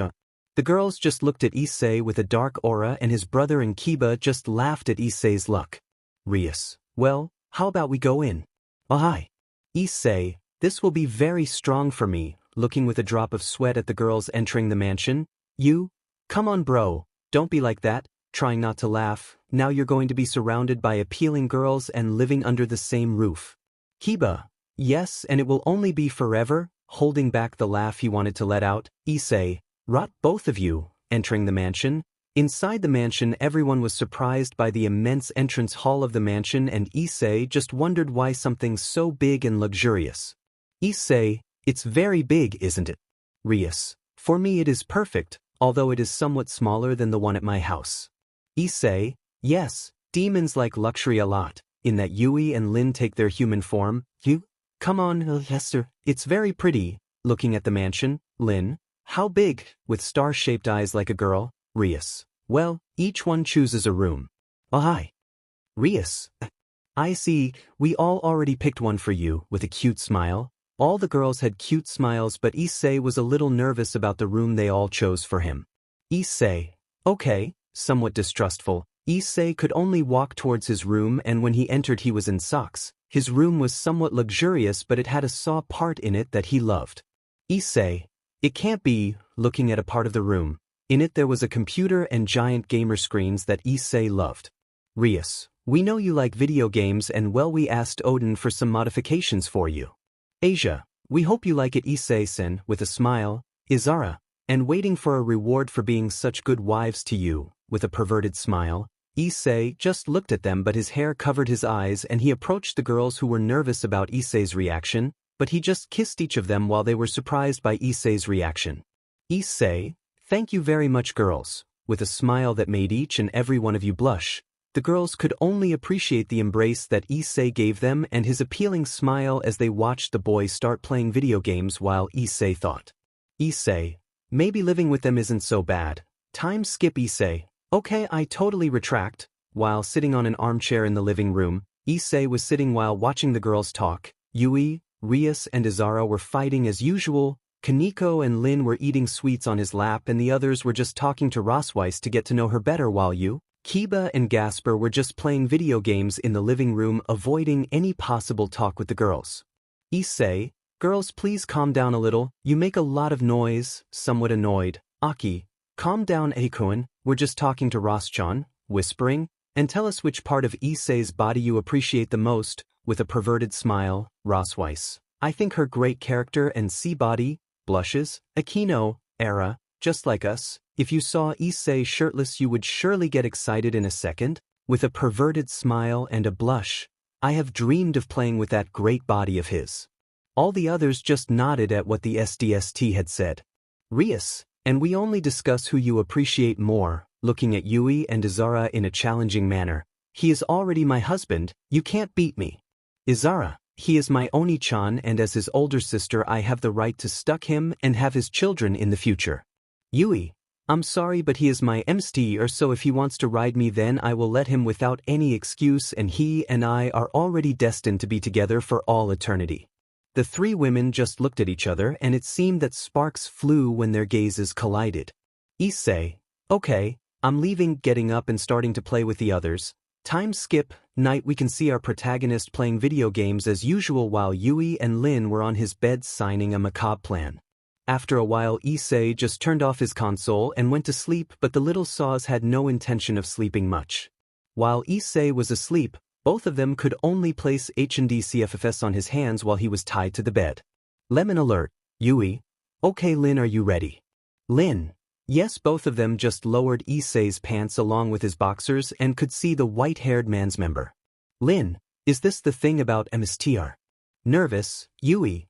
Why yes, but it's bigger than I imagined. Looking nervously at Issei's member, both of them could only take Issei's invertebrate and began to striptease him from top to bottom. Issei only gave small moans while he slept and both girls/swords could only begin to lick the white-haired man's glands. Issei at one point just woke up from the strange sensation he felt. Issei, what's going on? Then his eyes opened wide when he saw Yui and Lin sucking his member. Hey! What are you doing? Yui, good morning, yes, sir. While putting Issei's member in her mouth, we just wanted to give you a surprise. While saying that, both girls sucked and licked the white-haired man's member harder and Issei could only at the incredible sensation he felt. Issei, girls stop Ida, while they were just playing with his member. Yui, I'm sorry MST, but that's not going to happen until you take our virginity and give us your seed. At one point Lin mounted on Issei's member and fitted his pee-pee into her vagina while she moaned little by little. Lin, please give me your children. She just stuck her member in, suddenly making her scream and for having lost her virginity. Kayawiya, your thing is inside me, with a little pain for wasting her time. Lin, what are you doing? I was going to do that, somewhat annoyed. Well, what does it matter? Putting her vagina in Issei's face. Please call my area, make me feel good. Excited, Issei couldn't hold back any longer and began to lick Yui's vagina while Lin sat on his pee-pee, making him feel like he was in heaven. The trio just started to in pleasure at what they were holding, but without realizing that if they continued moaning like that they would wake up the other girls. Lina. Lovia. Something is going to come out of Mia. Issei, aim to Lina. Lin. Let's take him together, he loved Haima. Issei. At that moment Issei just pushed the same luck inside Lin until they both came. Issei, Lin. Lin. Both, go, I'm coming. Issei just released everything he had inside Lin, and when she felt her MSDR's seed enter her interior she only moaned with pleasure and fell unconscious next to her emster while she only whispered her MSDR's name while asleep. Yui, it seems that I enjoy it a lot, seeing her MSDR's blush in his somewhat tired and excited face, but I'm still missing, putting herself in the position that Lin was in and putting her member in her intimacy. Yui, Kayawiya. Issei, are you okay? You, it only hurts a little but it feels good. Excited and taking out a small thread of BLD from her intimacy, the woman just sat down at her master's, but Issei couldn't hold on any longer and broke the HNDCFFS and took Yui's hands and began to penetrate her mercilessly. Yui, Esther, if you are so rough I won't be able to stop from moaning like a beach in heat. Issei, you guys caused this, pushing his member strong, you'll have to take the consequences. Issei just penetrated Yui strong while she just felt like she was in heaven and moaned like crazy. Yui, Ailalav, I am coming. Issei, me too, Yui. Yui, let's do it together, Alov, kissing Issei, and he just kissed back. Yui, I'm coming.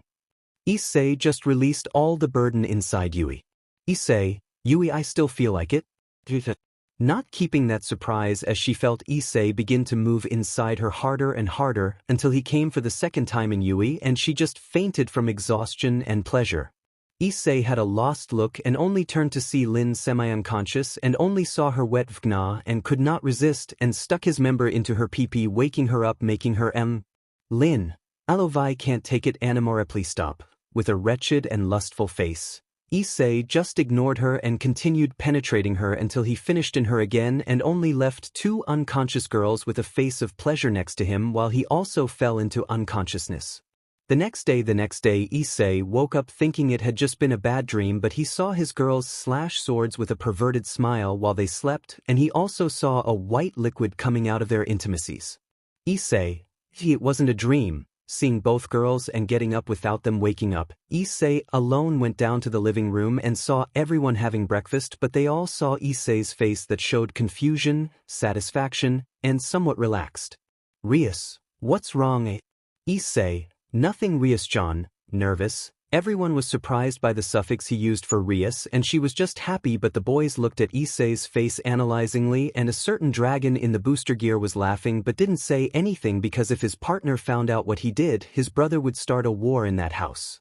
You're sure? You look a little more tired or dull but a little more relaxed than usual.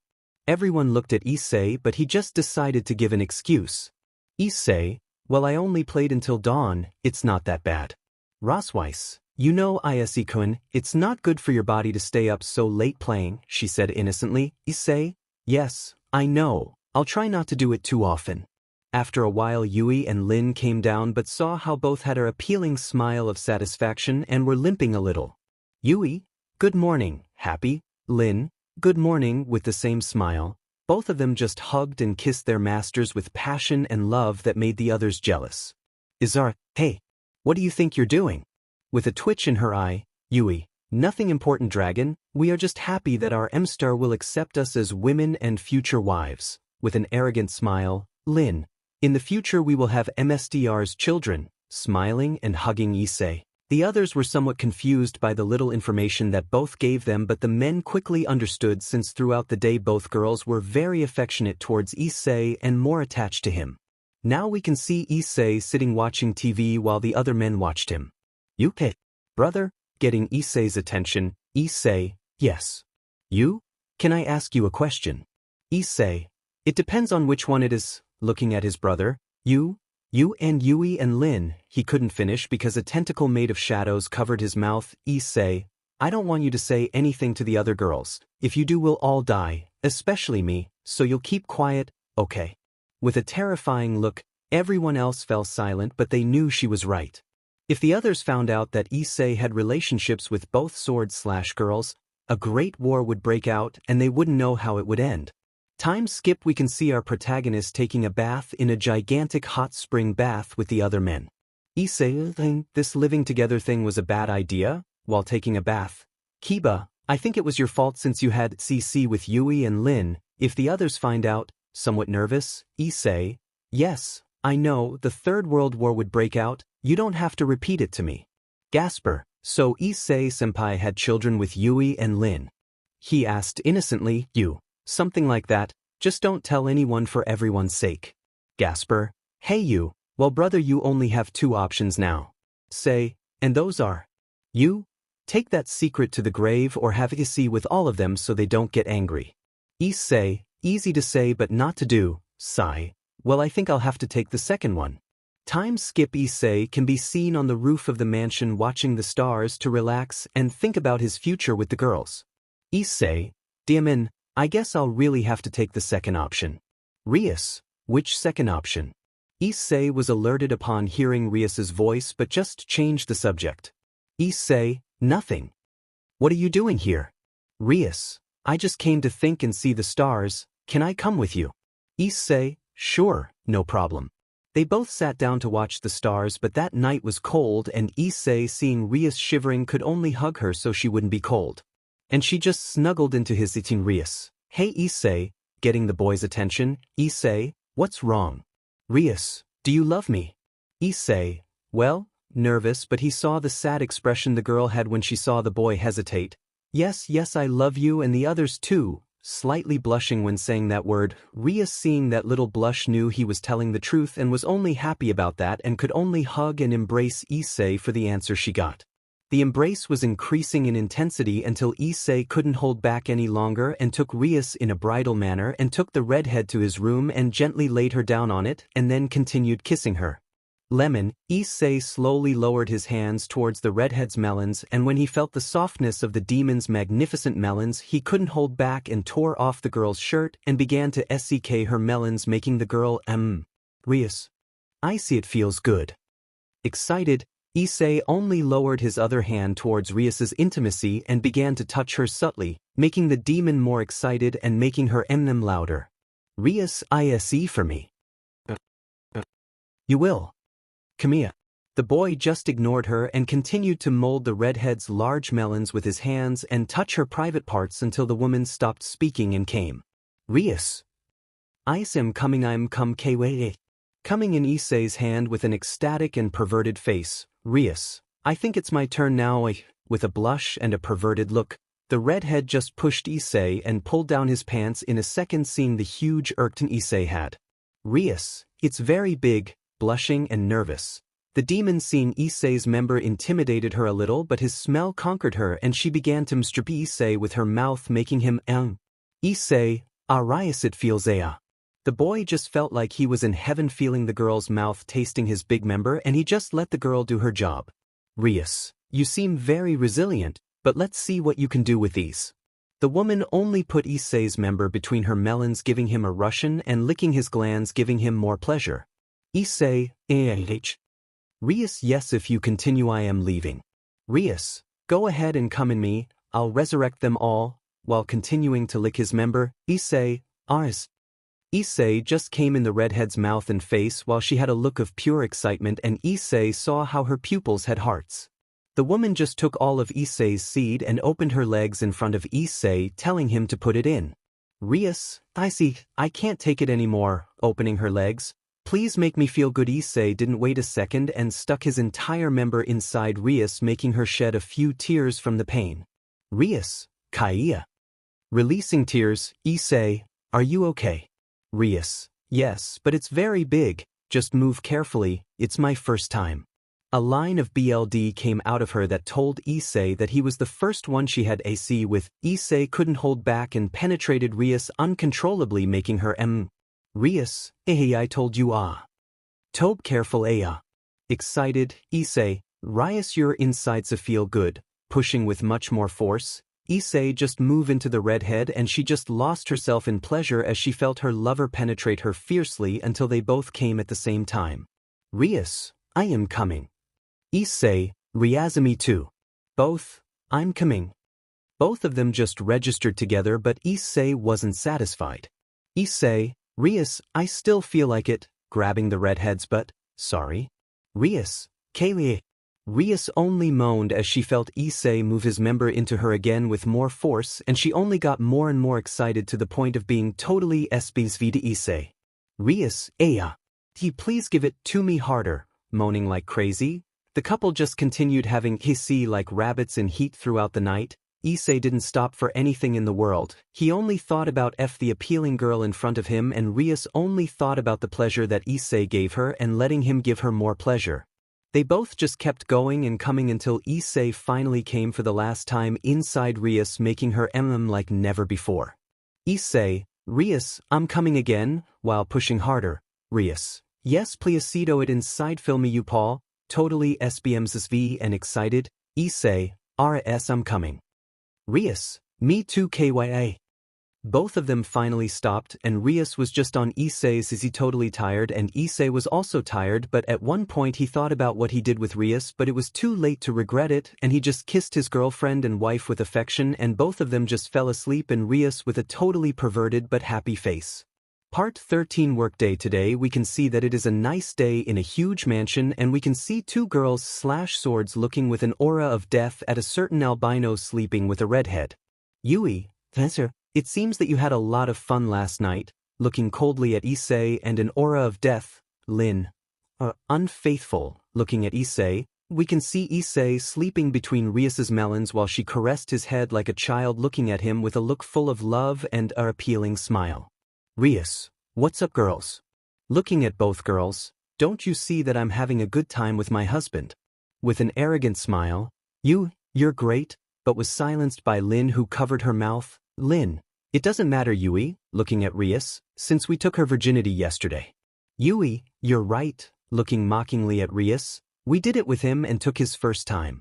Rias, maybe, but he got me PR'd in T first, since he came in me many times, looking mockingly at both of them, and I think I'm already PR'd in T, touching her belly. Both girls just glared at Rias and just walked away, leaving the two of them lying together. Time skip. Issei was slowly waking up. Issei, yawning, I slept so well. But then he touches something really soft in his hands and begins to squeeze and move it several times until he hears a small and then he looks up and sees Rias with a smile. Rias, I'm glad I slept well there, honey, with a smile. Issei at that moment could only remember everything they both did yesterday and blush a little. Issei, then everything. Rias. Yes, everything was real, very real. Looking at Issei with a smile, Issei just hid between the girls' melons in embarrassment. Rias, what? Are you embarrassed? Issei, a little. Hey Rias. Rias, what happened to Rias-chan? Issei, I prefer to call you just Rias. Rias, fine, but now I'll call you darling. Happy? Issei, I prefer you to call me just I like you always do. Rias, well, what's wrong with you? Do you want to do it again? With a perverted smile, no. I just wanted to ask you, how low is the BRH rate among devils? Rias, what? You don't want to be a father? Issei, it's not that, it's just that we're still very young and well, you have a great future ahead of you and I wouldn't like to take that away from you. Somewhat embarrassed, Rias at that moment just wanted to throw herself on Issei and RP him over and over again at how cute he looked when he cared about her. Rias, don't worry, the rate is 0.000000000000. 1% at least at this time. But you are an angel and a demon, so I have no idea what will happen, she said innocently. Issei, that doesn't reassure me, somewhat nervous about what he said. Well, what does it matter? Getting up. If you get PR'd, I guess I'll have to take responsibility. Rias, really? Issei, of course I'm not going to let you raise a child alone, with a smile, and besides he's my son too, so I can't abandon him, and well no, I wouldn't mind having a child or two with you. Somewhat embarrassed, Rias, upon hearing that, just threw herself into Issei's arms happily, saying things like, we should choose a name for our child, among other things. Time skip. Today was a boring day. Issei and the girls were at school, and Issei as always was totally bored while they were giving classes. Time skip. After a while the bell rang starting the break, and Issei just went to his favorite room to play to distract himself for a while.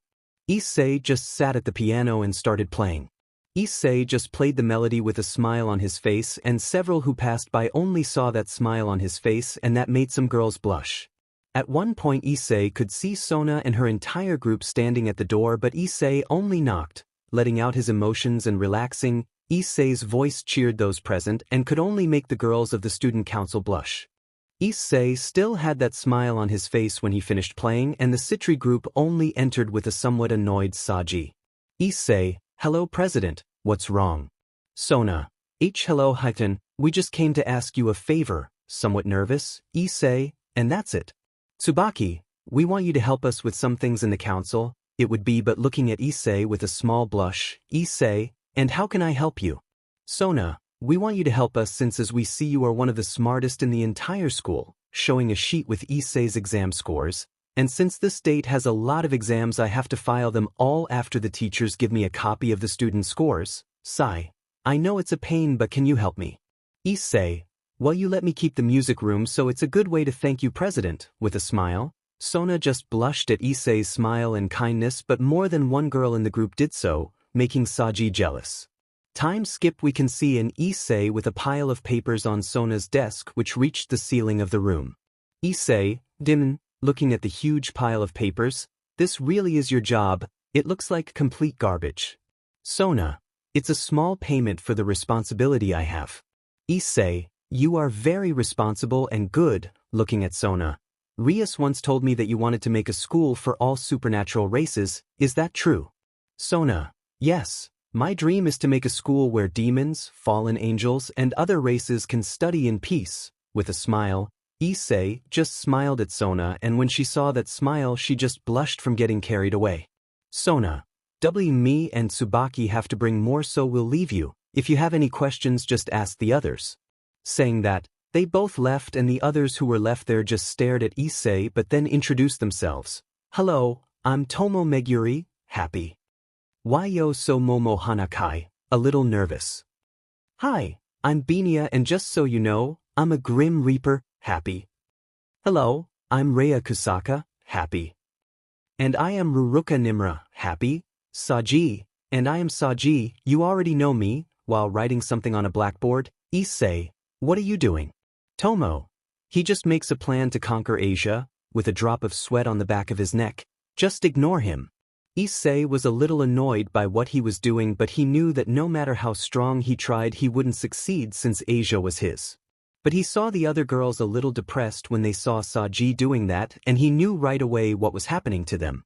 Saji, I got it. Holding a leaf. Sorry girls, I'll fly. Leaving the council room, everything was silent until Issei spoke. Issei, tell me, do you like Saji? They all fell silent and looked away, but that was enough for Issei. Issei, you know if that idiot doesn't realize your feelings then he doesn't deserve you. That surprised everyone, and then they looked at Issei, who only had a smile. Issei, if he doesn't see your feelings then he doesn't deserve you. When Asia rejects him he will surely realize her feelings for him and he will only degrade you as some kind of second course, and you don't deserve that, he said with a smile that made them all blush. Find someone who really loves you. Those words moved the girls, but they all knew that the albino was right. Issei, well then, looking at the pile of papers, it's time to start.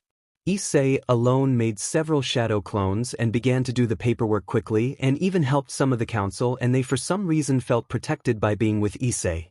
Issei was just finishing the first stack of papers with his clones, but he saw some books fall on Momo while they were carrying some boxes, and he just moved quickly, covering Momo by hugging her, and the books fell on her head. Issei, rubbing his head. That hurt. Are you okay, Hana-san? The albino only saw Issei's worried eyes and she just blushed when she noticed that he was hugging her, and she just responded. Momo, Weiss, calm down, offended, blushes, but call me Momo. I don't like being called by my last name. Issei, well, it's okay Momo-san, with a smile that made her blush. Issei just let go of her and received the books that fell, but Momo was blushing deeply and for some reason she touched hers, feeling her heartbeat. Momo, what's wrong with me? When he saved me I felt protected, loved. What's wrong with me? The others just saw that scene and for some reason they got a little jealous. After a while Sona and Tsubaki saw how Issei with the help of his clones had finished quickly, and they only gave him 4 more batteries, which the boy did not care about since he only created more clones and began to do the job quickly. Time skip. After an hour Issei was done and left the rest to Sona. Sona, Hyoudou-san, I still think there are a few more stacks of papers missing. Can you and Tomo bring the rest? Both. Issei, but just call me Issei or Ise. I don't like being called that name a lot. Sona understood and just did as requested with a blush. Sona, okay, Ise-kun, blushing. Issei, okay Sona-san with a smile. Well, we're leaving now. Leaving with Tomo. Sona was slightly blushing as she was watched by her entourage. With Issei and Tomo, both of them just left a room with both stacks of papers in their hands. For Tomo it was very heavy, but for Issei it was nothing out of the ordinary, thanks to his training. Issei realized that it was too much for the girl and only took half of her papers to help her. Tomo, Ise-san, I can handle, she was interrupted. Issei, we both know that, looking at the girl with a smile, don't try so strong, you could hurt yourself, right? The girl blushed and just nodded before continuing on her way. They were both walking, but when going down the stairs Tomo tripped and fell, but Issei quickly dropped her papers and held her in a hug to protect her from the fall. Issei, DMN. That's 2 in one day already, rubbing his head. Are you okay, Tomo-san?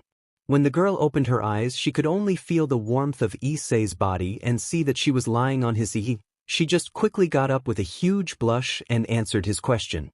Tomo, Weiss, thank you Issei-san with a blush. Issei, calm down, I'm glad you're okay. Looking at the girl, well, we have to pick up the papers. Looking at the pile of papers on the floor around him. Tomo, yes.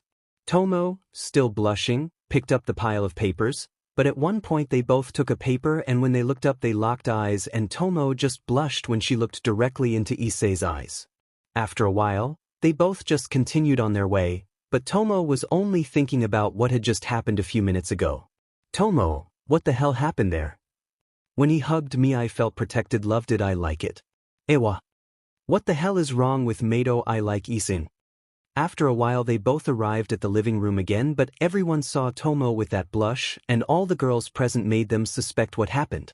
Time skip we can see Issei lying on the grass of the academy sleeping as usual, but a strange crowd woke him up from his dreams and Issei, out of curiosity, just went to see what it was and was surprised to see a boy declaring his love for Rias. Extra. Please go out with me Rias-onisama. Bowing. Everyone already knew the result, but what their one Samus told them surprised them all. Rias. I'm sorry but I'm already engaged, blushes, and in the future I will have Isei's children, moving in a strange way and touching her belly with a smile. I can't wait for that to happen. Everyone was surprised and the men just looked at Issei with a look that showed they wanted to kill and disembowel him. Issei, Rias, please don't cause misunderstandings, trying to save the situation. Rias, there is no misunderstanding. Looking at Issei, when a man takes a woman's first time they are basically making their vows for marriage with a smile, and I'm still waiting for my ring Issei with a smile. For everyone it was already the last straw. Not only does he have all the most appealing girls just for himself, but he also took away the innocence of the most appealing girl in the academy. Time skip we can see Issei hiding in the men's occult club of the entire school since they wanted to kill him, and they even made a doll and burned it in the middle of the entrance of the entire academy. Issei luckily managed to escape and the girls from his other harems didn't find out what Issei did with Rias, but he knew that wouldn't last forever. Issei, then, I'll have to change schools now, lying on one of the club's sofas. Izara, no, it's not necessary. Issei just turned around nervously and looked at his older sister behind him. It's not necessary because I'll kill you Oni-chan, with a terrifying aura. Issei, what are you saying sister? Nervous? You saw everything right. Izara, so you slept with Bucho? Well, I'll have to punish you, Oni-chan. While approaching Issei, demon, what do I do? Yui and Lin didn't come today because they were upset with me. What do I do? At that moment, Issei could only remember his brother's words. Flashback you. Well, you have two options. Take the secret to the grave or sleep with all of them so they don't get angry. And flashback Issei. Demon, I hope this move doesn't fail me. Issei just quickly stood up and took Izara by the shoulders, surprising her. Izara, Oni-chan. Issei could only embrace Izara with a loving and passionate signature that surprised Issei. Izara, what's going on? He's kissing me, it feels good. Izara just hugged her Oni-chan while following the bubbles of the kisses that Issei gave her, but when they separated, Issei could see her heart-shaped eyes and she also had slanted pupils like a dragon. Drake. It was a good move, kid, but you forgot about Izara's dragon instincts. Let's see how you manage now, huh? Issei forgot that Izara was a dragon and was now letting himself be carried away by those instincts. Lemon alert, Issei seeing Izara's eyes could only run and enter a room with a double bed, and Issei felt Izara push him and he could only fall on the bed looking into his sister's wicked eyes. Izara, Oni-chan GG, come on, don't be shy. Trying to tear off Issei's clothes. Issei, no Izara, this is not making love, this is RP, preventing Izara from tearing off his clothes. Izara, seeing the resistance that Issei was putting up, took out her glove and with her claws took both of Issei's hands. Issei, how is he stronger than me? Drake, I'm sorry boy, but you know what you have to do, right? Say, let him RP me until I'm satisfied. Drake, exactly, but hey, you're a young boy so enjoy it, I'll leave you alone. Issei just cursed Drake but was taken out of his thoughts when he felt Izara begin to striptease Issei's member, making him Hashtag no HMO. Izara, hee Oni-chan, you are very tough, come on, let your one-chan help you a little. Izara just put Issei's member in her mouth, making him feel like heaven. Issei couldn't take it anymore and just played along, touching his sister's melons that weren't small at all. Izara, Jijiji, Oni-chan is touching my melons, pervert. With a perverted smile, Issei just touched Izara's melons and began to SCK them like a baby while she moaned. Izara, Oni-chan feels good Ayaheya. Come on, I won't stop until you satisfy me. Issei just went with the flow since Drake was right, since Izara wouldn't stop for anything, not even if the others discovered them doing it. Issei, 100 am coming. Issei couldn't hold back any longer and came all over his sister's mouth and face while she only had an excited face. Izara, Jijiji, look, you came a lot, licking her melons soaked with Issei's seed, good. Mounting Issei's member, time for the main event. Izara just stuck Issei's member inside her, making her scream in pain and pleasure. Izara, Kwa. It's more grand than I thought. Issei could see a thread of blood falling through his sister's intimacy, and when she saw that she could only smile. Izara, yes, I've been saving this for you, starting to move. I wanted air for you to take my virginity, Oni-chan. Issei couldn't hold on any longer and took the DMNT position and began to penetrate his sister regardless of anything. Issei, Izara, your insides feel really good. Izara, good Aya, because it is Aya only. Yours. Back home, I want your children Aya. When Ichan. Issei just kept riding his sister over and over again until it was already afternoon and they just continued with their thing. Issei, Izara, am coming. Izara, already it's been more than 5 hours and still Aya. You don't get to read you are Aya. Pervert Aya. Issei, Izara, am coming. Izara, do it inside Aya if you feel your sister Aya. Both, I'm coming. Both of them finally came at the same time and Issei only fell asleep from exhaustion and Izara only caressed his sleeping brother's head.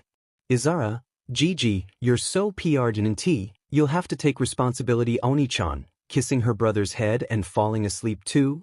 Part 14 Enmity. We can see a blue-haired girl entering with about 2 boys into a huge tree that apparently had a burrow underneath that illuminated the outside. Yumi-san, are you sure about this? Wouldn't it be better to leave things as they are? Yumi, no Jason, the truth is that he probably won't forgive me if I keep the secret, or maybe he'll kill me. Entering the burrow, it takes on a more homely shape like a cabin in the woods. It was about time you arrived, Yumi-chan, said a blue-haired figure who was apparently cooking in a cauldron, although I think they took too long to look for some dragon apples. Tell me, did that old man Tannen cause them problems? Yumi, no. The truth is that I took on a small reconnaissance task. It would be. I don't remember ordering you that, Yumi-chan, he said without stopping cooking. Yumi, well, the truth is that we found the Sekyudai. The woman just stopped preparing the food and just looked at her subjects. What did they find out? It would be, Jason. Its bearer is called Issei Hyoudou. She is stronger than she seems, but she is not the one we are worried about. Seriously? And that would be it. Yumi. She has a younger brother whose name is Issei Hyoudou, or as the supernatural world knows him, the Shinigami, or the new god of the world. That boy is a god, right? Jason?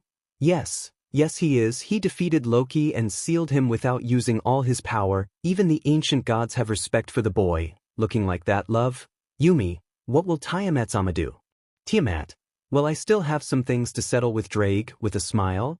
But if I meet that boy and he gets in my way, I'll kill him. Scene changed. The days passed peacefully. Issei spent time with his girls at all times, but while he was calm, rumors about how powerful he was had spread throughout the supernatural world. Some respected the boy and others feared him. Issei just took his daily life as before, although now it was somewhat more interesting since some men just looked at Issei with a bad face since the rumors that he slept with his one Samaria spread throughout the school, but for some reason only the men knew about it. The women just ignored those rumors. He also spent his time helping Sona and the council members a little more, becoming more fond of them. Now we can see our protagonist walking to school without noticing that a figure was lurking around the neighborhood. Meanwhile, Issei was just talking to his brother, Kiba and Gasper, about the trip they would make to Tokyo. Issei, is it true that we're going to take a trip to Tokyo?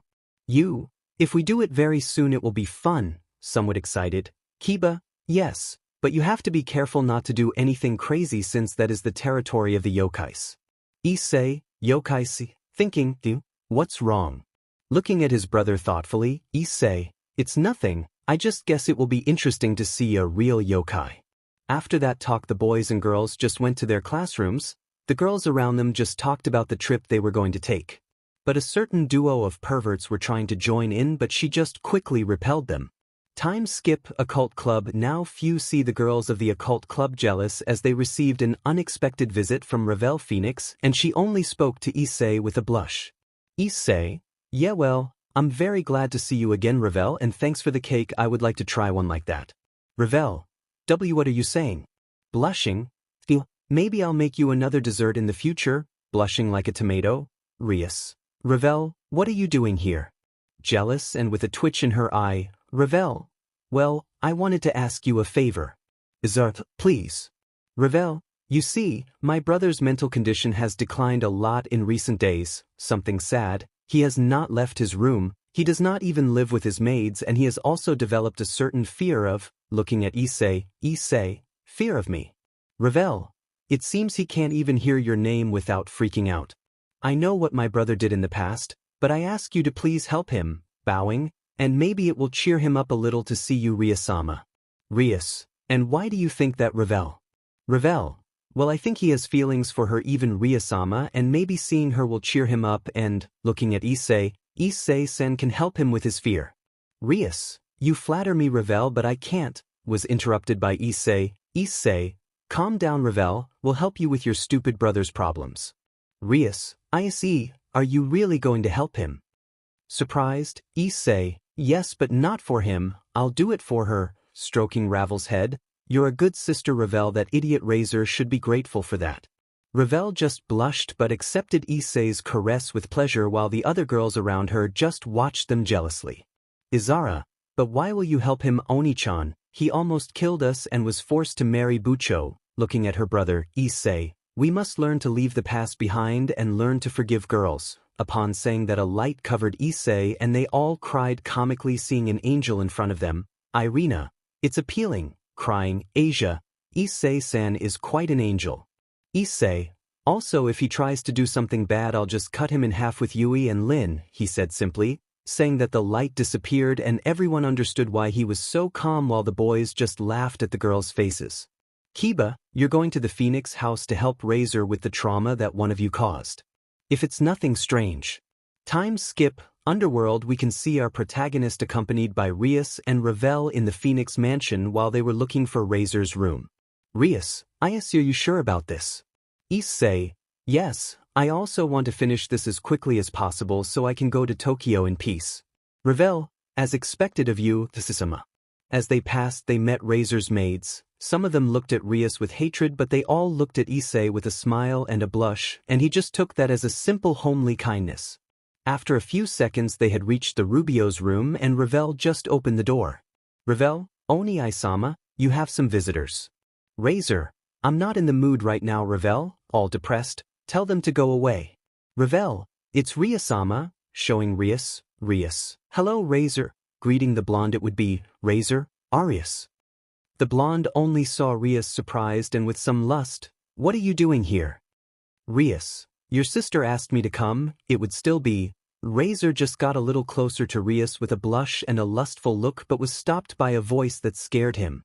Issei, whatever you're thinking of doing, I recommend you don't do it. Razor, seeing Issei, only turned pale and hid under his bed in fear. Razor, what is he doing here? Scared, Issei, I came to help you with your stupid fear that develops for me. Looking at Razor, don't go away.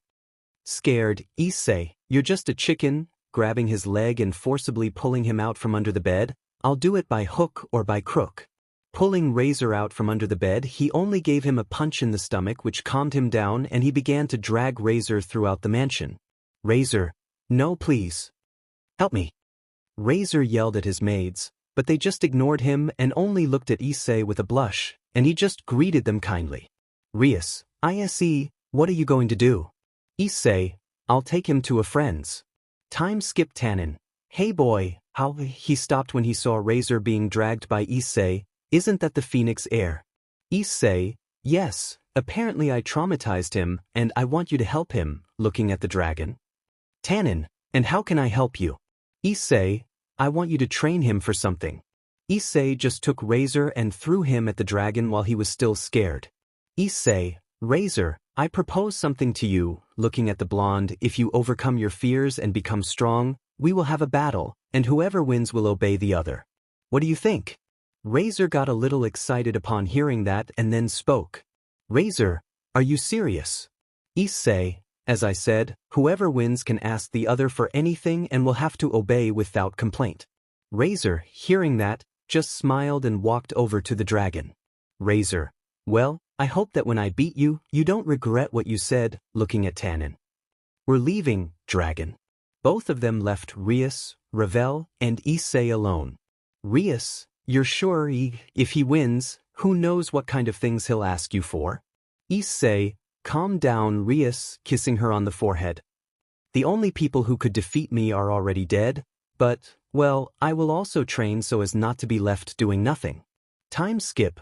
1 week. This week Issei trained his control of light, darkness, and his new weapon, Blue Rose, and the last one surprised Ravel since he could help Thor's lightning very easily.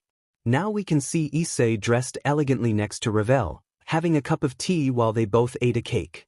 Issei, and well, Ravel, why do you care so much about that idiot Razor eating a piece of cake? He doesn't seem like a good brother for you to worry so much about. Ravel, well, before he was, looking at Issei, before that obsession with Rias, he was a good person. He was kind, although somewhat angry, and although he was somewhat perverted, he respected the maids and loved me very much. Issei, I understand. Well, love changes people, I guess, while continuing to eat. Issei and Ravel were just eating and talking, but Issei saw how Ravel was shaking a little, and Issei, like a gentleman, gave her his jacket so she could cover herself and not be so cold. Ravel? Thank you, Issei-sama. Blushes, Issei, you can. Remove the sama. I'm not an old man for you to call me that, just call me Issei, he said with a smile. She just blushed and accepted Issei's kindness, and they just had a nice evening. Time skip. Now models see Razor somewhat more muscular while smiling arrogantly, looking at Issei. Razor, well, you don't know what I've done to become stronger. I defeated dragons with my hands and even carried rocks to the top of a mountain on foot, looking at Issei. Today I will defeat you. Issei, let's see what you have, Phoenix. Time skip. We can see Razor crying on the ground with some lightsabers stuck in him, but they were slowly disappearing as he regenerated. Issei, well, Razor, as we said, you have to obey my request, looking at the blonde. Razor, sniff sniff, please don't torture me so much, accepting his fate. Issei, well, now I want you to be like before meeting Rias. That surprised everyone, especially Razor. Razor, what? Issei, as you heard, what I want you to do is to be the Razor that Ravel told me about. That only surprised Ravel but at the same time made her blush. Issei, I want you to go back to being that Razor who was a good brother, the Razor who respected women, and the Razor who has the right to call himself a phoenix. That only surprised the blonde, but then he saw Ravel, who had a smile upon hearing Issei's words. Razor, well, a deal is a deal, standing up and walking towards Ravel. Forgive me, Ravel, I know I've been an idiot, and well, forgive me, looking at his sister. She just smiled and hugged her brother, and Rias and Issei just smiled seeing that scene. Ravel, of course, brother, hugging Razor. Separating from Ravel, he just went to where Rias was and leaned down, surprising the redhead. Razor, I know I've been an idiot, but please forgive me. Rias-sama, surprising the girl, the redhead just smiled and then spoke. Rias, okay, calm down, as long as you've learned from your mistakes, it's okay, just don't do it again, with a smile. Razor, hi. Razor just smiled and went home with his brother but not before saying a few words to Issei. Razor, someday I will become stronger and defeat you. Issei Hyoudou, looking at Issei with a smile, Issei, I'll be waiting for that day, Phoenix. With a smile, they both just said goodbye, and Ravel kissed Issei on the cheek out of gratitude for returning her brother to her. Time skip, human world. The days passed, but today was different as a new student arrived at school, the men expecting her to be a pretty girl and the girls only thinking about a new friend. Teacher, okay, everyone, Tarquil incense, today we have a new student. Everyone calmed down, but the kids were excited. Okay, you can come in now. Saying that, a blonde girl walked through the door, surprising all the boys, but especially the Gremory and Issei group. Ravel, nice to meet you, I'm Ravel Phoenix. Nice to meet you, Glad. All the men praised the pretty girl they saw, but that ended quickly when Ravel greeted Issei. Ravel, hello, Issei-kun. Waving shyly and blushing. At that moment, everyone saw Issei, who was a little nervous because of the men's gaze. Issei, hello, Ravel, nervous. Teacher, well, it seems that you already know someone at school. I was glad, looking at the girl. Well, you can sit down now. Ravel just did what she said and sat next to Issei while she looked at him with a blush noticeable by everyone. Time skip, lunch. Everyone was eating, but a certain blonde girl was being questioned by the other girls from the occult club. Rias. Well, Ravel, looking at the girl, what are you doing here? Ravel? Well, I came because I wanted to be with Issei-kun, blushes, and I also wanted to know what human life was like, so I signed up here, with a smile. All the girls began to look at the blonde with a bad face, but Issei calmed them down. Rias, diamenit, Issei. Looking at Issei, could you stop trying to stuck all the girls in the world? Issei, but I didn't do anything. Confused, Ravel, Issei-kun is right. He didn't try to court me even once. He won me over with his kindness and his character and also with the good person he is, blushes. Izara, so you like him? Ravel? Yes, I like it, whispering. Irina, we didn't hear you. Ravel? Yes, I like Issei, and I want to be with him forever. The entire cafeteria heard Ravel scream, and the men only launched themselves to attack Issei for having the new and cute girl in love as soon as he entered the academy. Extra. Diamen, Hyoudou, I'll kill you. Extra 2, we are going to kill you. Extra 3, wretch, isn't it enough for you two already have the one Samus? Issei was held to be beaten, but he knocked out most of them with his strength, and the rest were stopped by Yu and Kiba. Issei, thanks, guys, looking at his brother and Kiba. Yu, it's okay, but if you keep going like this, they'll really kill you, looking at the huge number of kids knocked out by the 3 of them. Kiba, I think you'll have to stay away from women from now on, Issei. Issei, this is not my fault, it just happened. Time skip. Issei spent the days more calmly, although somewhat more interesting with the arrival of Ravel, and now he is in the club sleeping while the girls ate him with their eyes, but an upset Sona opens the door along with her entire entourage. Sona, it's an emergency. That woke up Issei and upset everyone. Rias, what's up, Sona? Would be, Sona, we have information about an entity that has been moving around the city. Issei, an entity. Sona, specifically a dragon, it would be. Drake, no, Izara, we have to escape now. Izara, and why? Drake, I was hoping she would find us but not so soon, you are not strong enough to face her yet, not her. Wow. If Drake is upset he must be strong. Rias, who is Ophis? Sona, he's not someone worse. Drake is the dragon of karma and chaos. Tiamat. Elsewhere we can see a blue-haired girl on the outskirts of the city with a spear and 2 people. Yumi, according to the information, Tiamat-sama lives here, said a appealing girl with blue hair. Tiamat, I know, smelling. I can smell and feel his presence and aura, smiling. Soon I will have my revenge. Part 15. Nephilim vs. Dragon. Everyone upon hearing that one of the dragons of the supernatural world was in the city was scared, especially Drake, although Issei did not see anything interesting or dangerous enough to scare him. Rias, Aquino, send a message to MSTR brother quickly. Irina, maybe we need Michael-sama's help too, disappearing into a magic circle. Sona, Rias, I know you want to protect your pawn maybe if we get Izara out of the city, but was interrupted by Drake, no, she will just destroy the city until she gets to me. Issei, what's wrong with you? It's just a dragon, uninterested. Rias, Ise is not just a dragon, she is one of the 5 dragon kings, nervous?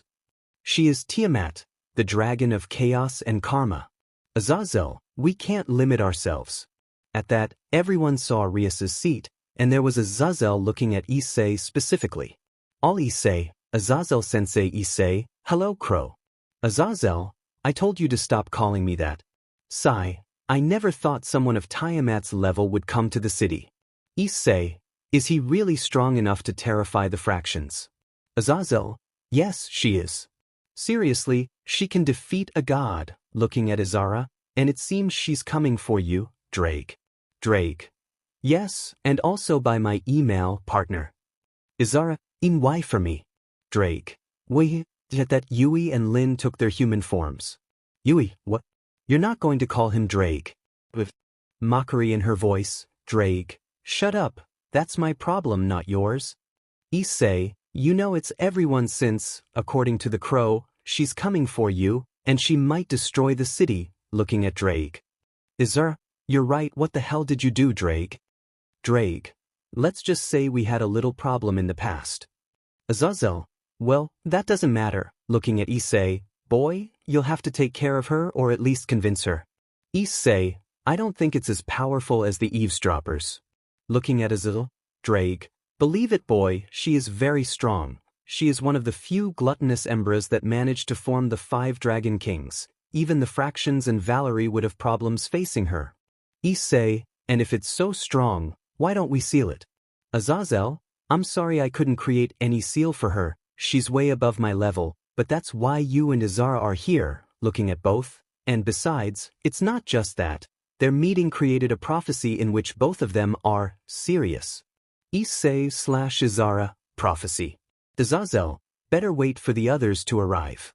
Time skip. After a few minutes the other factions had arrived at the place, very nervous, but Issei, for some reason unknown to himself, knew that this prophecy would bring him problems with the girls. Everyone was already in the occult club, and everyone was attentive to what Azazel would say. Surzex. Well, Azazel, what is that prophecy? Azazel, my oracle predicted a possible future a few days ago.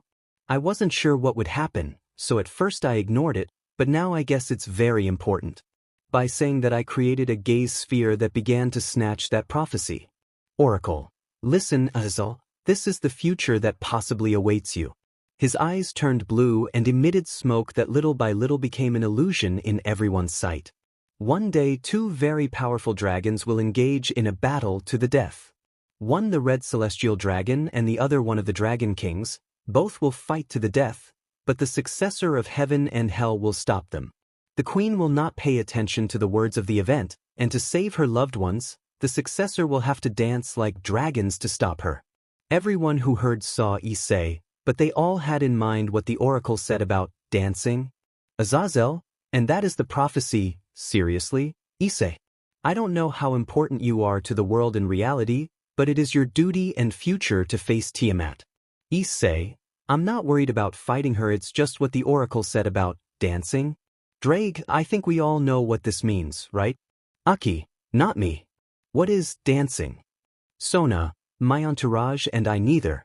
Drake, for dragons there are only 2 meanings for dancing. The first is a fight to the death, and the other, all. Having sec, all the girls who knew the meaning just said it with anger in their words and looked bad at Issei. Surzex and the factions were surprised by what was said, but those who did not know the meaning of dance blushed a little on the part of the girls, but Issei's charm only looked at the boy badly. Izara, I'd rather die than let my Oni-chan go dance with that dragon, holding Issei's shirt as she said it. Rias, staring at the boy with a dead look, I'm not going to let you fight that dragon. Sona, Rias, I know you love Issei, but Rias, no.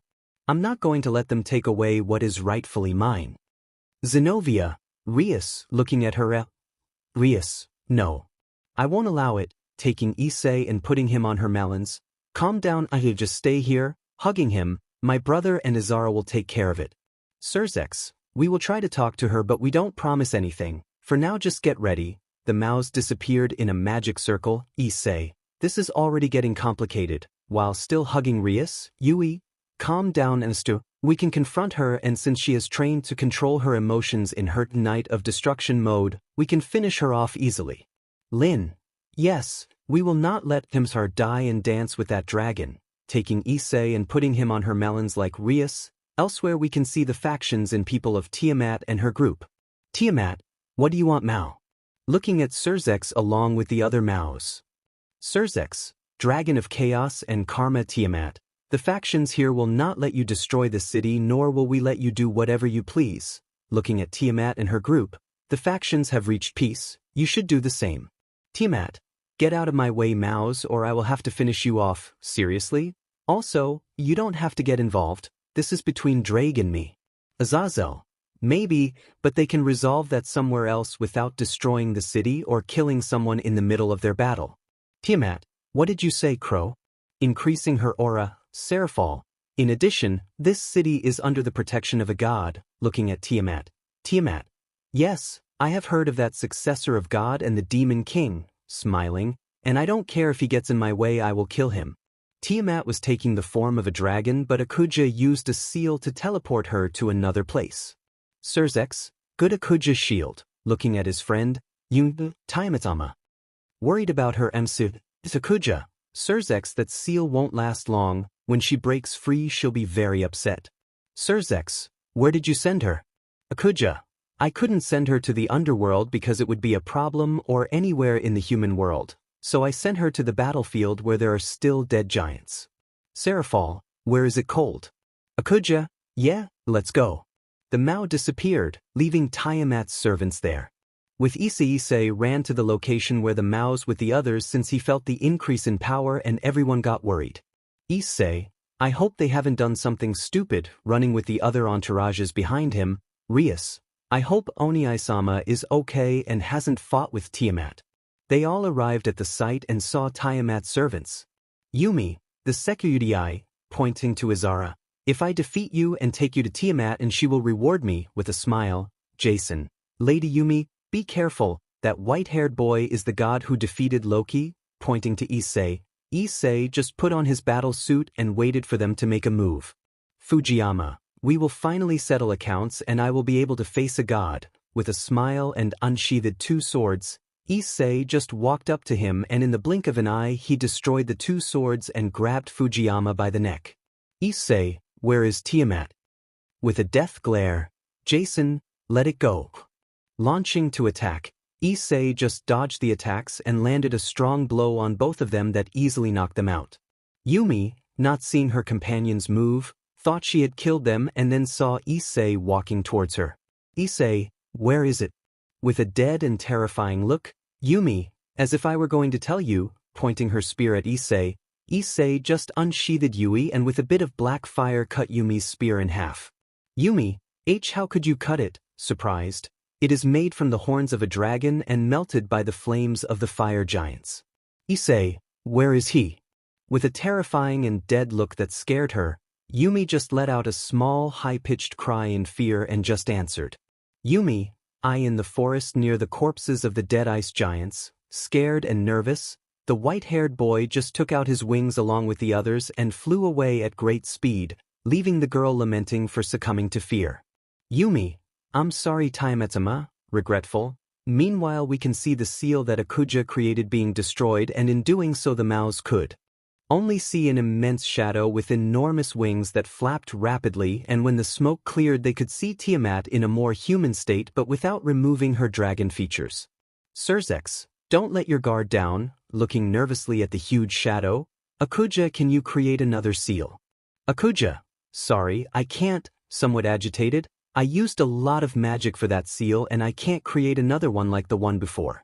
Seraphal, we can't fight here either. There are many animals and yokais living around.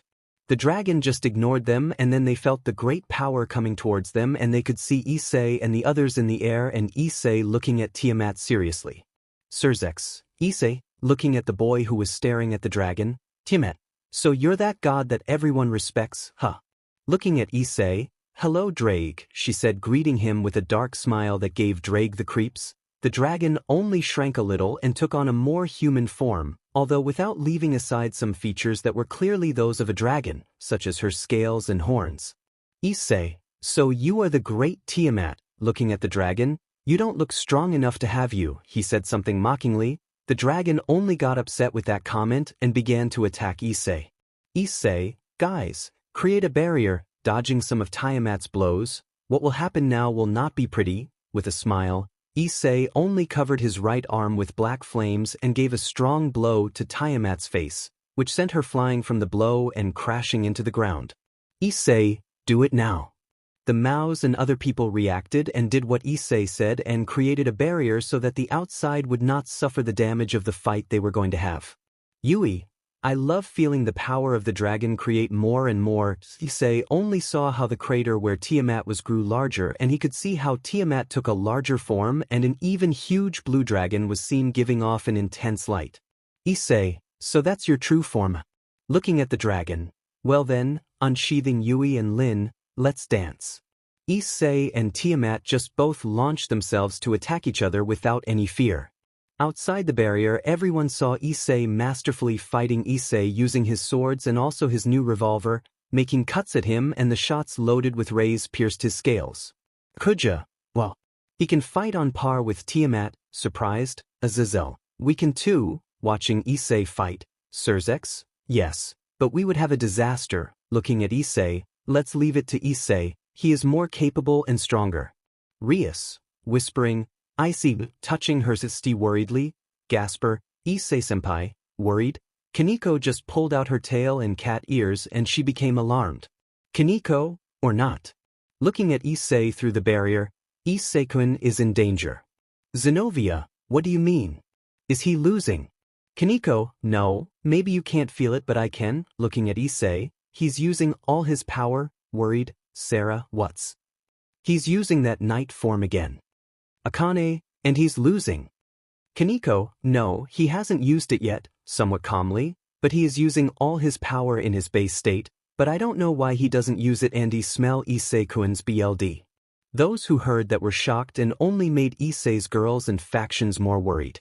With Issei for the first time in a long time was bleeding, he had his and Tiamat's BLD all over his body, on his head from a strong blow that the dragon gave him and also on his wings. Issei, breathing heavily, he's very strong, wiping the BLD from his face and using the white flames to heal the cuts and wounds on his body. Yui can't use the shadows at all and when I do they are very weak. What's wrong with them? Yui, it's the fault of Tiamat's light and power, only intense light can weaken her creations made of shadows, say, and she just happens to be almost a shining beacon. Lin, yes, but the more light I have, the stronger I am and the creations made of light are more resistant. Good, sent to Yui and taking blue rose in his other hand, I will have to use that to my advantage. Issei created thousands of swords made of light and began to attack the dragon. Outside the barrier the Maos were using all their power so that the barrier could hold long enough, but it was almost impossible since the power of both was too great for them. Surzex, SHT, using more power so that the barrier doesn't fall, the barrier is cracking. Seraphal, how does he have so much power? Sona and Rias's entourage tried to help, but it was useless as each time they increased the strength of the Issei and Tiamat barrier with each blow they gave, it continued to crack. Azazel, we can't go on like this forever. The barrier stopped cracking at one point and everyone calmed down, but then they saw how the barrier turned a reddish color and they saw the shadow of a huge dragon which broke the barrier with one blow. They could all see a desolate forest which was burning in blue and black flames and the sky turned red in a few moments. Then they saw a huge blue dragon that had launched itself at them. Tiamat, Dreeggs. Everyone was scared but Izara formed her armor and gave her a strong blow by drastically increasing her power, sending her flying. Akuja, is that Tiamat's true form? Tiamat, Drake dies. The dragon launched a blow which Izara dodged but in the middle of the way the blow headed towards Sona and her entourage. Seraphal, Sona-chan. Screaming trying to reach her sister, the black-haired girl just closed her eyes waiting for the blow but it never came and when she opened them she saw an albino with BLD all over his body and with his wings full of scratches and bleeding. The boy only stopped the blow with his own physical strength. Issei, are you okay Sona? Looking at the black-haired girl, Sona, yes, she said surprised and in a low voice but Issei heard it. Issei just smiled at him and then looked at Tiamat who was putting strength into crushing the boy with her paw. With a strong blow, Izara pushed Tiamat away from her brother and Issei fell to his knees tired while he healed himself with her white flames. Izara, Oni-chan. Going to her brother, you're bleeding. Issei, yes, but not all of it is my BLD, looking at Tiamat with a smile. At that moment everyone saw that Tiamat was also full of wounds, her right wing was full of BLD from a cut, her legs were full of cuts as well, and she had a large cut on her back and another near her neck almost serving her throat. Issei, Rias take Izara, getting up, I'll take care of it. Rias, I see you can't. Izara, Oni-chan, Bucho is right you can't do it alone, worried, maybe if I faced her with you Issei, I won't let him hurt you. Looking at Tiamat, I won't let him take away the only family I have. Those words only surprised everyone as Izara cried. Surzex, what can we do? We can't create another barrier. Issei, not you guys but Yui, I want you to take your human form and create a barrier. Yui, but Ensith, if I do it, you won't be able to take your knight form, how will you win? Issei, Rule 5 always have an ace up your sleeve, smiling, please do it otherwise many people will be affected in the city. Yui, I don't care about other people, I care about you Bakuns. Issei, then create and maintain that barrier until I beat him, do it for me. Yui, you're an idiot? While taking her human form, Yui, if you die I'll kill you, do you understand? Kissing Issei, don't worry I can't die yet, with it. Smile, Yui was only happy about her MSDR's words and created a tremendous magic barrier that trapped Issei and Tiamat. Issei, okay Lin you're ready taking blue rose in your other hand. Lin, of course I do, Tim brat. Die now. Tiamat began to throw fire from her mouth like a dragon but Issei only dodged it by flying with his wings and covered Yui and Blue Rose with fire and light and a great thunder fell from the sky covering Issei and loading his revolver. Issei, swallow this, crazy woman. Shooting with Blue Rose a bullet full of light and rays, the shot only created a huge glow that blinded everyone in the area and a large smoke screen. Lin, Nessa, I don't feel your presence, Issei, I killed her.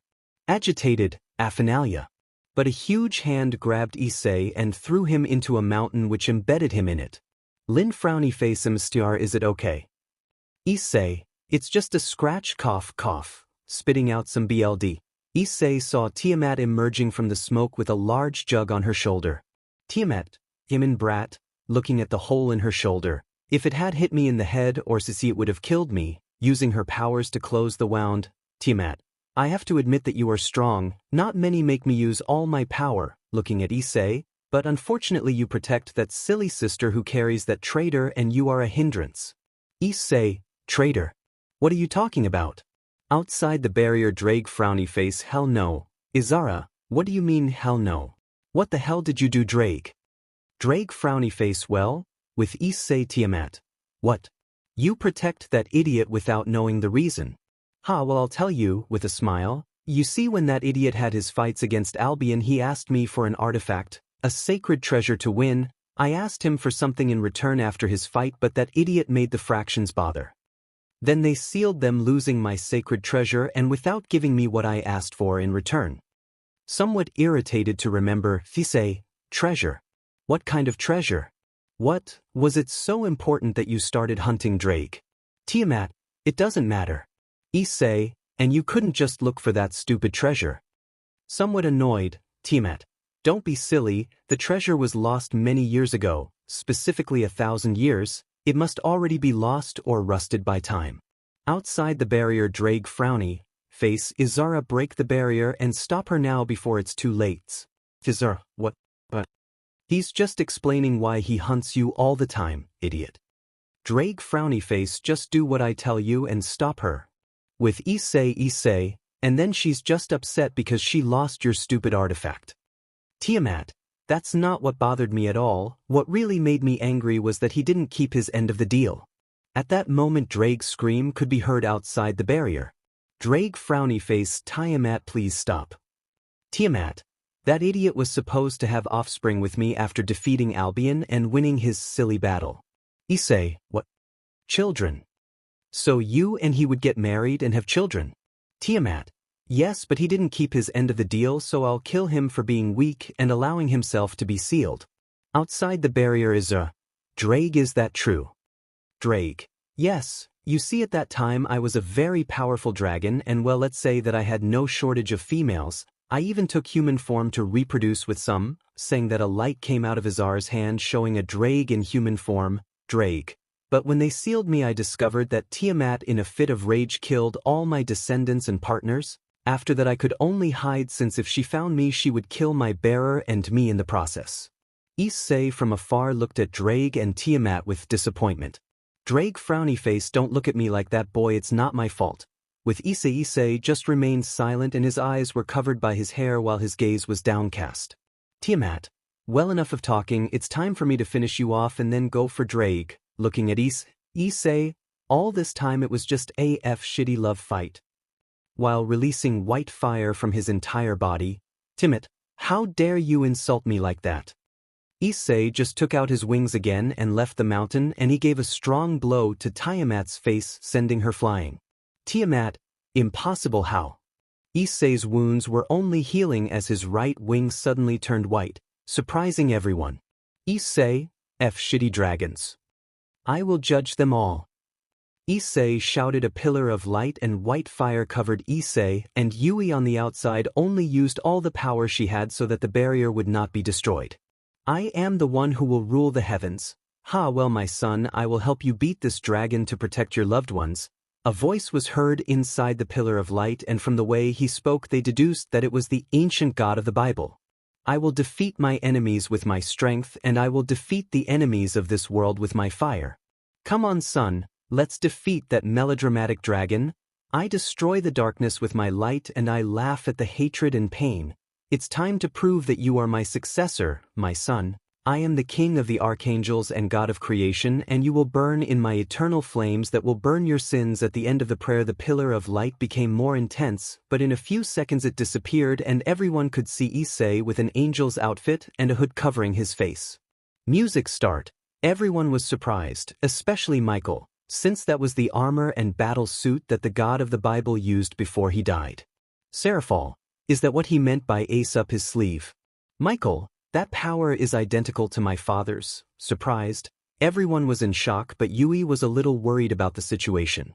Yui, hey, whispering, with Issei only saw Tiamat, and she was just in shock from the immense power she felt. Tiamat, why you're that power? Surprised, you are not a simple god. Issei just looked at her seriously without any expression, but then a thick but melodious and angelic voice came out of Issei. Issei, Dragon Queen Tiamat, I will only give you one chance. Abandon this path of revenge or I will have to eliminate you. Tiamat, a brat like you won't give me orders. Looking angrily at Issei, I don't care if you're a god, if you get in my way I'll kill you. The dragon released fire from her jaws, but the fire didn't even burn Issei's clothes a little. Issei just raised his sword slightly, and hundreds of archangels made of light appeared and launched themselves at the dragon.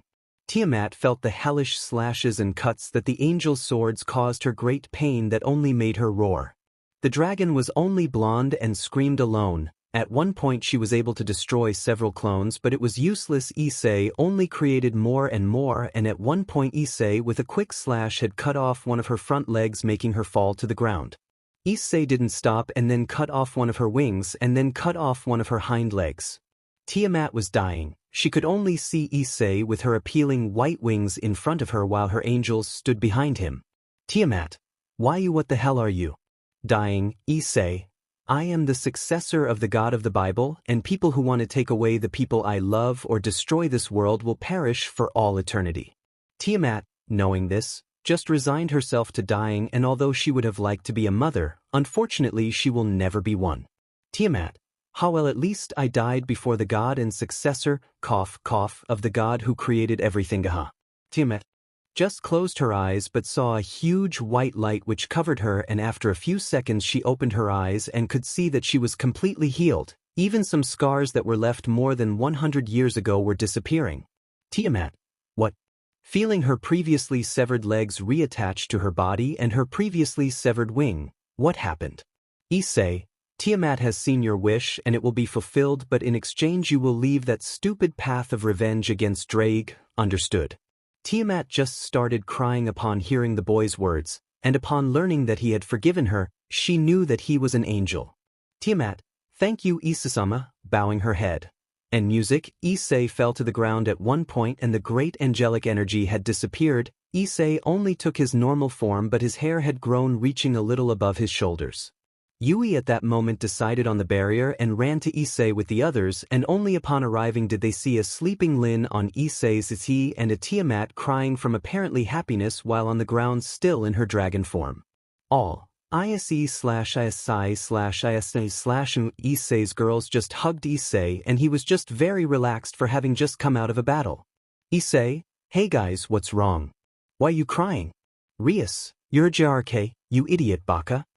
While crying and hugging Issei, Izara, DMN suicidal idiot. Don't do that again. crying and hugging Issei. Yui, I love Baka. Hugging him, all the girls just kissed Issei, including those in Sona's entourage, but they only gave him the excuse that it was a thank you for preventing Tiamat from crushing them. At that, Tiamat stopped crying and took on a slightly more human form that surprised everyone. Tiamat. She is strong, yes, very strong. Tiamat just approached Issei and just took him by his trench coat and kissed him in front of everyone. Issei was just surprised, and when he separated from the embrace, he only created even more confusion by saying a few simple words. Tiamat. Yes, Issei-sama, I accept, kissing him again. Everyone already had their jaws on the floor, but Issei's girls reacted quickly and pushed them both away. Rias, what do you think you're doing, crazy dragon? Separates Issei from Tiamat. You? Yes, after all the madness you created because you think you have the right to embrace my hugging Issei possessively. Tiamat. What? After all, he'll give me offspring with a smile, right, Issei-sama? Everyone looked at Issei, but he just lay down on the ground and started laughing with a smile on his face. Rias, Ise Baka womanizer, saying that she just glanced at Issei and she smiled too. Issei, guys, looking at everyone, let's go home with a smile. Everyone was happy to see that smile and just answered. Oh hi. Time skip, Issei's house. Everyone was in the living room watching an Issei next to a blue-haired girl who hugged Issei with an appealing smile while Tiamat told uncles what happened in battle. Tiamat, so that's what happened. Rias, I can't allow that. Issei is mine and only mine, do you understand, dragon? Looking at Tiamat. Tiamat, and you understand that I can destroy you in just a certain moment. Looking at Rias. Rias, as if you could handle me, you hideous dragon. Tiamat, what did you say, PRD hair? Both of them just gave each other a death stare, but Issei calmed them down. Issei, girls please, we don't want any more fights today, calming them both. They just sat quietly but still looking at each other defiantly. Surzex, wait, so you want to have babies with Issei? Tiamat, yes, as he promised he would fulfill my wish, Happy, and that's it. Issei, apparently, looking at Tiamat, wanting to be a mother. Everyone went silent for a moment, but Issei's girls just started laughing. Rias, haha, who would have thought, laughing and looking at Tiamat, the great queen of dragons was just a desperate woman, mockingly. Tiamat, what did you say, Eudaimon Gremory Beach? Heba, it seems the prophecy was right, looking at Issei with a mocking smile. You? Well brother, you said that you would grant his wish, holding back laughter, and now you can't take it back, brother. Surzex, well, your sacrifice will not be in vain. Issei, about to laugh. Tessel, Surzex, Akuja, Kiba, and you could only hold back laughter, while Issei could only curse them in his mind. Izar, well, but the truth is I highly doubt that my Oni-chan will have children with you, since he has made it clear several times that he will only have children with the women he loves. Looking mockingly at Tiamat. Tiamat, well, I'll just have to make him fall in love with me, happy, and I won't let him go since he's the only male who has defeated me. Issei, how many women have told me that already? Tiamat just looked at Issei and the girls' mocking smiles that irritated her a little. Mary noticed a hint of Rias and she just smiled the moment an idea came to her. Tiamat, don't worry, Issei-sama. I can also take other forms if this one is not to your liking. By saying that, I only take a form similar to Rias's but with blue hair. Issei just blushed a little at how cute she looked but then answered. Issei, why do you think that way is better? Tiamat, well, I thought you would like it more since she is all covered with your essence. I thought you would like this body more. She said innocently. Surzex, wait, my sister is all covered in his essence. Tiamat, well, you see, the males mark their women with their essence inside them. I think you know it as seed or espion. In addition, the three of them are also marked by Issei-sama, pointing to Izara, Yui and Lin. Everyone understood what the dragoness meant with those words, and the aforementioned were all blushing while Issei only hid between Tiamat's melons out of shame. Surzex, you DMN hybrid. You took away my little sister's innocence. Grabbing him by the neck, Sarah, sister, why didn't you tell us that you and Oni-chan already? Blushes 12 at what she thought, a conning. If we had blackmailed him so he would do it with us too, pouting. Ikino, Era, Arabucho, looking at Rias, how lucky, Ian already accepted her as a woman. You are very bad, Bucho. You didn't tell me. I would have blackmailed him a little too, with a smile. But well, tell us what he is like in bed, with a blush and a smile. Some of Issei's girls just approached Rias to listen to Rias's statement, and others just looked at Issei in a bad way like the Citri entourage. Sona, looking at Issei, you're just a womanizer, with a serious look and a terrifying aura. Issei, Surzex, let go of me, you're suffocating me. Surzex, I don't care if you're a god. I'll kill you. That scene only continued for a while, but then everything calmed down and everyone went home to sleep after the long and tiring day. Part 16. Quiet day. Today was a quiet day, but for an albino who was just waking up it would be a terrible day. Issei woke up and slowly opened his eyes, and then he was just shocked by what he saw. All the girls in the house along with Tiamat who had moved in with them were lying there next to Issei naked, and others only in their underwear. Issei, please tell me I didn't do something crazy last night. Somewhat nervous, Rias. Don't worry, you didn't do anything last night with us. Happily hugging Issei. Although maybe I would have liked you to do it, with a flirtatious smile. Issei, Rias, why are you all naked in my bed? Rias, well, we didn't like that you almost died in the fight against Tiamat and we didn't want to leave you alone at night. Hugging Issei more. You scared us all, and well, it's say we wanted to be with you. Issei, I understand. Sigh. Well, I think it's partly my fault. Looking at his girls, thanks for worrying about me, but that they all came to sleep with me, I don't think it was a coincidence. Looking at Rias, well, blushes, let's say we were planning to do other things. Issei, what do you mean other things? Looking at Rias, were they trying to RPE me or something? Rias, well, blushes, not really, just play a little with your body and maybe get a baby or two out of you. Embarrassed, Issei, from now on I will put a lock on my door. Looking at Rias, somewhat disappointed. Rias, seeing that look, just hid in Issei's tea in embarrassment. Rias, don't look at us like that, sad. It was Akino's idea and we couldn't because when we saw you sleeping so peacefully we thought better of it and we only slept with you. Issei, sigh. Well, what does it matter? Getting up, I'll go prepare breakfast. Leaving the room. Time skipped. The day passed quietly, but for Issei it was a nuisance since all the girls were hitting on him much more than before, surely because of the revelation that he had already done it with 4 of them. The day was just like a hell of melons and panties for Issei as they used all their attributes to stuck and tempt little Issei, who only tried to ignore their advances, but he knew that if he continued like this he wouldn't be able to hold on for long. Time skip. Next day. Now we can see Issei walking to his school, but as always he was the center of attention since he was embraced by his HRM and was also the envy of all men. Issei, can't you get away from me a little? Feeling Rias and Akino's melons on each arm and Murayama's on his back. Akino, Era, you don't like it when we hug you. Kaneko, bad. Issei-kun, hugging Issei's waist. Issei, sigh. Just forget it, controlling his instincts so as not to tear off everyone's uniforms. Time skip. Classroom. Issei just sat at his desk calmly but still had some gazes on him. Issei, I'm always the center of attention, how annoying. Issei's classes just went by normally and Issei would go and distract himself by playing and singing a little. Issei, at least no one bothers me here. Entering the music room, Issei just grabbed a guitar and put a little song on his phone and started singing. Issei just felt calm as he played, and when he finished he just smiled and a small bird that came through the window sat in his hair as if it were a nest. Issei just ignored that and simply left him alone since that happens sometimes because of his angel aura. Issei just leaned back in his chair but saw someone at the door watching him, and it was President Sona. Issei, hello Sona-san, greeting politely, what's wrong? Sona was just seriously looking at Issei but with a small blush on her face.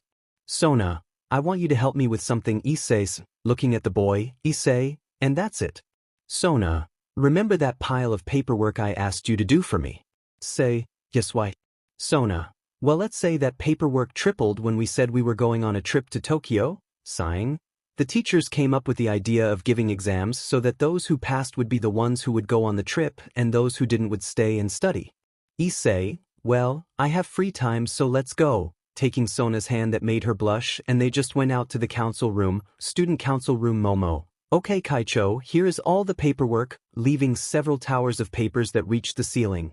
Tomo, well, we leave you be by. Issei-san, looking at Issei with a blush and saying goodbye. All the girls said goodbye to him with a blush and Saji just ignored him while Sona and Issei stayed to do the paperwork. Time skip Issei, Timin, this is never going to end. Seeing that they had several piles of papers left and seeing that it was already getting dark, Yui, Lin tell the girls that I'll be late. Yui and Lin just turned into their human forms and nodded and jumped out the window heading home. Issei just sighed and created more clones of himself to try to speed up the pace of what he was doing. Time skip. Night at school. It was already 7 p.m. and both young men already knew they had finished their paperwork thanks to Issei's shadow clone boys. Issei, finally. Lying on the sofa at the site, damn, so much paperwork. Looking at Sona, also tired. If you had done it alone it would take you 1 or 3 days to finish, Sona-san. Sona, well, it's my responsibility as president, I guess. Sitting next to Issei, they both just stayed in a somewhat strange silence until Sona spoke. Sona, hey Issei-san, can I ask you a question? Somewhat nervous, Issei, sure, which one is it? Sona, why you really slept with Rias and the others? Blushes. Issei, hearing that question, just swallowed strong and answered. Issei, wise, somewhat embarrassed. Sona just lowered her head a little and Issei saw that, but an idea occurred to him. Issei, Sona-san, stay here. Leaving the place, after a few minutes Issei arrived with a guitar and sat next to Sona. Sona, what are you doing? Looking curiously at Issei, Issei, well, I want you to give me your opinion on this song with a smile. Can you? Sona just blushed at the situation she got herself into and just nodded for Issei to start playing.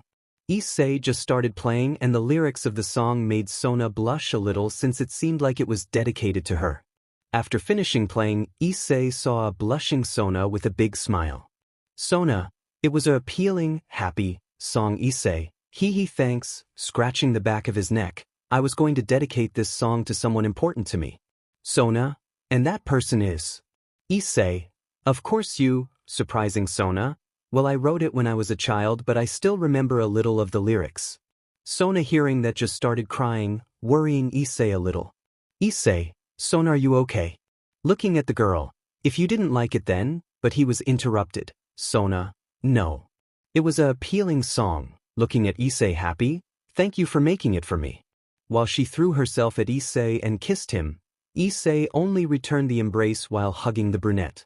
Issei and Sona separated from the embrace and just looked into each other's eyes for a moment longer and then started another longer, more passionate embrace. Issei just lightly touched Sona's body while she caressed his. Issei was slowly losing his mind, the great mental accumulation of lust and melons that the other girls implanted in his head was about to be unleashed on Sona. Lemon alert, Issei just started to touch Sona's but gently while Sona removed Issei's shirt. Both of them, only Ivan lost his mind and lost himself in lust. Sona, seeing Issei's body, only began to lick and bite it as if she was marking her territory. Issei, on the other hand, only groped the brunettes but making her let out small moans. Issei, Seneu was interrupted by an embrace from the black-haired girl. Sona, yes. I'm very sure I love you.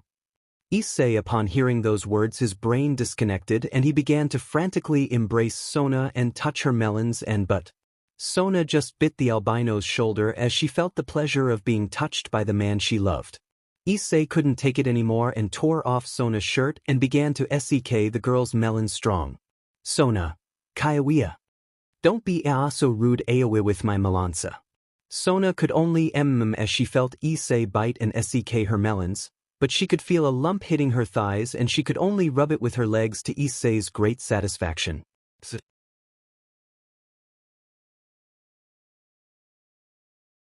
Couldn't hold it in anymore and placed Sona under him, and he could see the green panties she was wearing and the boy just smelled the girl's panties while she looked at him embarrassed.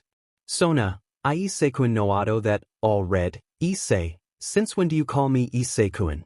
With a mocking smile, the brunette blushed as soon as she realized it.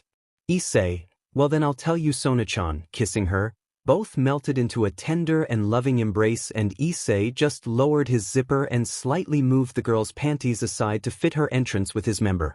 Sona, Isseido, I want you to do it please. With a tender look that only drove Issei crazy, Issei just pushed his member inside her, and after a few minutes of her getting used to it, Issei saw a trickle of blood come out, seeing that she had lost her virginity as she began to move frantically. Sona, Issei, Anna, be gentle, if you do that you'll split me in two. Issei just ignored her request and moved his hips faster and harder. Sona, Issei Bibaka, he told you to be more gentle. I am going to go crazy. Moaning like a beach in heat, Issei could only continue enjoying the girl's soft and warm interior while she just moaned and enjoyed being penetrated by the albino. Issei after a while saw Sona's eyes, and they were heart-shaped, and she was just lost in lust, and Issei was thankful that she sent Yui and Lin home. Issei, Sona, I'm about to come. Sona, yes. Ado it do it inside. I want your children. Hugging Issei with legs and arms, just digital te I and me. Both, I'm coming. Sona, kya. Sona just fell on the couch tired but with a totally ecstatic face. Issei only saw Sona with that excited face, and for the second time he lost control. Sona, kwa. Issei, what are you doing? Feeling Issei's member again inside her, Issei, I'm sorry, but I'm not satisfied yet, while continuing to push. Sona just resigned herself and just hugged her secret love and now lover. Sona, okay, just looking into Issei's eyes, make sure you come in me as much as you can, okay? With her appealing smile, Sei, just hearing those words, began to mercilessly stab Sona's uterus while she just moaned. After a 4-hour session of pure love, Issei was still penetrating Sona while she still had that face of maximum excitement. Sona, Issei, we've been already more than 4 hours, and you still don't get tired. You are a baby-making machine, with an excited face and heart-shaped pupils. Issei, it's your fault. Your appealing body, and big, but I can't get tired of it. Issei just continued giving strong and fast thrusts to Sona to the great excitement and pleasure of both until they both reached their limit again. Issei, Sona-chan, I revenge. Sona, kya. Issei finally stopped riding Sona, and they both fell exhausted on the living room couch. Issei, I think it's already very late, looking at the time. I think I should take you home. Sona, okay, slightly blushing at the request I would make. And why don't you stay overnight at my house? Blushing. Issei hearing that just smiled and tenderly kissed Sona, who just accepted the embrace, and they both cuddled together before getting dressed, and Issei took Sona home and slept with her all night. Time skip. Next day Issei was waking up and could see a sleeping Sona on his sissy with a smile. Issei just caressed her hair, and after a while they both woke up, had breakfast, and Issei went home, but not before he said goodbye to Sona with a loving embrace. Now we can see Issei walking home, ignoring what awaited him when he arrived. Issei, upon entering the house, could only see the deathly gazes and terrifying aura of all the girls in the place. Rias, hello Issei, with a terrifying look, where were you? Izara, if you didn't come last night, we were worried, with a terrifying aura behind her. You? Hey bro, it took you a long time, don't you think? Kiba, did you spend the night with Sona at school? Issei, yes. Sigh. The paperwork was immense, trying to lie. You? Well, if that's true, you won't mind if Lin and I transform into our necklace form, right? Issei. Lin, in our necklace form, we can see his memories to see if he is telling the truth. Issei just paled upon hearing that. He knew that if they saw it, everything would get worse. Issei, sigh, yeah, well, I think that, running to his room, Issei Hyoudou. Come here. You, Diamen, watching the scene, Issei has it tough. Kiba, what do you think they did? You, how about a bet? Smiling, Kiba, okay, returning the smile. Time skip. Issei can be seen tied up and gagged on the couch as the girls just interrogated him. Rias, and tell us what they did. With a bad face, Issei, we didn't do anything. Nervous, really. Yui Lin, both just got dangerously close, but Issei stopped them. Issei, okay. Sigh, she and I, well after finishing the paperwork nervous, Izura, did they do it? Issei, yes, waiting for his destiny, The girls were only a little surprised, but upon hearing that answer, the terrifying aura only increased. You? Haha, I won, with a mocking smile. Kiba pays. Kiba, taking out some bills, President failed me, giving her the money. Rias, well, nothing is wrong, calming down. Izara, yes, well, we already expected it, but in exchange, with a flirtatious smile, you'll have to make it up to us, Issei/Issei-kun/ISE/ISE-kun. Issei, DMN. Time skip after a while, Issei, throughout the day, was the SLV of each of them, but fortunately none dared to ask them for anything XBLCT. Now we can see a tired Issei sitting on the couch next to the others. You, hey, brother, getting Issei's attention. Issei, what? You? Did you really do it with the president? Issei, I already said yes, he said reluctantly. Kiba, dude, you won't have any girls left in the world if you keep going like this, he said with some mockery. Issei, shut up, Kiba. It's not something I wanted either, it just happened. Gasper, well, Issei-senpai, good luck with the girls, he said innocently. Issei, thank you, but I think you don't understand well. Time skip. Nights. Issei was on the roof looking at the stars, and after a while, reflecting on his actions, he walked tiredly to his room but ran into a certain ex-nun in the hallway. Asia, Issei-sen, what are you doing here? While looking out the hallway window, Issei, I was just looking at the stars. It helps me think and reflect on things, and what are you doing here? Asia, me too, looking at the sky. It's an appealing night today. Both of them only saw the sky for a moment, and Issei just said goodbye to Asia. Issei, well, bye, Asia, have a good night, leaving but was stopped by the blonde. Asia, Issei-sen, stopping Issei, can I ask you something nervous? Say, and that's it. Asia, well, you still have to compensate us and, well, blushes, can you give me a BB embrace? Issei just analyzed the request and accepted it since, as it was, he doubted that she would try to stuck him or do something more, but for some strange reason, he felt that it was not going to be just an embrace. Issei, oh of course, just one, slightly blushing at the request. Issei just approached Asia and gave her an embrace on the lips, somewhat shy but enough so that when she separated, she wanted more. Asia kissed Issei again, and he just reciprocated. Little by little, the embrace was becoming more lustful, and Issei just lovingly hugged the blonde. Asia just started to run her hands through Issei's shirt, touching his body, but Issei stopped her. Issei, Asia, what are you doing? Somewhat nervous about the blonde's attitude, Asia, Issei-sen, I want us to be one, blush, like you did with Bucho, with a tender and loving look. Please. Issei couldn't stand Asia's adorable and tender face and just kissed her. They both just hugged each other, and Issei took Asia, carrying her in a bridal way, taking her to his room. Lemon alert, Issei could only hold her on the bed very gently while she just opened her arms waiting for Issei. Asia, Issei-sen, please, blush. Let's be one, with an appealing smile. Issei, seeing the smile, did not lose control as with the others, but something in him just asked to make it his but in a gentle and kind way. Issei just hugged Asia, and they began to embrace and undress slowly.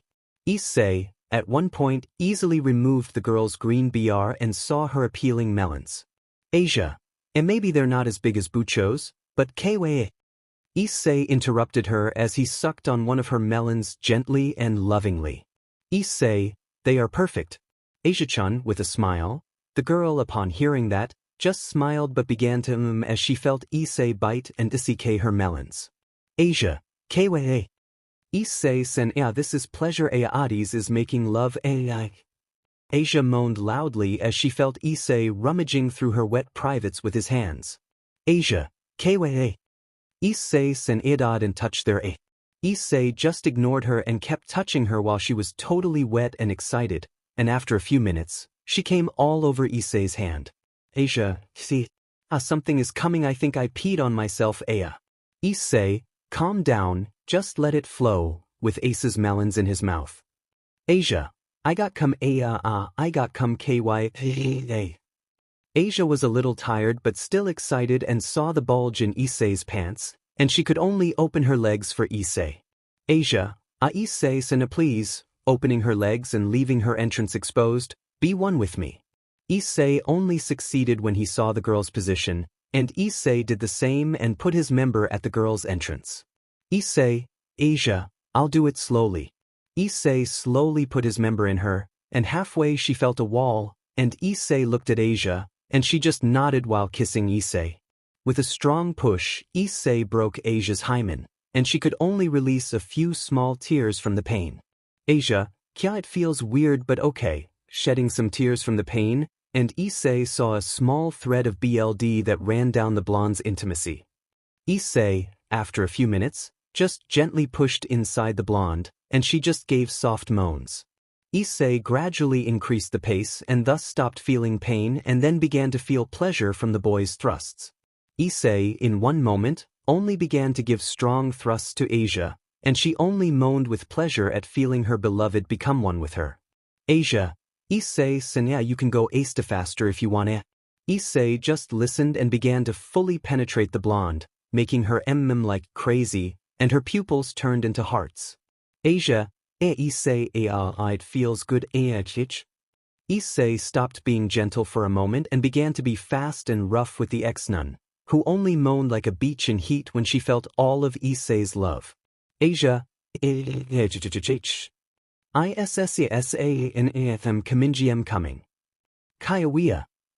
Issei, Asia, I'm coming too. Both, I'm coming. Asia only had her tongue out so she could breathe better, and she was also totally excited. Issei just lay down with his hand, but she quickly just got on top of Issei and self-penetrated to give quick and strong blowjobs. Issei, so what are you doing? Asia, I don't know, just my body asks me to do this over and over again. I want to have your children, Issei-san. Issei just moaned from feeling the sensations of the blonde, who didn't have a very saintly face, let's say. Asia, Issei-san, it feels good, please, keep it up, I want to get PR gin and tea with you,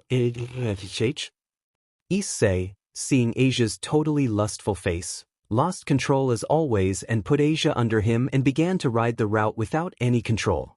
Issei, if you make that face, I won't be able to hold on, stabbing like crazy.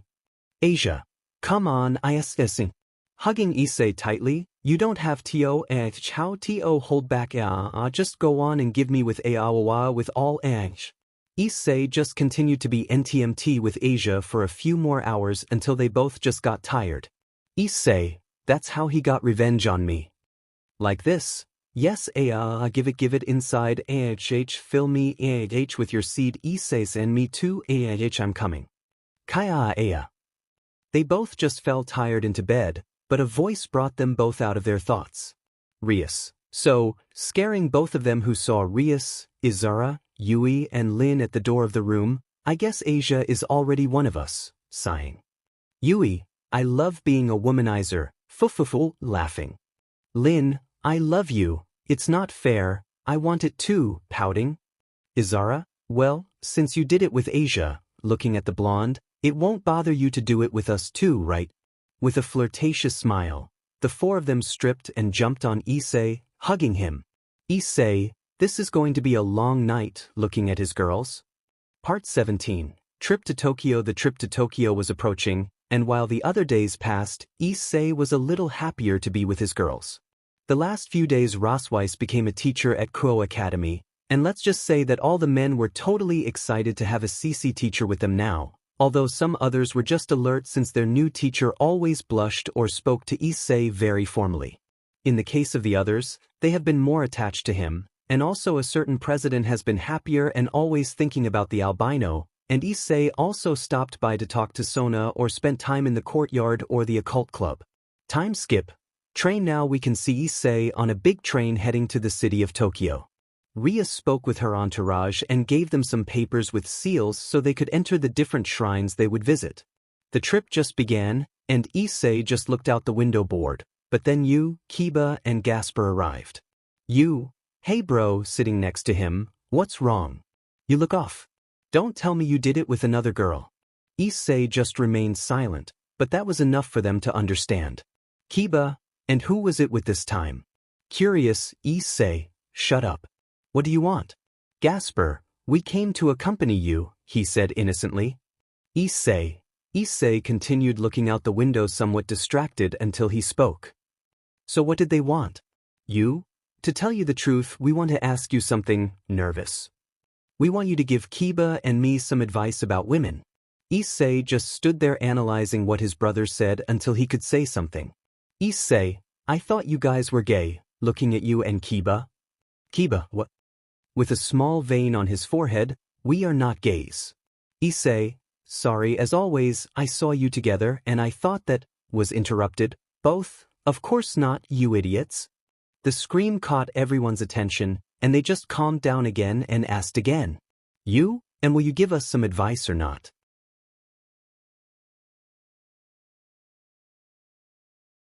Issei, well, it depends on which girl you're trying to conquer, but tell me who they are. You. I like, nervous and slightly blushing, Kiryu from your class. Issei, isn't that Asia's best friend at school? You, yes.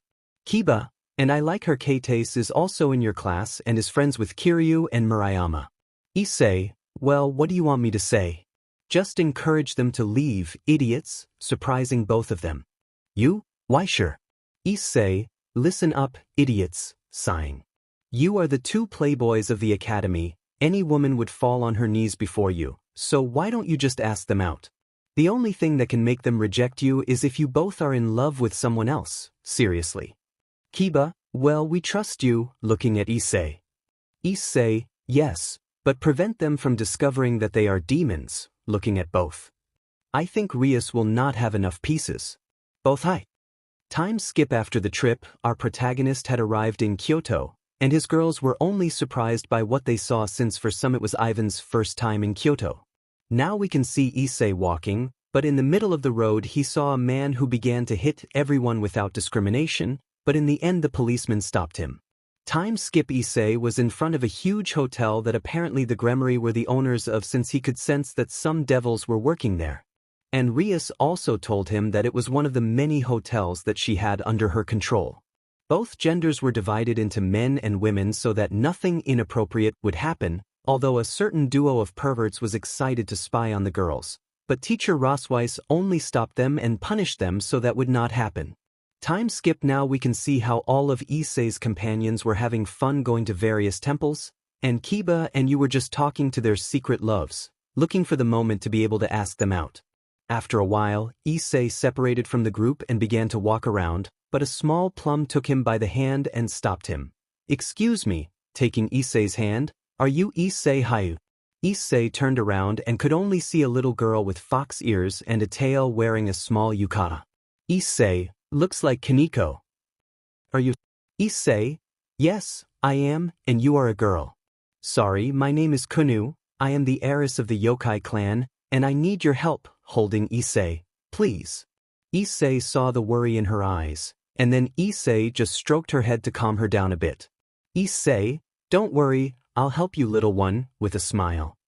When the girl saw Issei's smile, she blushed a little but was only happy, but then some yokai that looked like crows appeared. Yokai, Miss Kunu. Watching as Issei touched her ears, how dare you touch the princess?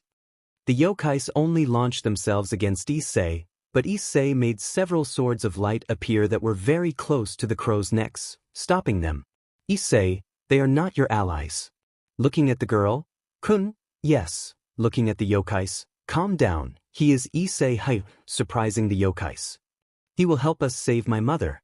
Issei only decided the swords, and the yokais only knelt before Issei. Yokai, forgive us, Issei-sama, we didn't know it was you, kneeling. Issei alone calmed the yokais, and after a while Issei's companions arrived at the place. Zenobia, Issei Azazel wants to talk to us, looking at the kneeling yokais. What happened? Irina, I think Issei just had fun, looking at Issei with a smile. Time skip. The boys just arrived at the hotel, and in a special room the boys were waiting with the student council for Azazel and Seraphal. Azazel, well, looking at a magic circle next to Seraphal, Issei, You barely arrived, and you almost caused problems, looking at the albino. Issei, they started it, and Nadia got hurt too, sighing. Now what's happening, Azazel? I can't have a quiet day without something weird or supernatural hitting my face. Azazel, well, let's say that the queen of the yokais disappeared. Issei, disappeared. Azazel, well, first tell me how you found that girl, pointing to Kunu, who was sitting on Issei's lap. Issei, well, this girl appeared and asked me for help to save her mother, then only the yokais appeared, and the rest you already know. Azazel, so the rumors are true. Looking at the girl, Kun, yes, but with Lord Issei we can get my mother back. Looking at Issei, according to many gods, you are very strong. You even defeated one of the dragon kings, so please help me save my mother. Issei, sure, I'll rescue your mother, girl, stroking the girl's head. Azazel, okay, but first eat and rest, then we will talk about this topic.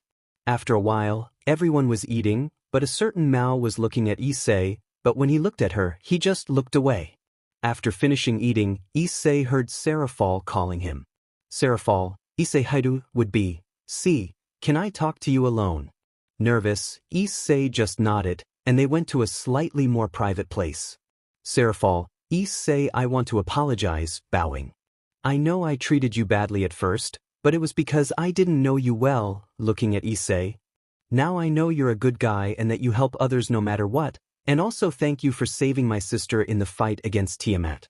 Issei, it's okay, Seraphal, after all we are friends and I have to take care of you, with a smile that made Seraphal blush, and well, let's say that I can't allow any of you to get hurt.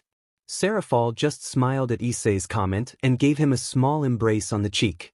Seraphal, I hope you don't bother my sister and take care of her, looking at Issei with a small blush, and the embrace was like a small thank you, don't get weird ideas, blushing.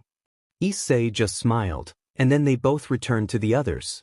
After a while, Issei and the others returned to the hotel, but Kunu did not separate from Issei.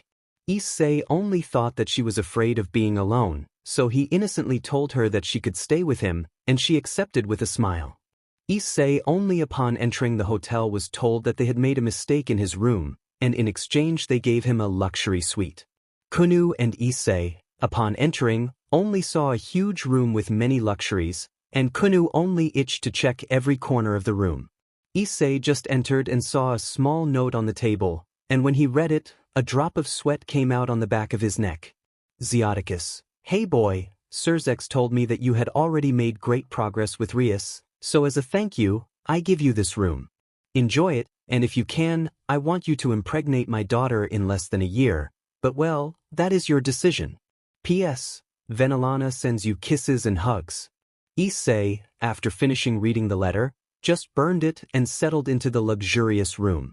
After a while, a certain duo of perverts was happy that none of the academy's playboys were around to prevent them from spying on the girls. But that idea faded away since the trio from the church was going to visit Issei to stuck him, but Rossweiss, as a good teacher, reprimanded her and prevented that from happening.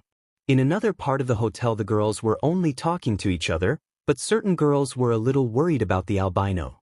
Izara, do you think Oni-chan is okay alone? Looking at her bucho, Rias. If he has Yui and Lin, and he's also taking care of that Kunu girl, thinking about the albino and the fox girl, it seems that Kunu became very fond of Issei in a short time. Asia, he seems like he's your older brother or a father. The girls only thought about Issei for a while, but certain SDST talked about other topics. Aquino, and tell me, have you had any progress with Ise-kun? Asia just blushed next to Rias and Izara. Aquino, Era, it seems that Asia has already beaten us, looking at Asia with a perverted smile, but I'm jealous, I haven't had that luck yet, I'll have to press my move harder. Zenobia, Asia, is that true? Asia just blushed, but a certain blonde was curious. Irina, and what is he like in bed? Somewhat curious, Asia just hid behind Rias and Izara stopped them. Izara, sorry, but we are not going to share our SXL experiences seriously, but we will only tell you that when he does it with you, you will not be able to separate from him, with a blush. Rias, yes, blushes. He is like an insatiable machine. When you think he can't take it anymore, he will continue until he faints, with a nasal Morgia reminding me what they did to him. The others were only envious of what they heard and determined to sleep with Issei no matter what the cost. Time skip. The next day Issei's group alone went to the yokai world, where Seraphal and Azazel were waiting to welcome them. Kun, well, this is the yokai world. I hope you like it, while taking Issei's hand and taking him to different places for him to see. Azazel, they arrived late, looking at the group. They don't know how upset Seraphal gets when she gets impatient. Seraphal, shut up. Okay, now that you've arrived, just come on in. We'll bring you up to date on the situation. After a little chat, they explained that the yokai queen Yazaka disappeared when she tried to meet someone. Azazel, well, we have collaborated with yokais to find some clues about Yazaka's whereabouts, but we found nothing serious. Those who kidnapped her must be experts like Issei, Chaos Brigade. Azazel, be more specific about the faction of heroes. You, hero faction. Azazel, they are children of mythological heroes. Do not underestimate them, they are strong. Kiba, well, we have our god with us, looking at Issei. Kunu, yes, bowing. Please, Issei-sama, help us find my mother. Several yokai present did not like that their princess would bow to Issei and stopped her. Ogre, Princess Kunu, don't bow down to him, looking angrily at Issei. He's probably just a human, I don't even feel any power in him. Issei just got angry at what was said and let out a lot of his power, terrifying and making the yokai tremble. Issei, you idiots should keep quiet, looking at the ogre who treated him, he should have jumped. The surrounding yokais felt that immense power and just knelt before Issei. Ogre, sorry, kneeling. Issei just calmed down a bit and spoke to Kunu. Issei, if you want me to find your mother, Kun I will, looking at the girl with a smile. I promise to bring your mother safe and sound. Kunu just smiled and hugged Issei, and he just caressed the little yokai's head. My, yokai monk okay, but to prove that you can be trusted and keep your word, you'll have to pass a little test. Say, this. My, follow me. The boys just went to a small forest and saw a rock in the middle of it that had several seals on it. My, well, it is a sacred rock, pointing to the rock. They say God blessed this stone so that only someone worthy can break it. Kunu, if the only one who could crack it was my father, although my mother doesn't talk much about him, she would say that he gave her this task years ago. Irina, and why did he do it? Kunu, he hasn't told me much about him, but he told me that if someone did more damage to the rock than him, he would be worthy. Asia, worthy. Zenobia, what do you mean by I say? Kunu, I don't know. He told me he would tell me when he was older, but I guess it's this, to see if you can be trusted through the sacred rock. Issei, then I just have to break this rock, looking at the rock. It will be easy. My. Yes, you can also use any weapon to help you or whatever. Issei just smiled and was about to use Yui, but he heard something that bothered him. Ogre, whispering, as if someone as arrogant and stupid as you could even scratch that rock. Even though he was whispering, Issei heard him clearly and stopped and looked at the ogre who said that. Issei, so whatever. Looking at the ogre with a scary smile. Come here, idiot, you'll help me a little. Issei just grabbed the ogre's head and used it to split the rock, leaving a width exactly the size of the ogre on it. Note, imagine it's Issei. The other yokai were just surprised by that and very scared by what the albino did. Issei was just watching his handiwork and felt good about putting the stupid ogre in his place. My, impossible, no one has done as much damage as him. Surprised, Kun, Issei-sama is amazing with stars in her eyes looking at Issei. His companions were only surprised by what Iso said since they thought he would destroy her with Yui, but Azazel, Kiba, and you only laughed at what Iso said, and Seraphal just looked away, trying to ignore what Iso said.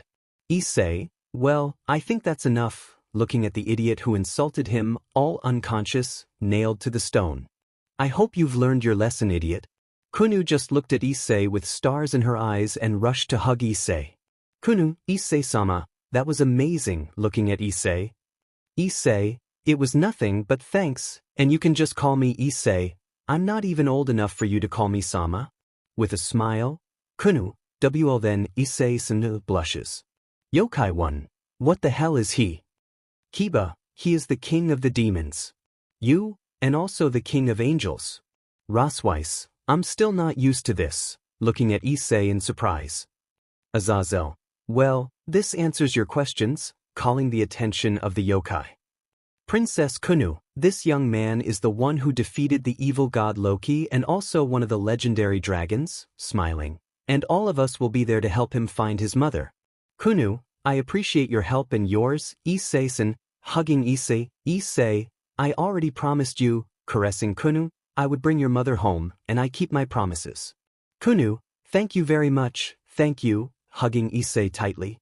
Issei just reciprocated the hug, and after a while they all went to rest. Trip to Tokyo Part 2. Today our protagonist left the hotel with Kunu to continue looking at the city with his companions. Kunu, Issei-san, today I will be your guide on your journey, so I hope you like it, while hiding her ears and tails.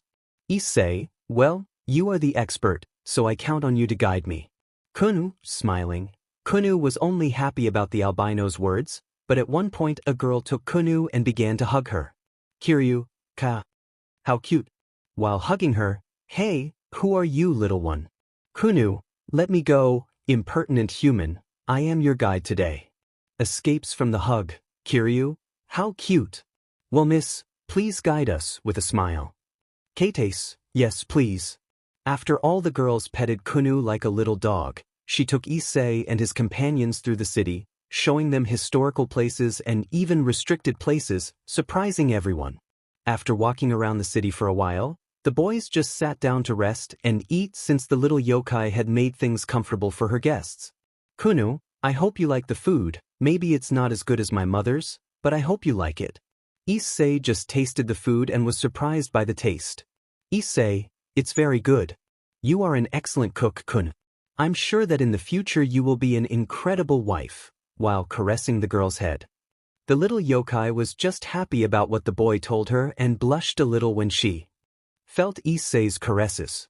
The girls ate while they watched the white-haired boy eat out of the corner of their eyes while Kunu just watched him happily. Note, imagine he has white hair. Zenobia, hey Irina, don't you think Issei is acting friendlier than usual? While looking at Issei, Irina, well, I think so, looking at Issei. Well, since he arrived, he has behaved more friendly and differently with that girl.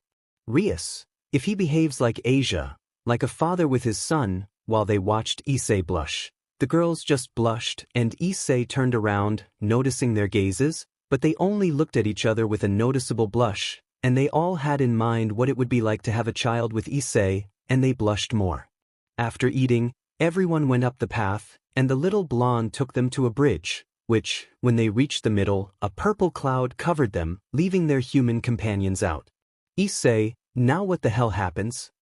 Kiba, lost dimension, serious, Issei, what? Then a crow and Seraphal appear on a paper with a magic circle that had Rias. Azazel, it's good that they called us, looking at where they were. Be careful, this is the power of the Longinus, seriously. The entourage just stood on guard, and Issei just put the little yokai behind him, surprising the girl. So 2 Maos came too. Looking at both of them, but at one point he saw Issei and just smiled.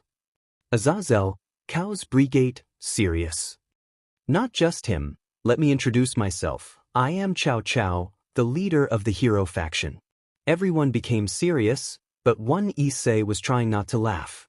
Issei, sorry, holding back laughter. How, cough, what's your name? Chow Chow, my name is Chow Chow, and may it remain engraved in your mind, speaking with an arrogant smile to Issei. Issei couldn't hold back and started laughing like crazy. Issei, haha, cough, cough, sorry haha, it's just that your name, ha, sounds like a brand of chocolate milk, ha. Issei's companions just stared at him, although Azazel, Zenobia, Irina, and Kunu also laughed. Ha, you're right, or as if you mispronounced cacao, ha, laughing. Chow Chow, shut up, Siegfried. Angry, and how dare you, looking at Issei. The name I have contains a great history and a great legacy from my ancestors.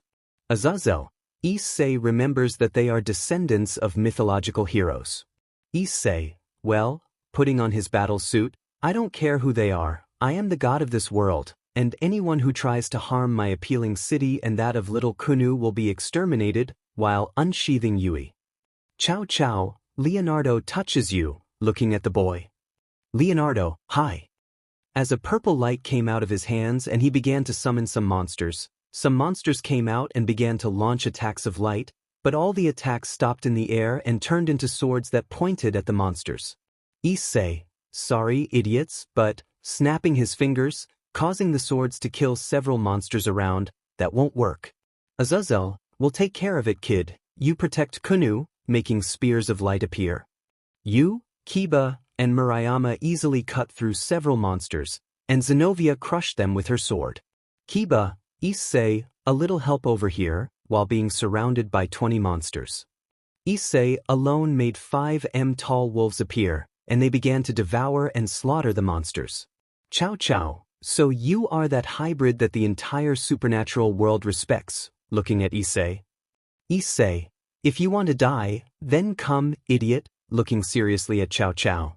Azazel, Issei, I'll take care of that brat. You keep covering us from afar and protecting Kunu, while launching himself towards the hero with a spear of light. Everyone attacked the hero's faction, but a girl from her faction tried to surprise attack Issei, but he only raised his aura, intimidating the heroes. The monsters were already dead on the ground, destroyed by the wolves or cut in half by Kiba and Yu, and they were now fighting against Siegfried, who only had 2 demonic swords in his hands. Zenobia at one point tried to cut the hero in half, but he blocked Zenovia's slash with his sword, but the blow was so strong that it cracked the floor beneath the hero. Zenobia, now Kiba. Kiba tried to attack him, but a third arm that came out of the hero's back blocked the blonde's attack. Kiba, what the hell?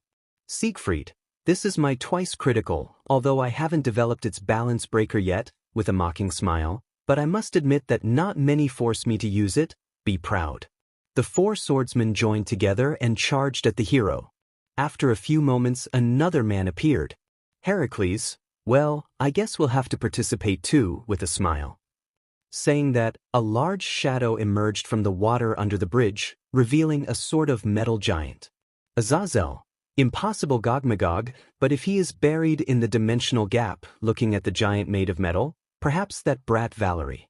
At that moment a appealing blonde girl in a blue witch costume and a broom arrived at the fight. Chow chow-sama, I came to deliver a message from Valerie-sama, while taking out a small paper. She says, don't tell me what to do, idiot, imitating her voice. The giant only saw Issei's companions and raised his arm to crush them, but Issei combined the shadow wolves, and in a moment all the wolves joined together into a giant 3-headed wolf that began to attack the meta-giant. Heracles, what the hell? While looking at Issei. Edo Mr. Shinigami, getting Issei's attention, I heard about your fight against Loki, blushed, and I'm a big fan, while approaching Issei with a blush. Issei, do you know Valerie? Looking seriously at the blonde. I'm sorry I forgot to introduce myself, my name is Lefei Pendragon, it's a pleasure to meet you, Shinigami. Sama, bowing. While Issei and the blonde were talking, Chow Chow tried to launch an attack on the giant wolf, but a platinum-haired girl caught everyone's attention. Rosweiss, DMN. Hick, one can't sleep without hick, making noise, summoning several magic circles and attacking the heroes. Issei, Rosweiss, are you drunk?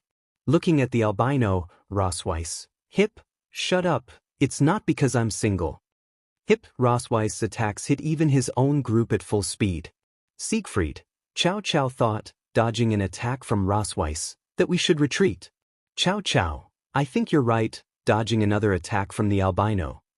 Well listen, if you want to continue this, go to Niju Castle, we will wait for you there with the yokai leader.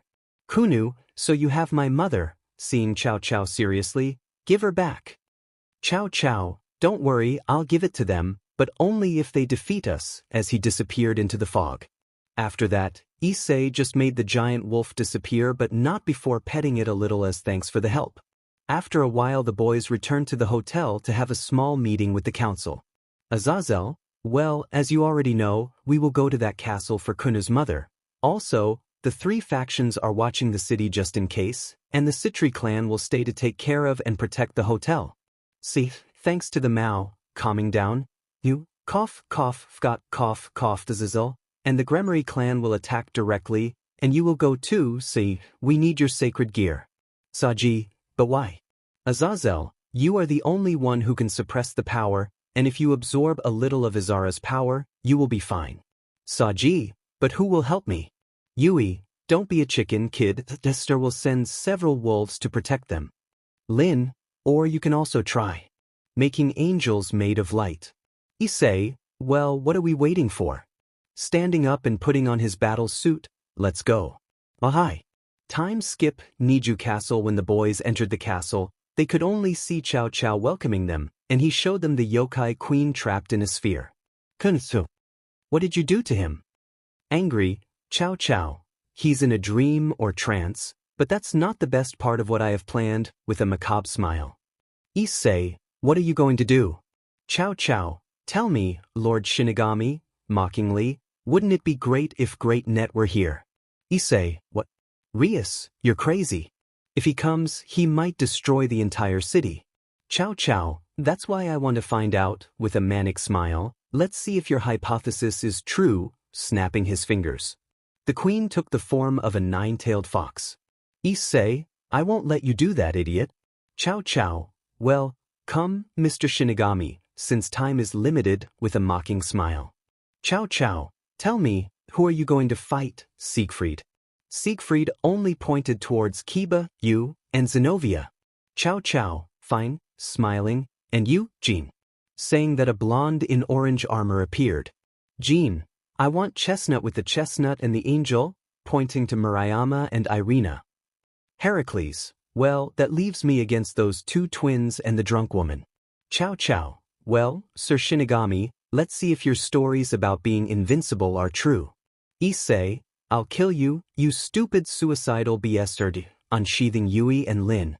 Issei and Cao Cao launched themselves to attack each other. Meanwhile, in the swordsman's fight, they had trouble fighting Siegfried since his balance breaker is active. Siegfried, I admit that they are strong, breathing somewhat agitated. I have heard several stories of the Gremory family, although most are about the Security and that Nephilim, with an arrogant smile. Perhaps I should have fought against one of the two. Kiba, maybe, but we were trained by that Nephilim you speak of, so don't underestimate us. Kiba just gave you another sword, and they watched Issei fight Yui and Lin, causing the hero to slowly retreat, and Zenobia just attacked with all her strength, slowly cornering the hero. Siegfried became serious, and he alone took out several arms from his back and also began to attack the swordsman. Elsewhere, Saji was trying to absorb the power of the fox yokai so that it would not open the dimensional rift. Saji, Himen, hurry up.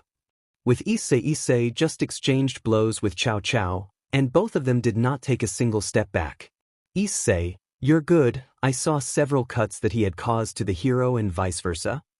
Cao Cao, you too, angrily seeing the cuts that the albino made on him, you will feel the force of my weapon, pointing at Issei with his weapon.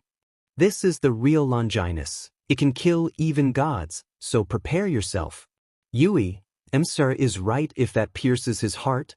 Issei, that won't happen. Yui, calm down, I'll finish this idiot soon. The hero was only a little annoyed by the damage the albino had done to him and took out a small vial, which he quickly took. Issei, Phoenix tears. Cao Cao, yes, it is in high demand in the human world, but I managed to get some. Issei just launched himself at full speed towards the hero, and Cao Cao had a strong time keeping up with Issei since he was very fast. Cao Cao, SHD, it's too fast. If I continue like this, I'll lose. Issei, at one point, covered his body in black flames, and both touched weapons, causing a large shockwave from the blow to draw everyone's attention, and Cao Cao could see how his spear was slowly cracking from the force of Issei as his weapon collided with his. Issei moved faster and faster until he made several cuts at Cao Cao, angering him since he could barely cut the albino. Issei, you already lost Cao Cao, give up, looking seriously at Cao Cao. Cao Cao, what the hell do you mean? Breathing heavily, you haven't won. Issei, look around you idiot. Cao Cao only saw his companions already tired and very hurt. Siegfried was missing one of the arms that he summoned and was bloody and tired, Jean had a hole in her shoulder because of Irina and was also tired, and Heracles could only cover himself with a magic circle since Rosweiss did not stop launching crazy attacks while still drunk. Chow chow. Looking at Issei angrily, we may be losing, but if I kill you, your teammates will lose hope of winning.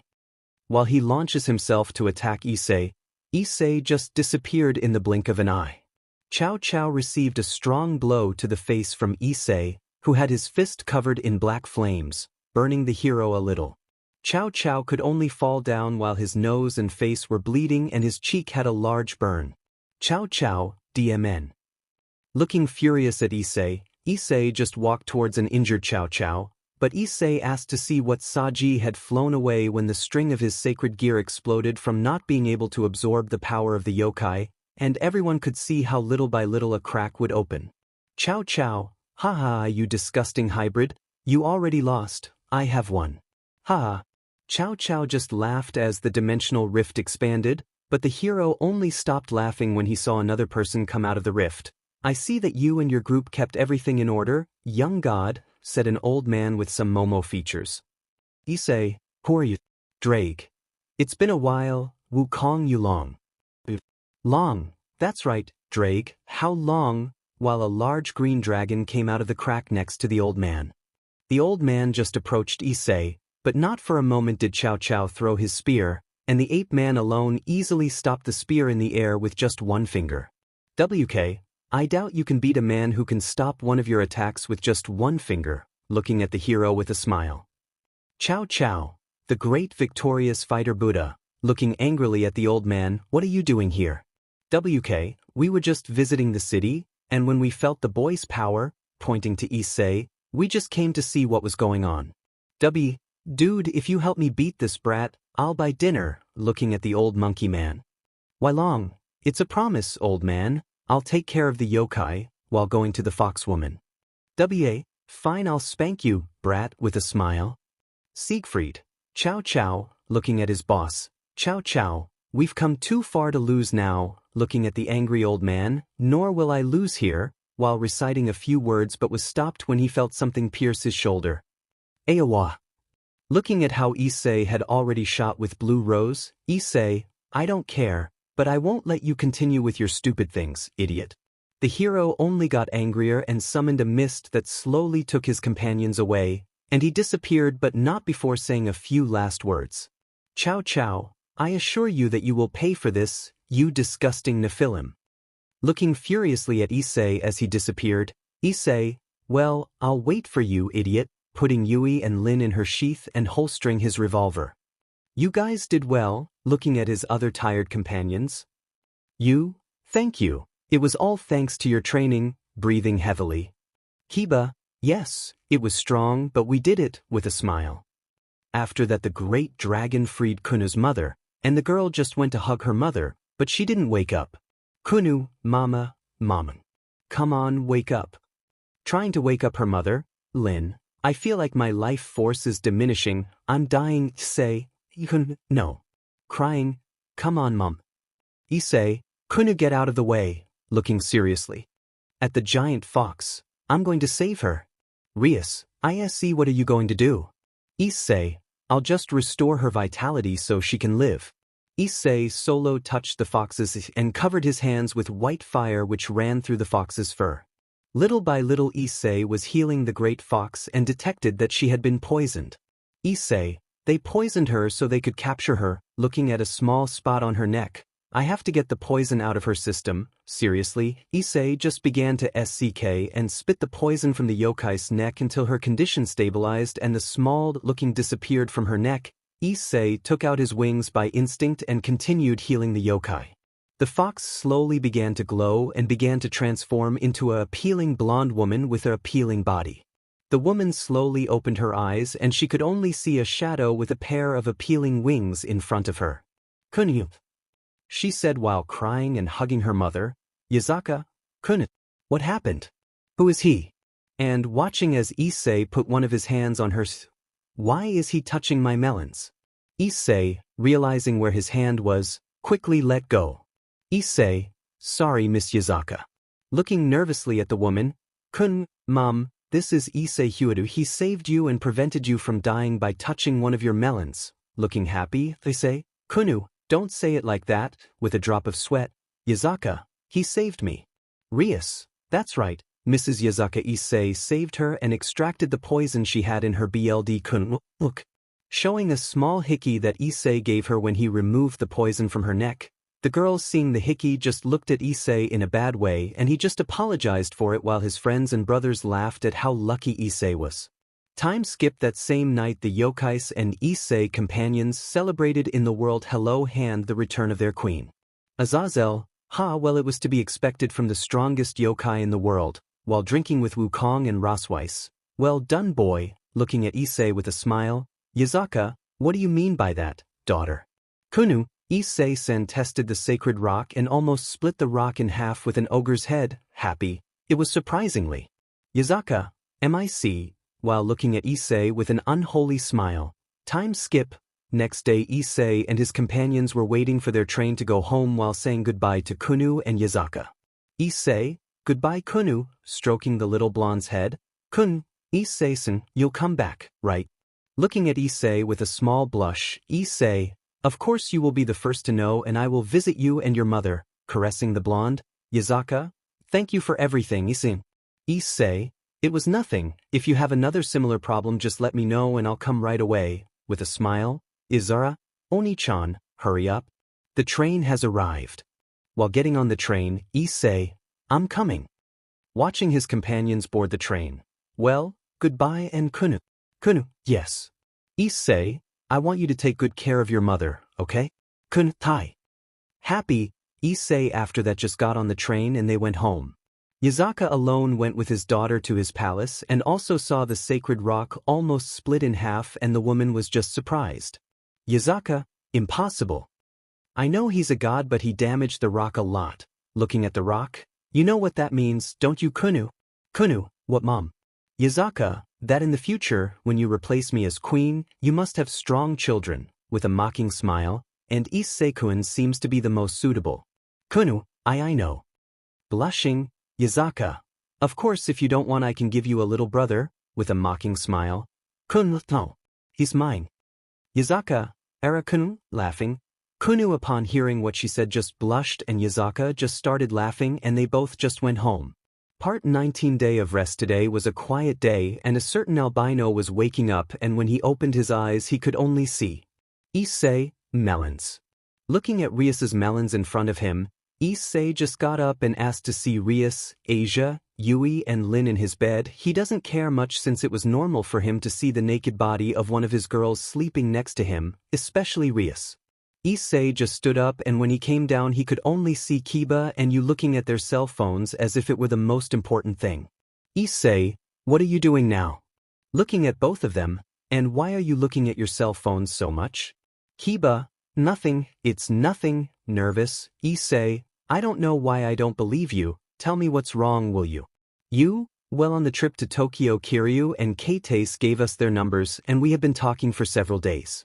Kiba, and now we are talking to them, but they are not responding. Looking at their cell phones, Issei, you idiots are really in love. Looking at both of them, well, maybe you're showering or something, don't always stay looking at your cell phones, you look like idiots.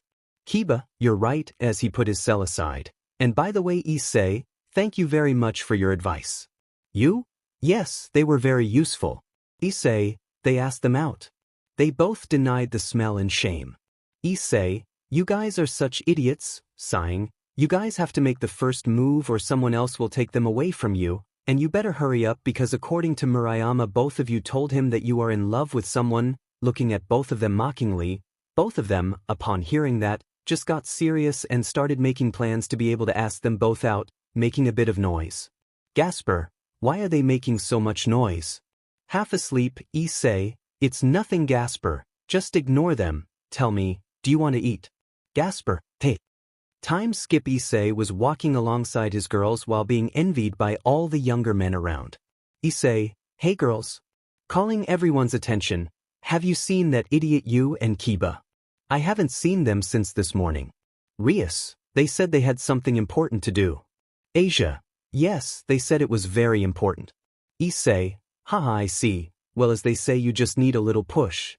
Zenobia, push for what? Issei, maybe they'll know one day, if both of them idiots manage to do so.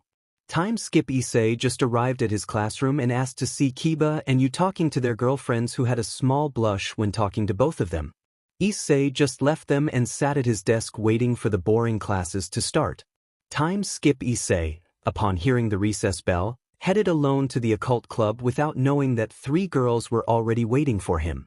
Issei, upon entering, could only see that there was no one. He just lay down on one of the armchairs and proceeded to sleep peacefully without knowing that 3 girls were waiting to make their move. Issei just closed his eyes little by little, but before falling asleep, he could see 3 shadows that he just ignored and just fell asleep. Time skip. As Issei began to open his eyes little by little, he could feel a pleasant sensation in his crotch. Lemon alert. Issei just looked down and asked to see Akino, Zenobia and Irina licking his member while he was tied hand and foot to the bed in the occult club. Issei, what the hell? Looking at the 3 girls and beginning to feel the pleasure they gave to his member. G-girls, what are you doing? Ahahan, stop me. Akino, now Egan has woken up, looking at Issei with a flirtatious smile. Irina, I'm sorry, but we won't even do it, licking Issei's glands. You did it with Asia and the others the other night, and you didn't invite us, licking more intensely. Zenobia, even they said that they will have your children soon, and I can't stay behind, licking. I want your children too. Akino, Era, did you really think we would just wait until you moved? Looking at Issei, WLANABANO, but I didn't think that you guys, well, maybe about Akino, but about the others. Issei could only feel Akino using his melons while Irina and Zenobia licked Issei's tip, making him Akino, fufufu, it seems that Issei-kun enjoys it, so just let yourself go, using her melons to Mr. Issei, Yui, Lin, Irina, Yui and Lin are with Rias. We just had to buy them, saying that Rias would buy them ice cream. Note, ice cream is the favorite dessert of both girls/swords. Issei, dingin it. Akino, if you move, I'm leaving like this. Akino, if you just do it, you don't have to hold back, just let yourself go. Fufufu, laughing with a face full of lust. Issei, girls, Issei could only come on the faces and melons of the 3 girls while they only licked and tasted Issei's seed. Zenobia, this is Issei's seed, licking the white crazy one. For some reason it tastes Irina exceptionally well, as her eyes changed and her pupils changed to a heart shape. I want more. Looking at Issei with a smile and a depraved look. Issei, Irina. Zenobia, I want more too. Looking at Issei in the same way. Say, Zenobia. Seeing you a little nervous. Akino 4, he couldn't finish since he felt Akino on top of his member fixing his entrance with Issei's member. Akino, I couldn't hold back, while her pupils were heart-shaped. I just want to do it with you, Issei-kun, please, putting Issei's member in her intimacy with one push. Kwa.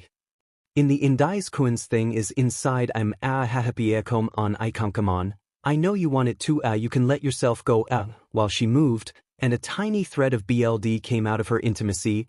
Issei could only feel the incredible sensation inside Akino as she hugged his member while Zenobia and Irina just kissed Issei uncontrollably and licked all over his torso and nipples. Zenobia, this great body of yours had wet dreams several times with him, and now a hit's coming true. While licking Issei's torso, Irene just kissed Issei while Akino just sat on his member while moaning like crazy.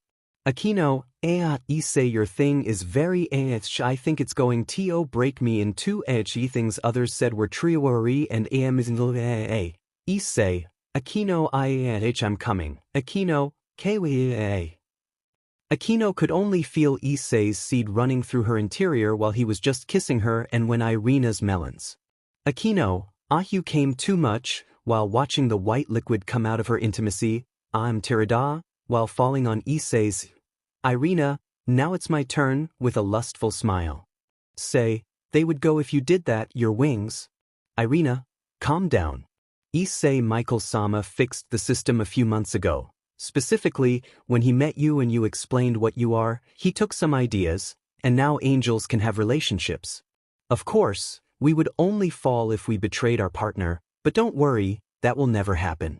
Irene could only slowly insert Issei's member, which Zenobia could only put into Issei's face. Zenobia, I want to feel good too, putting her butt on Issei's face. Irene, Kaylee.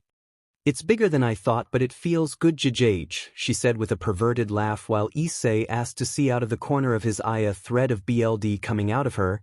Zenobia could only lean further so that Issei would begin to lick her intimacy, making her Zenobia, yeah it feels really good Irina, Issei finally the promise we made as children come true Irina just moved up and down, giving Issei strong thrusts, making him feel in heaven while he licked Zenovia's intimacy, making her in the same way. Zenobia, yes Issei I want you to give me the strongest children and for them to have your pretty face and appealing body Irina, Issei please, I want you to come inside me stain my entire belly white with your seed. Issei just lost control as usual and broke the ropes that tied him and began to ride Irina strong while touching and Gingy Zenovia's melons and fna. Irina, Issei, being very rough you are going to make while she had her tongue out so she could breathe better, Zenobia, your fingers and hands are magical make me feel really good Issei, Irina am coming. Irina, yes do I? Inside give me your children Issei, I'm coming Irina. Irina, I'm coming. Kaya Issei could only watch as he finished inside Irina's lost and lustful face. Irina, so warm it feels good, while having a perverted smile. Issei just left Irina sleeping on one side next to Aquino and proceeded to put his member inside the blue-haired girl. Zenobia, come on Issei, while she got on all fours, leaving her privacy exposed to Issei, just do it once, please thanks. The blue-haired girl didn't even finish as she felt Issei push his member into the appealing girl's vna. Issei didn't wait a second and began to mercilessly penetrate Zenovia's vna with all his might. Zenobia, as high awahuhiri being so intense it feels good Zenobia just moaned loudly as Issei pinched her nipples and continued with his hip movements. Zenobia, Issei don't pinch my nipples you'll make me come. Issei, you said you wanted me to give you a strong children but then you will have to jive yourself body and soul me appealing blue-haired girl. Issei could only look at the blue-haired girl's heart-shaped eyes as she completely submitted to Issei. Zenobia, yes I am all yours come inside me fill me with your warm seed Issei, Zenobia she avenges me. Zenobia, me too please do it inside Issei, Zenobia. Zenobia, Issei mekiaiwe. The appealing blue-haired girl, after her first orgasm, just fell on the bed, totally excited and with a big face of lust adorning her. Issei was still irked and only saw Aquino's butt behind him, and he couldn't even hold on and just pushed his pee-pee into her intimacy, waking her up and making her Aquino, K-8. What? She couldn't finish the sentence as she could only see Issei penetrating her interior with force. Issei don't do it. Slap slap Aquino, Kaya, Issei. Shut up your butt is mine now plap plap, spanking Aquino strong. Aquino, Kayat Issei Aquino seeing that DMNT side of Issei could only get more excited.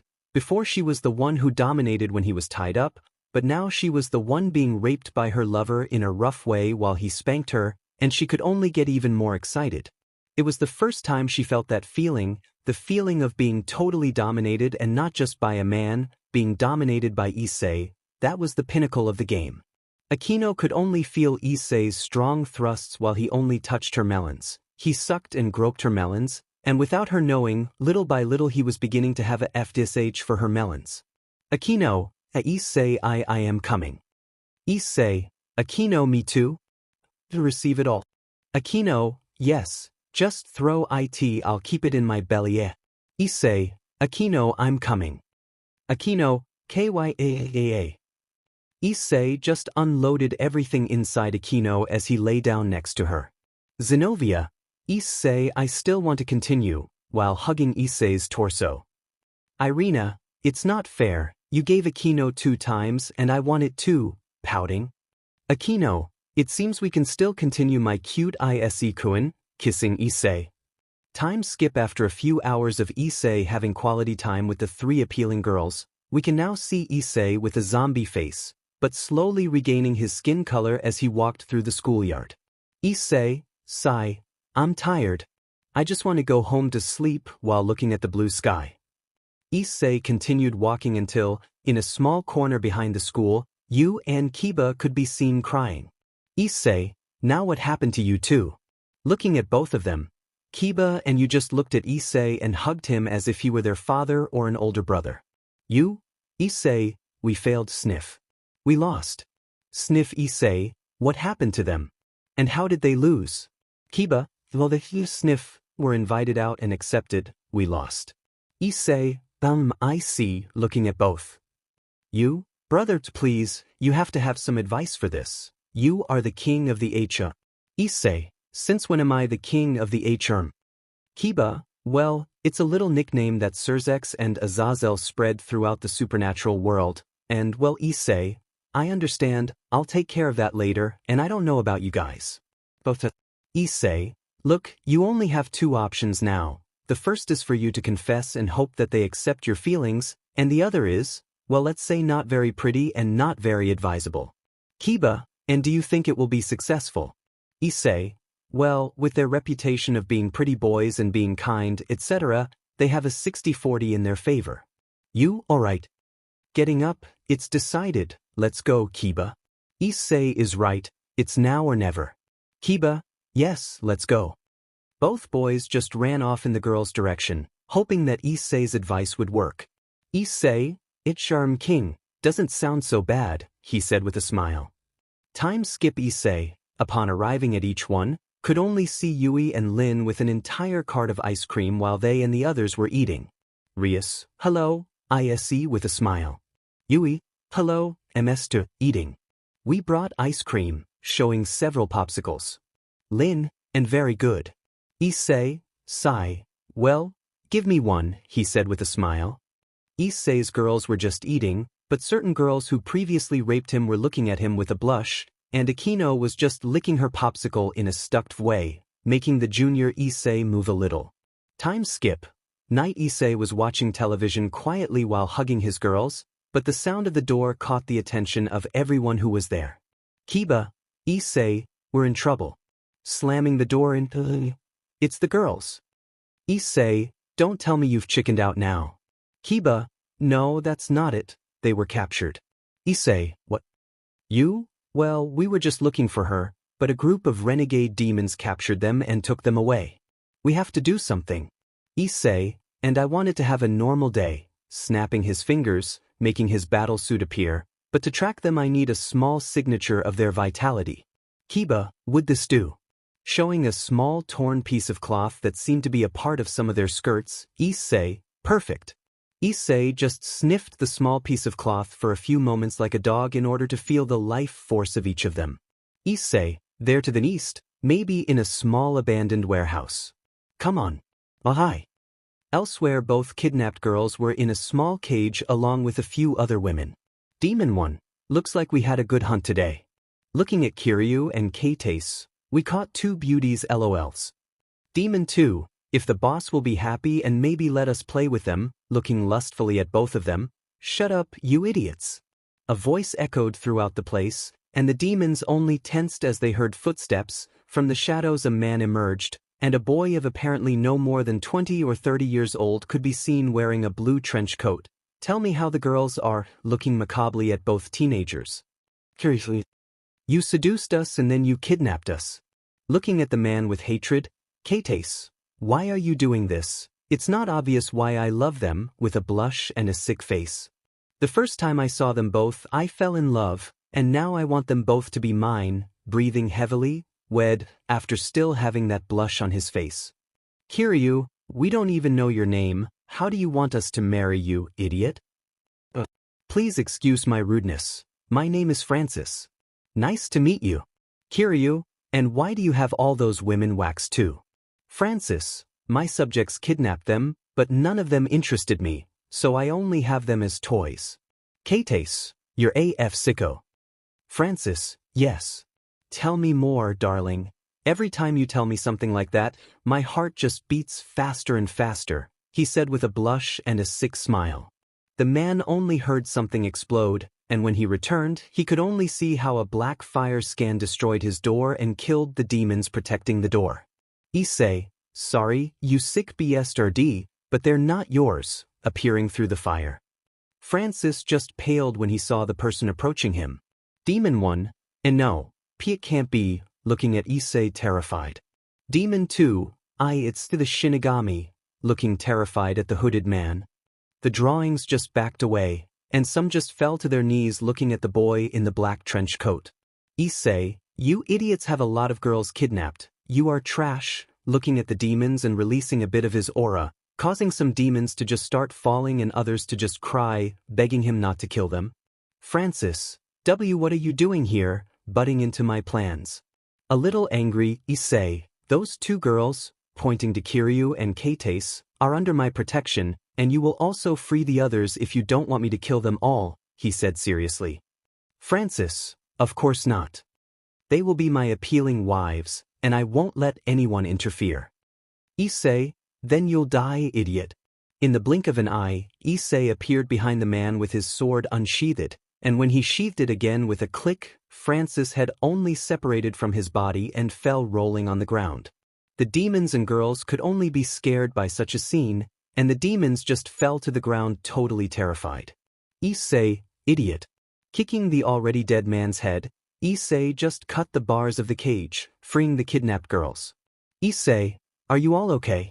The girls in the cage could only see their savior in front of them, and they all saw his appealing red eyes that showed that he was worried about them, but Kiryu and Kate asked to recognize the hooded man. Both Issei/Hyde Issei was glad to see that none of them seemed to be hurt or show any signs of abuse on them. Issei, we have to go, looking at everyone. Issei at one point had to dodge a blow from what appeared to be Francis' headless body. Issei, what the hell? Watching the body move without a head, Francis, ha! His head still on the ground, he began to speak. Believe that will stop me. I fight for love, children, while his body took his head and attached it again to his body. Even if you cut off my head, I will never die. I am a zombie. Issei, what? Francis, you see, I died a long time ago, but an alchemist experimented with my body to revive me. So, a zombie? I think I'm in trouble. With sarcasm. Francis, insolent.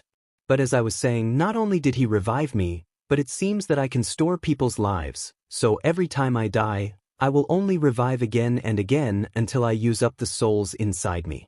Issei, well, I'll just have to kill you 1,000 times if necessary. Issei ran up to the man, and he gave a strong punch to the ground that broke all the pavement. Francis, don't think I'm going to make it easy for you. Issei only created several wolves made of shadows that began to devour the zombie's body while he carried and drove the kidnapped girls away from the place. The renegade demons had already fled the place a while ago, and the Gremory entourage had arrived at the scene. Rias, what happened here?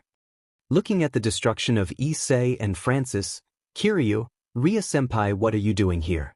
Rias, I'll explain later, where is Issei?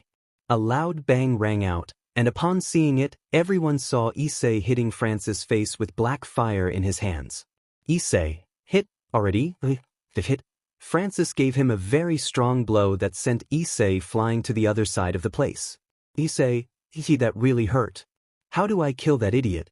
Francis, it's useless. I've collected over 1,000 souls over the years. There's no way you can kill me. Issei, Yulin, tell me I can send this idiot to hell. Yui, if you can, you have to find the soul collector inside.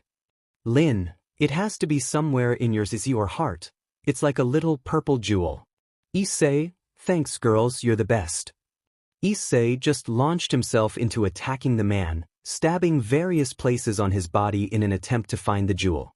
Issei, at one point when stabbing the right side of his abdomen near his heart, heard a clank, and with just that sound, he could tell that he could find the jewel. Issei, well, let's see how immortal you are, idiot, smiling.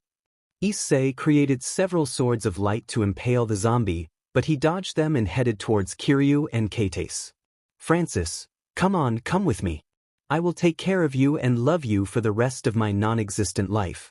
The man lunged at both of them, but Issei kicked the man's face strong, breaking his skull. Issei, I'm sorry, but they don't want to go with you, idiot, watching the man get up again. Francis, what do you know, you idiot?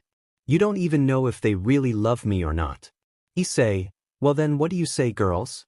Looking at both, do you want to stay with him? Kiryu, no thanks, we want someone else. She said with a little blush. Keitase, if the boy we like is cute, somewhat selfless, and also always helps others, more than once we have seen him helping various people with delinquents and other things. Two swordsmen became a little excited upon hearing what the two said and prayed to the Mao that it was them they were talking about. Francis, but I can give you everything, even immortality like me. Why don't you come with me? Kiryu, we don't care about immortality, we just want to be with him and live happily with that person. Issei, you heard them, they don't love you. Accept it. Francis just lowered his head and began to cry. Say, oh my God. Please don't cry, it's too awkward. Looking at the man, Francis, I have never, raising his face, I have been so happy, with a blush and a sick look. I have never felt this feeling, the pain of being rejected. It is fascinating, while hugging himself and moving like a worm on the floor. Issei, okay, it's official, you're sick. Francis, but if you are not mine, then you will not belong to anyone. The undead only tried to crush both girls with one blow, but Issei only stopped the blow with his left hand. Issei, you're not going to hurt him while I'm here, you idiot. Both girls blushed deeply upon hearing what the albino said, and their hearts raced when he stopped the blow to protect them. Issei only created swords made of light that impaled the man and crucified him on a wall. Issei only covered his sword in black fire, and with a move with Yui he shattered the crystal next to his heart. Francis, what have you thrown me out? Issei, I only destroyed the crystal that held the souls so that you could revive along with your heart. Francis, Aya. I can't die. Issei, I'm sorry, but you killed many innocent people just to catch their souls so you could revive. Francis, looking at Issei with a smile, it seems I lost, but you're right, I killed a lot of people and maybe I don't deserve love but death, sigh. Well, cough cough, just take care of them for me. Issei, okay, I'll do it. Goodbye, using his white flames to burn the man's body. Issei could only see a small glow that came out of the man's corpse and headed towards the sky accompanied by a light. Issei after that just returned with his other companions. Issei, are you girls okay? Looking at Kiryu and Keitase, both girls just hugged Issei tightly while he just returned the hug. Kiryu, thank you, Issei-sen. Keitase, thank you very much, Hyoudou-san. Issei, don't worry, it was nothing. Girls, looking at both of them, I would do it 1,000 times if it's just to save them. Saying that, a feeling in them that they kept only overflowed, and both in a quick movement kissed Issei in front of everyone. Issei was in shock, and two swordsmen just had their hearts broken instantly. Issei, what are you doing? Separating from the embrace, Keitase, what's wrong, Issei-kun? Can't we embrace our now boyfriend? With a smile, Kiba's heart only turned to ashes upon hearing those words. Kiryu, yes, Issei-kun, we just wanted to embrace our hero and boyfriend. You just felt like his heart was chewed up and then vomited out upon hearing those words. Rias, listen, they say he never agreed to be her boyfriend. Izara, if Oni-chan is mine, well, in this case, ours. Issei, girls, getting Kiryu and Keitase's attention, I'm sorry, but I can't accept your feelings, surprising everyone. I'm not the right man for you, but, taking Kiba and you by the shoulders, here you have some guys better than me. Kiba, Issei, surprised, you? Brother, looking at his brother. Both, no thanks, they said seriously and coldly. The hearts of both swordsmen only just broke. Kiryu, we only want you, Issei-kun, well, for a long time, but when we heard the rumors that you are dating one of the girls from the occult club, we just got a little depressed. Keitase, we also tried to forget you, but we failed in the worst possible way and well, here we are. Asia. Kiryu-chan, so that was the boy you liked. Murayama, you too, Kates. Kates, yes. And this was a sign from destiny, and it tells us that we have to be Issei-kun's wives at all costs, so we hope that you will accept us. Issei's girls just thought about it for a bit, and 2 swordsmen were lying on the ground in pieces. Kiryu. And by the way, if they don't let us, we'll tell everyone what happened and that Issei-kun is a great hero, she said with a tender smile. The girls of Issei's HM just had a little chat and then gave their answer. Rias, fine, they'll be part of Issei's HRM, but they'll have to prove that they really love it. Both hi. Issei, sigh, what a long day. Looking at his brother and Kiba on the ground pretending that they are both dead, I hope they don't hold a grudge against me for this. Time skip after they left both girls at home and they both said goodbye by kissing. Issei, our protagonist, was in the living room of his house sitting in front of his brother and friend. Issei, and well guys, how are you? Somewhat nervous about what's going to happen next. Kiba, Issei, said while his hair covered his eyes. Issei, yes. You, sigh, you were right, surprising Issei. We were cowards and we couldn't get them, but we promise you. Kiba, one day we'll get a girlfriend and you'll be proud of us. Issei, wait, you're not mad at me. Kiba, not really, since you tried to reject both of their feelings and make them like us. You, and they were also in love with you before, so they were probably going to reject us anyway, but thanks, bro, anyway. Say, thanks white. Kiba, for proving that friendship is more important than girls. Issei just smiled, and the 3 of them hugged each other, #no homo. Issei, well, it's better that we go to sleep. Both hi. The 3 of them just chatted as they went to their rooms, and in the end, they all fell asleep happy and content. Part 20, Rating Game. Gentleman IVE made a decision. I've thought about it, and I'm going to give Yuri an ending that's neither good nor bad. I've made this decision because I don't want to see any of you complain or not like the ending I'm going to give her, and also because I couldn't decide whether to forgive her or not, so I hope you like my decision. And for those who voted, well, it was a tie, 3-3, so I will try to take your votes into account as well. Well, without further filler, let the chapter begin. Rias, Issei, please help us win the next rating game, bowing together with his entire entourage. Issei, confused, Izara, please, yes, trying to make a cute face to convince her brother. Issei, I have no idea what you're talking about. Rias, well, let's say we are in a kind of tournament. Issei, like in Dragon Ball Super. Izara, similar, and well, a few weeks ago, before the trip to Tokyo, we faced Sona's entourage, and now we have to fight Serog. Issei, Rias, he's one of the strongest young demons in the underworld. He's also a cousin of mine. Issei, and he's so strong that you alone can't defeat him. Rias, they say she can compete with Tiamat, that's why we ask for your help. Kiba, it pains us to even say it, so do you accept or not? Issei, sigh, well, I guess I can't let my wives get hurt by an idiot. The girls just smiled at what Issei said and hugged him. Rias, well, the rating game will be in a week, so we have to train. Issei, well anyway, I was already planning to train today with someone special, so you guys will have to do it alone. You? And who will he train with? Issei, this time it's none of your business, little brother. Goodbye, while giving his girls an embrace and disappearing into his shadow with Yui and Lin. Kiba, well, if he doesn't tell us, he must be someone strong. Rias, I hope it's not a girl. Oh, yes. Time skip. With Issei was in the underworld, specifically in the office of a certain Mao that we all love very much. Issei, you're late, Azazel, looking at the fallen. Azazel, he finally calls me by my name, looking at Issei. Issei, that's what you asked me in exchange for doing me this favor. You remember, right? Azazel, yes, I know, but it's still very nice to hear my name again, and even more so living off of you, with a mocking smile. Issei, don't tempt me to kill you, sighing, and well, where it is. Azazel, come with me, making a magic circle. Issei just went with him, and both were transported by a magic circle. That same night they were both alone in an abandoned parking lot waiting for someone. Issei, we've already spent the whole day here. where is it? Something boring already? Azazel, don't be upset. He's very lazy, sighing. I'm surprised he even accepted. They both just waited a little longer, and after a few minutes, a small dimensional crack appeared, and Yulong emerged with Sun Wukong. SW, well, here we are, looking at both. See you again, boy. Issei, hey old man. Looking at the monkey man with a smile, don't you think you took too long?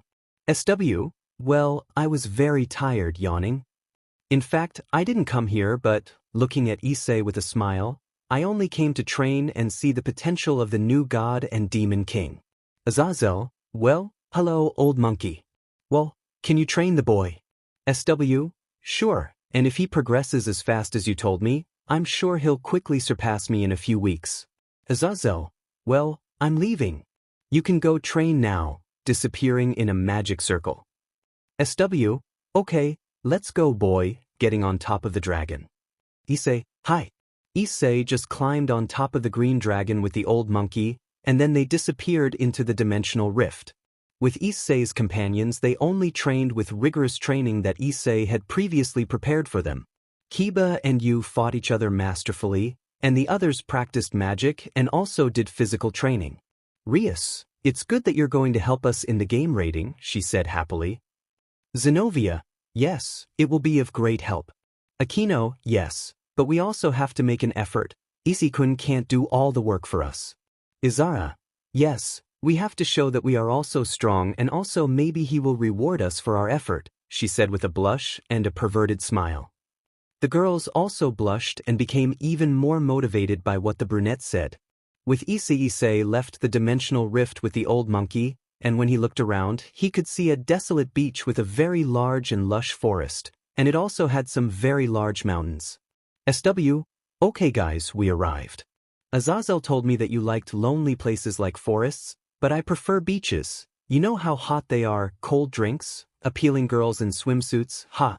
Issei, this old man reminds me of Odin. Issei, dude, you told me we were going to train, not see girls in bikinis. SW, and that's what we will do, although unfortunately there are no girls in bathing suits, somewhat discouraging. This place is an extreme training place, boy. During the day there is a scorching sun, and during the night it is extremely cold, and there are also horrendous predators that will try to hunt you day and night. Issei, I understand, looking at the beach, and what is the beach for? SW, the sounds of the waves will calm you and help you in your spiritual training. Issei, spiritual training. SW, I thought you'd learn it on the fly, but now it's time to train. With a smile, during Issei's training, the old monkey made him fight against him during the day, and at night, Yui and Lin took their necklace forms at Sun Wukong's request since he said that he would have to fight the monsters that were hiding in the woods with only his hands. Yulong helped him in his spiritual training, and with that he was able to increase his senses even more and also helped him better control his creations of shadows, light, and other things. Time skip rating game day. The Gremory entourage was nervous since Issei had not arrived yet, and he was their trump card to win the rating game. Rias, where the hell is Issei? Nervous, I hope that Baka, I don't know, is dead or has done something stupid over there, somewhat worried about the albino. Zenobia, where is Issei? Irina, well, I think she's probably training, she'll probably arrive in a few minutes. Rias, I hope you're right. Izara, come on, we're talking about my Oni-chan. It's impossible that something could have happened to him. The entourage, after a while of preparing and waiting for the game rating to comment, found there was no trace of Issei, which only made the boys more nervous. After a few minutes the rating game started. Rosweiss and Ravel went with Azazel to the VIP area, and they only supported their companions. The Gremory entourage boarded a floating city apparently called Agrias, where the rating game would take place, although in reality that did not matter to them since everyone was worried about Issei, since he was not the kind of boy who breaks his promises. Gasper, H heights are scary, hugging Kiba. Kiba, calm down Gasper, remember that if you fall, you should only fly with your wings. Gasper, that's true. Gigi, although I'm worried about where Issei-senpai will be. You? Yes, us too. Only when the boys reached the top did they see Serog waiting to welcome them along with all the spectators. Serg, hi Rias, looking at his entourage. It seems that this Nephilim guy won't be coming, what a shame. Haha, maybe he got cold feet, he said with a somewhat arrogant smile. Rias, you better shut up before you swallow your words. So would be. What if not? That Nephilim guy will show up and beat me up, ha. The girls and boys just wanted to hit the muscular idiot, but suddenly a large dimensional gap appeared next to them. From the gap emerged Yulong and Sun Wukong. Why is it? We arrived in old time, looking at everyone as they were surprised. SW, well, we arrived faster than usual. The boy learned quickly, he said with a smile. Everyone immediately felt a huge pressure in the air and a strong killing instinct coming out of the gap. Inside the crack, some footsteps were heard, and in a few seconds a hooded man covered in BLD, scratches, and dust came out of the crack. Issei, upon exiting the crack, only saw Serog with dead eyes, and in the blink of an eye, he appeared in front of him and gave him a tremendous blow that sent him flying. Issei, you know, imbecile, if you talk about the devil, he might appear to you, looking seriously at where the man crashed. Those present were terrified, others simply had difficulty breathing because of the pressure in the air, and some fell to their knees because of how heavy the atmosphere was. Rias, Issei. Rias and her companions just hugged the albino since they had worried about him. Issei, hey guys, sorry for being late. It took me a while to create a dimensional gap, but it's not bad for my first time. Zenobia, you created that gap. Issei, it was a bit difficult for me, but I learned quickly, with a smile on his face. The girls just smiled when they saw Issei, and the boys just greeted him as always. Serog, DMN. Coming out of a small crater that was made by crashing due to Issei's blow. That hurt me. The man just looked at Issei with a smile, and Issei just looked at him seriously. Issei, that's what you get for talking bad about a person behind their back, idiot. Serog, yes, sorry for underestimating you, looking at Issei with a smile. It seems that the rumors of your strength and power were not false. You even created a large dimensional gap for your first time. Issei, you seem strong too, huh? I like to fight with you. They both just gave each other challenging glances and also let out a little of their power to intimidate the other. Serog, well, I guess we'll settle this on the battlefield. Haha, bye boy, Lendos. Issei also turned around and left with his companions. Rias, Issei, embracing the albino, you really came. Issei, of course, I do what I say, ha. Issei just closed his eyes for a moment and fell on Rias's melons as if they were pillows. Rias, Issei, what's wrong? Slightly blushing at the boy's action, Issei, Kiba, he fell asleep. SW, sorry, he hasn't slept in a week. Oh, 1 week. SW, well, where we trained, the nights were full of predators that tried to eat him more than 100 times, and the poor guy couldn't sleep a single day. I also offered him to sleep for a day so that his body wouldn't overexert itself, but he said he had to train strong for this day. He's a very dedicated boy, and it seems like he loves you all very much too. Well, yes, more than once he said that he had to be stronger to protect you. Ha, this boy fills me with pride. Ha. The boys, upon hearing this, were only happy, and the girls only saw Issei sleeping with a tender and kind smile. Kiba, well, it's better that we go to the hotel so he can rest, carrying Issei, but it was noticeable that it was very difficult for him. Aya Ags. Why does it weigh so much? SW, I think he still has some weights he used to train with. I thought they were 500 kilograms in total. The boys were just surprised, and Kiba and you just tried to drag the boy, but it was impossible. You, Aoi can't do anything it's too heavy. Yui, don't worry, we'll do it. Both swords took their necklace form and began to control Issei's body like a puppet. Lin, Gigi is kind of funny. While moving Issei's legs, Yui, well, it's better that we go now. Hi. The boys just walked around the city while they went to their assigned hotel. The girls looked at the appealing city, and Issei was still asleep while being controlled by both girls/swords/necklaces. They finally arrived at the hotel and asked to remove Issei's weights and lay him down on one of the hotel beds. Those weights are heavy. Kiba, well, he had 100 kilograms on each limb and another 100 on his body, It seems his training was very heavy. Rias: yes, but apparently he did it for us, stroking Issei's hair. Izara: even though he is cold sometimes, you can see that he loves us a lot. Hee, that's why I love him. Zenobia: no, that's why we all love him. The girls just nodded happily and just petted Issei's head like he was still a little dog, and he could only receive the caresses while he slept. Time skip: Issei was waking up, and when he did, the first thing he saw was Issei, melons, seeing that in front of him was a naked Rias. More melons, he said as he turned around and saw that on the other side he had Izara's melons. When Issei got up, he could only see all his naked girls around him, Asia, Kaneko, and the twins on his Issei. Yui, Lin, are you there? The girls just came out from under the sheets, also naked, and both kissed Issei as a greeting. You, good morning MSTR. Lin, he slept a lot, MSTR.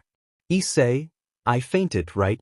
Yui, yes, we both had to control your body to bring you to the hotel. Hee, it had already been 16 hours, though, but you seemed very peaceful when sleeping, so we didn't wake you up. Lin, if only we lay next to you. Cuddling closer to Issei. Issei, well, I feel energetic, so it's time to get up. Issei tried to get up, but his other girls only hugged him tighter and prevented him from getting up, and the girls' melons got more and more in his face. Yui, it seems that they don't want to let go, that's our fufufu, and neither do we, putting her melons in Issei's face.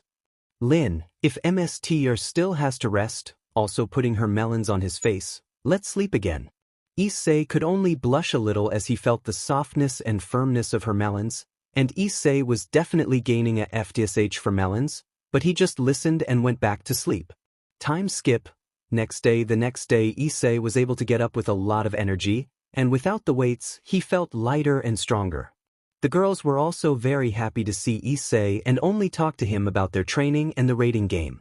Rias, by the way, the raiding game was supposed to be yesterday, but Serog, knowing that you didn't sleep for a whole week, postponed the fight until today. It seems that he only wants to fight against you. Say, well, I just hope he's strong. I want to try new techniques with him. After a few hours of preparation, a dark shadow along with several skeletons in robes appeared and entered the place, and the tallest shadow could be seen, a skeleton in a priest's suit. The Zuzel, wow, I never thought you'd come, Hades Dono. Hades, well, several rumors have spread throughout the supernatural world that also passed through my realm, and I came to see if those rumors were true, looking at Issei. It's a pleasure, brat, leaning a little. I'm Hades. Rest assured that you can use my hells to leave the damned souls. Say, well, thanks I guess. Hades, well, I hope the rumors that you are extremely strong are true. Rest assured that I will bet on you. Issei, but you can also bet on this kind of thing. Azazel, yeah, didn't they tell you? Ha, I also bet on you, so don't even think about losing ha. He said with a smile. After that, Hades just said goodbye and left with his skeletons. Azazel, I'm surprised he told you that you can use his hells. I guess he thinks highly of you, boy. Issei, I don't really care much, but I guess it's a small gift of good faith. Gasper, the skeleton is scary, hiding behind Issei. Issei, yeah, Gasper is gone, stroking his head a little like a child.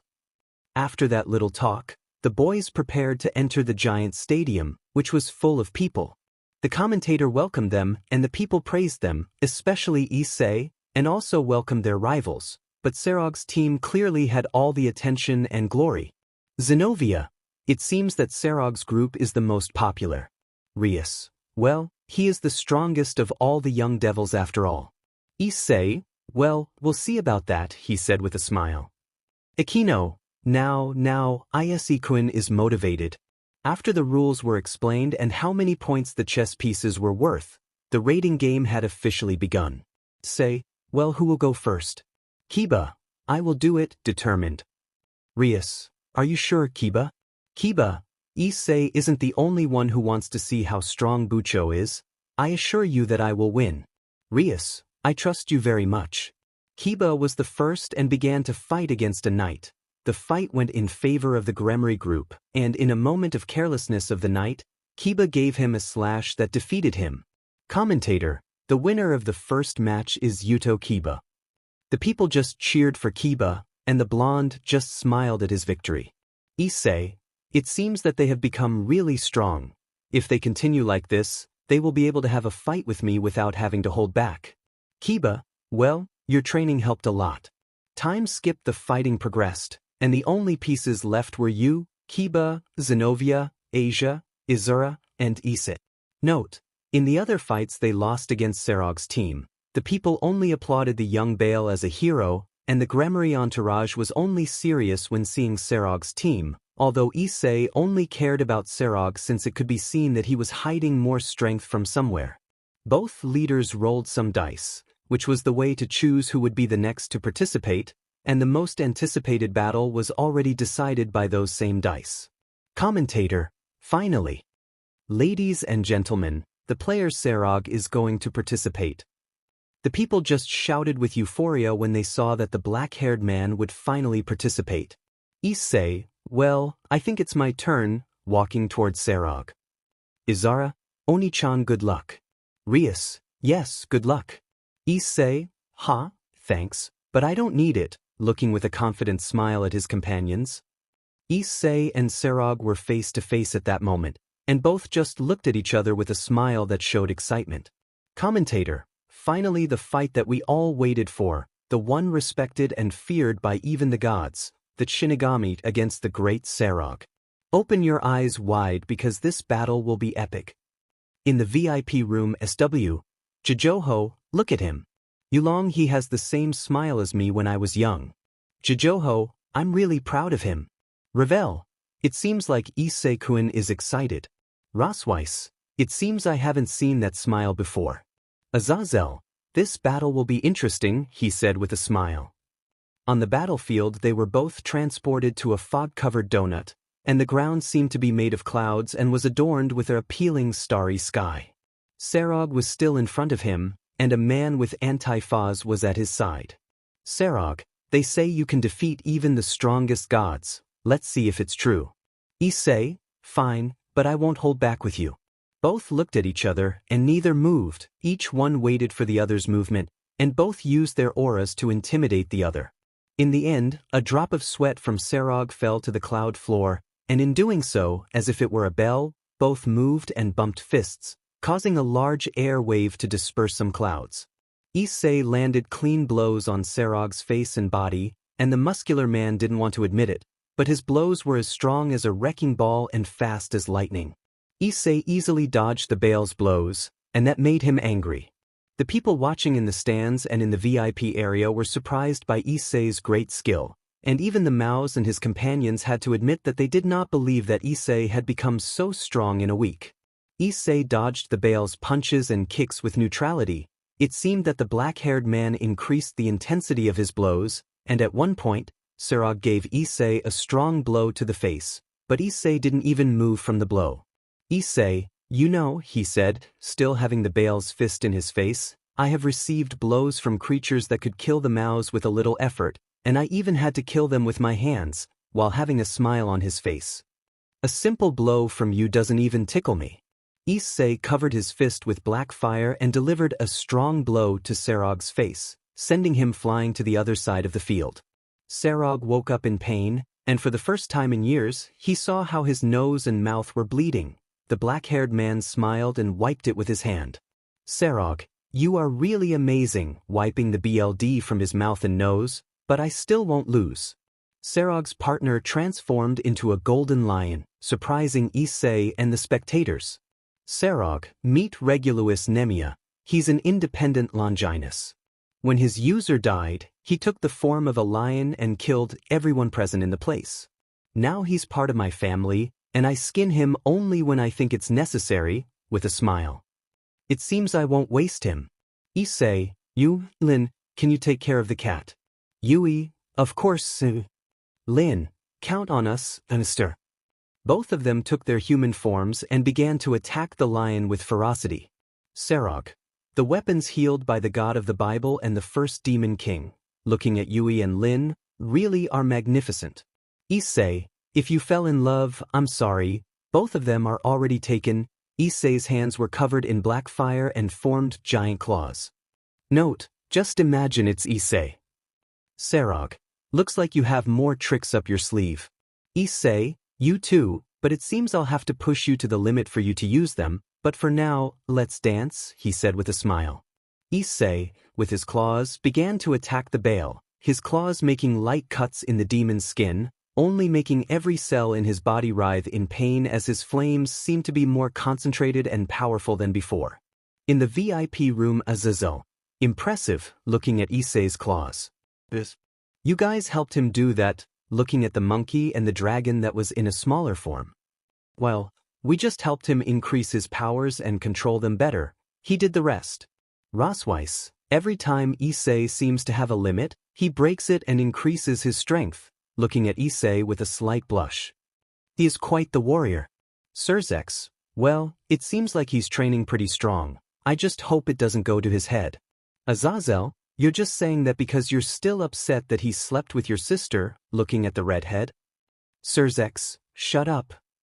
In battle, Issei extended his claws to catch the bale, but he had to get serious so that the claws wouldn't incinerate him or split him in half. Serog, you are a good boy, I admit it, breathing somewhat tired.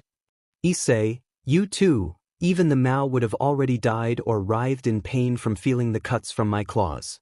At their side, the golden lion was already breathing heavily from the battle, and both girls' slash swords seemed like they weren't even sweating while fighting. Serog, Regulus, it's time to use it. Looking at the lion, Regulus, yes sir. Serog, get ready boy because I'm going all out. The lion rushed towards Serog and joined him with a strong glow.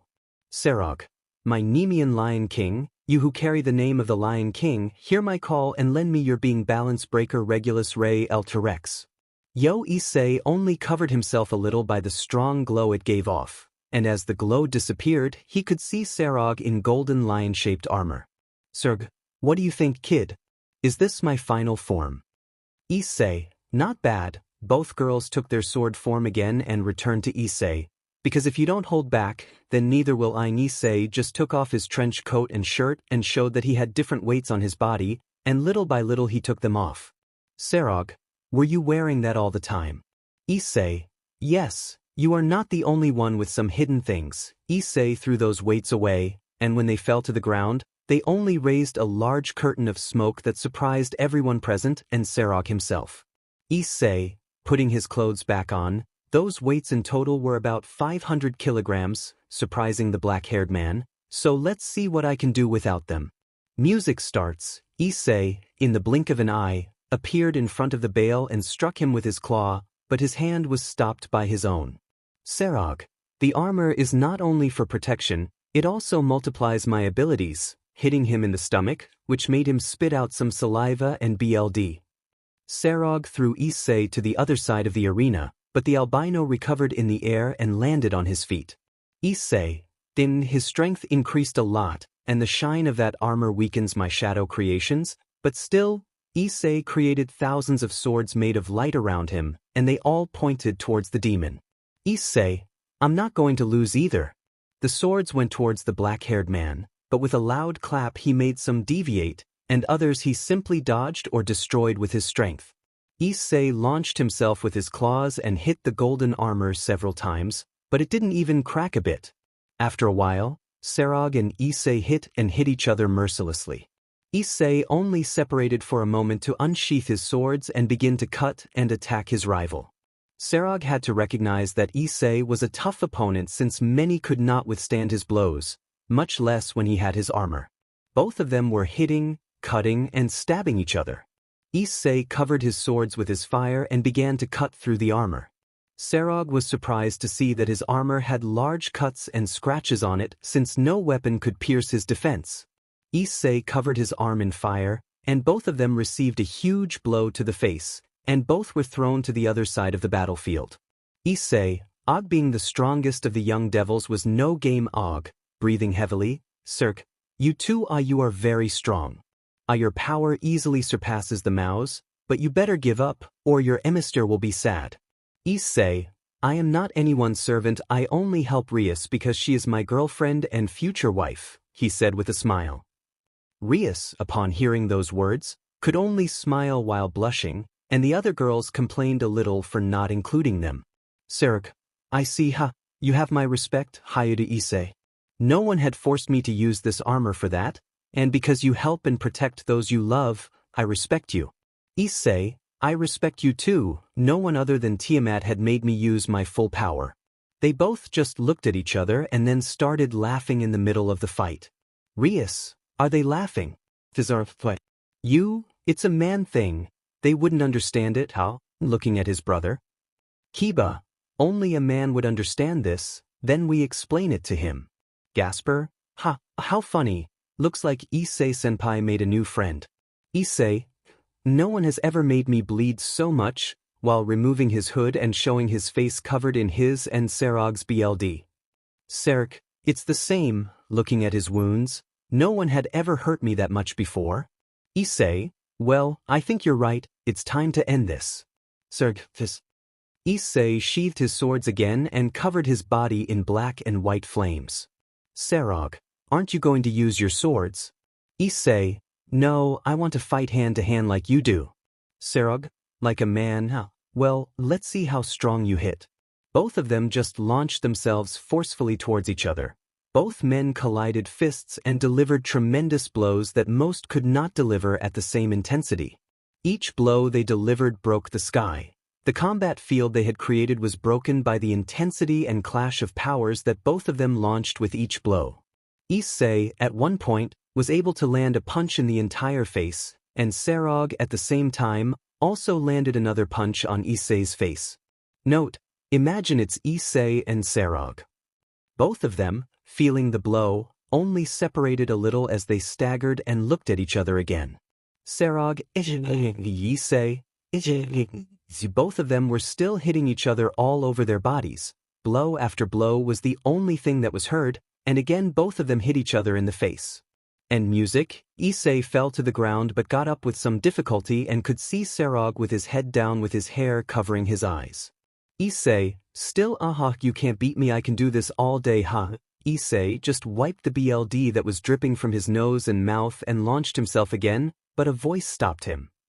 Regulus. Stop, Hyoudou, my Mster can no longer continue. Issei looked closely and could see that Sarag was knocked out on his feet. Issei, his willpower kept him standing, holding the black-haired man so he wouldn't fall. You really have my respect, friend, Announcer, the battle is over. The winner is Hyoudou Issei. Both of them just fell to the ground, tired, and Issei also fell unconscious. Time skip Issei was waking up, and when he looked around he was in an infirmary, and next to him was Sarag. They both congratulated each other on the battle and laughed a little before his friends arrived with him. Rias, hugging Issei worried, Baka, you scared us. Issei, sorry, but I think I got carried away. Azazel, yes, you can see that they both beat each other to the punches, but it was a great fight. Surzex, we actually thought we should promote you to high-class devil and angel, but Michael, you're already a god, so it was a stupid thing, Sarag, well, I really had fun in our battle, and since in the future we will be family, we will always be able to fight, although I know you did not use that final form of demon and angel, so I will become strong to the point that they will have to use it to be able to defeat me. Issei, well, I hope for that day. Rias, Issei, catching the boy's attention and taking him by the cheeks and kissing him. That's why you worried me and also why I will definitely be your wife. Issei, of course. Asia also hugged Issei but saw him with a cute pout afterwards. Asia, Issei, it's not fair. I also want to be your girlfriend and wife. Irina, yes, me too. Issei, but aren't they already? Irina, Issei, well, after all, you and we've already done that, so it's a way of saying that I accept you as wives. The girls blushed a little but smiled and hugged Issei. Akane, it's not fair that we didn't do that. Sarah, we also want to officially be Oni-chan's wives. The boys just laughed a little more for a while, and Sarag said goodbye to everyone before leaving, but Issei gave him a few last words before leaving. Issei, Sarag, stopping the black-haired man, but the next time we face him, we'll go all out, raising his fist. Sarag, Ha, of course, and I promise that in the future I will beat you, also raising his fist. They both bumped fists and everyone could see a light as their fists bumped. SW. Jojo, that's how a very good friendship begins. Rias, where does that light from his hands come from if we don't feel any magic around him? You, things that only men can do. Gasper, I want my fist to shine too. After saying goodbye, Issei and the others went home to rest from the strong fight, and Issei had a feeling that he would wake up with a bunch of melons around his face.